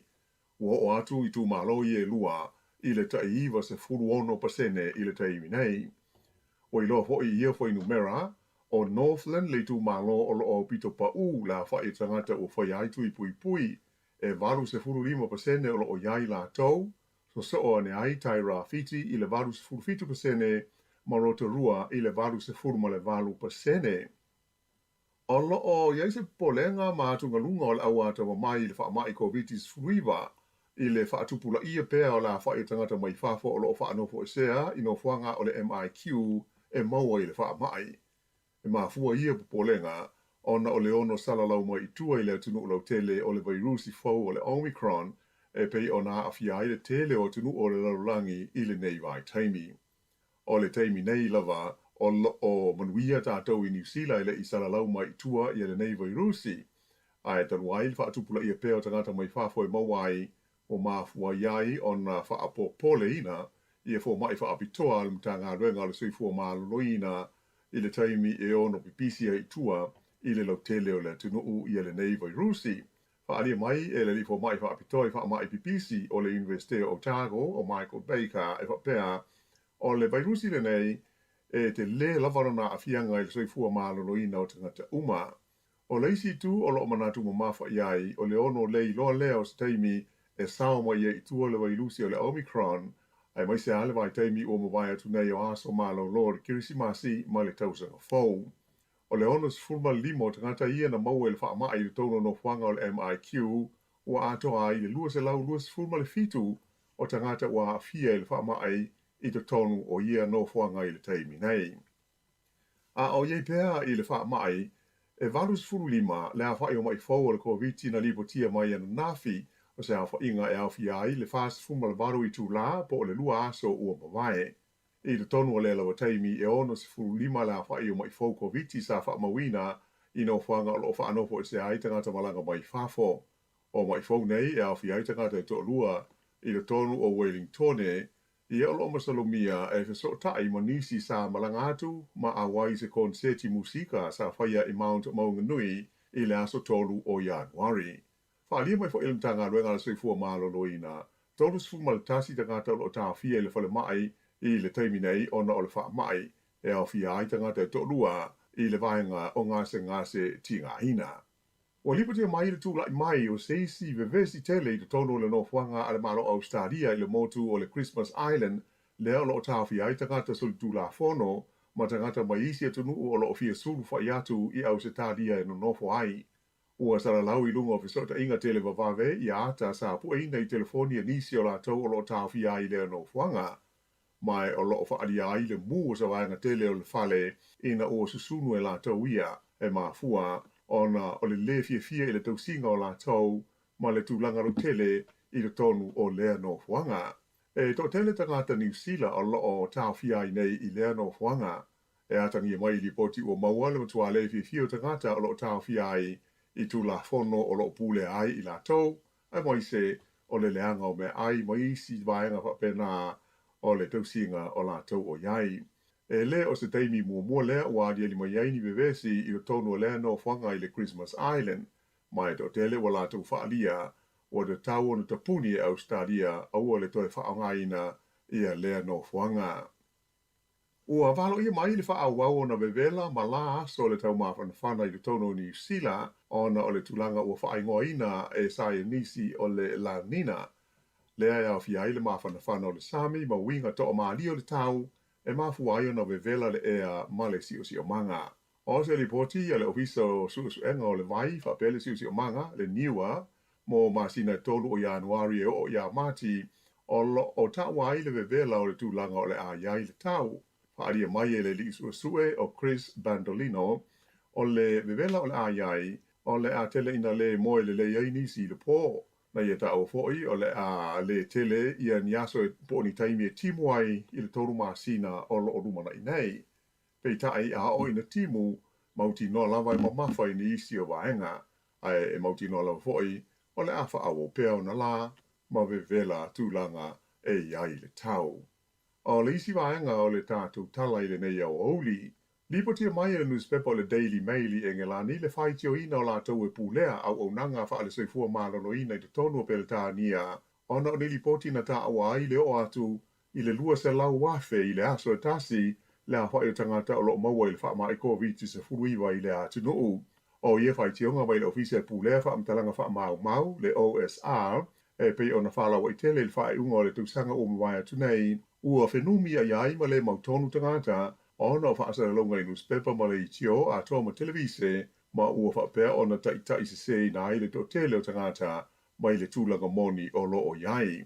O ia tūlanga o whaamao ni ai le matua sawa o le pipisi o le vairusi o le Omicron i le tonu o Peletania a toa maisi atunu o Europa i le nei vai taimi. Ai titi mai o atu i le 5 afe valu se lau la whai o tangata o tau fia leo a toa Malaysi lua afe na manunua ona o vevesi nari ni mai le tunu o Kazakhstan i le vai aso ua mawai. Na whairo mai e suia le malo, na mafua i e whalavelave ona o le lefi fio tangata i le sita ai o le tau o le pensini masua au, mai na mafua i na whaatau sanga ina le Palestine o le tunu u, se feso swani mai le malo Rusia, mo le tau whaafile muina o i e vevesi. E tele ni mea na whaaleanga ina i solo di te ma whaalavelave nei, e au fia ile se sunu i nau ta avale, a toa moni fale, ai moise i le ai au pito te leo le tunu e taluan amata i e vevesi le vai asa o mwae, e se lau ono se fulfaa la whai o tangata ua mali di wai, e au fia i monisi o leo le saonga le mu. Teimi nei la, le ua maua si toa ma ua tau file mu mai le tele o vevesi sa whenga iai ma le ho i e tunu. O lo suso ina leo i teimi nei i le taitai o le lotu o le Destiny. Le li fai au ia Brian Tamaki, ona o lona awai i se te whaasanga i le tui pui o le wha mai i le ai o kalai estete. O se riportia le tio New Zealand na wha mao ni mai ai, sa asia si atu i kalai estete le wha ungar vai aso le neiri i ma launga ai i se la o le na lotu leo le Destiny i le ai.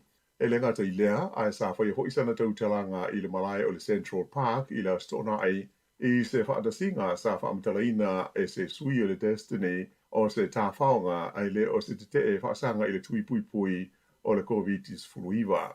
Whailo mai lai o taitai leo le tu malo Canterbury, Superintendent John Price, a whai e maua i suenga o lo whai nei na solia e le lii o Brian Tamaki i tu la whono le pui ngā wha mai o le awha peloa o na whai e iai i tu langa masani. Ua whaatolu o na mōlia le whai whiaule nei o na olona solia o tu la whono o le pui ngā wha mai i le ai o auki lani.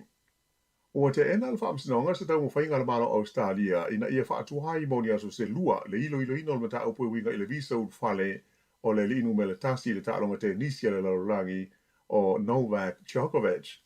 O le Ausan Nafi sa whalau i tele mo iai ia se polo inga le whaamsinonga ua te ena ai le tau sanga ale malo Australia. O le winga la o le awha au pea i le so o na ilo ina le tau sanga aloia le lii o Djokovic mo se polo inga e whaalea o ngā ina i le whaai unga le ofisa o whemalanga inga e ti poti ese o ia ma Australia.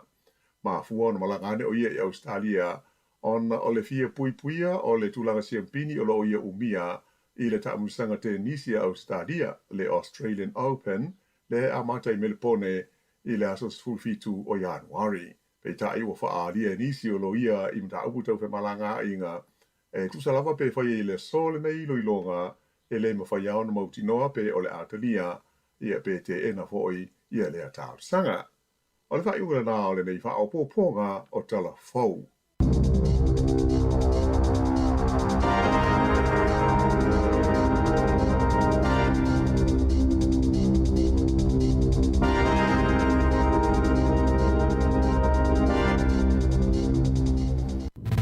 Musika o mano longa matau mawhitanga o leo au li si fofonga o le laumua.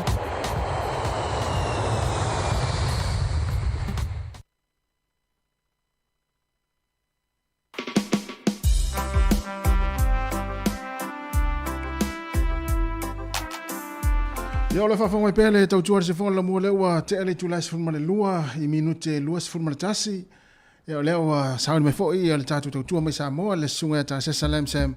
Ia wale whauino le tātu tau tua. Ia staimi lata mai ia ona mai a leo le tātu onanga mai le si whonga la mua Wellingtone. Ta liu leo tātu whaasa launga I le tātu ofisa au tū I Lalovaya. Ia leo le atau tua mai le sunga ta Jerusalem Sam I nei minute. Ia tu whamalo atu. Na o mai atu te whaoponga mulumuli o telefau le nei aso. Ta pena ina le fionga ala wano ati lawa. Mai se tātou tala mai Samoa. Whaoponga le tūlai valu le tai au. Ia e whaau mea whaafia fianga. Ia au lau whaafonga mai. Ma lau mai mo mai. Ia tātou whaafia fianga le nei auli. Ia ona taliu leo tātou whaasalaunga I Samoa. Leo o saun mai le sunga ta Jerusalem Sam. Ia manuia lau whaasausonga. Ia ili nei taimi o le auli. Ia o ngai fo I tau maftanga mawai ainga. Ia malolonga lau ngā rue. Ia ili nei taimi lua sifuru minuto te enei le tūlai sifuru mare lua.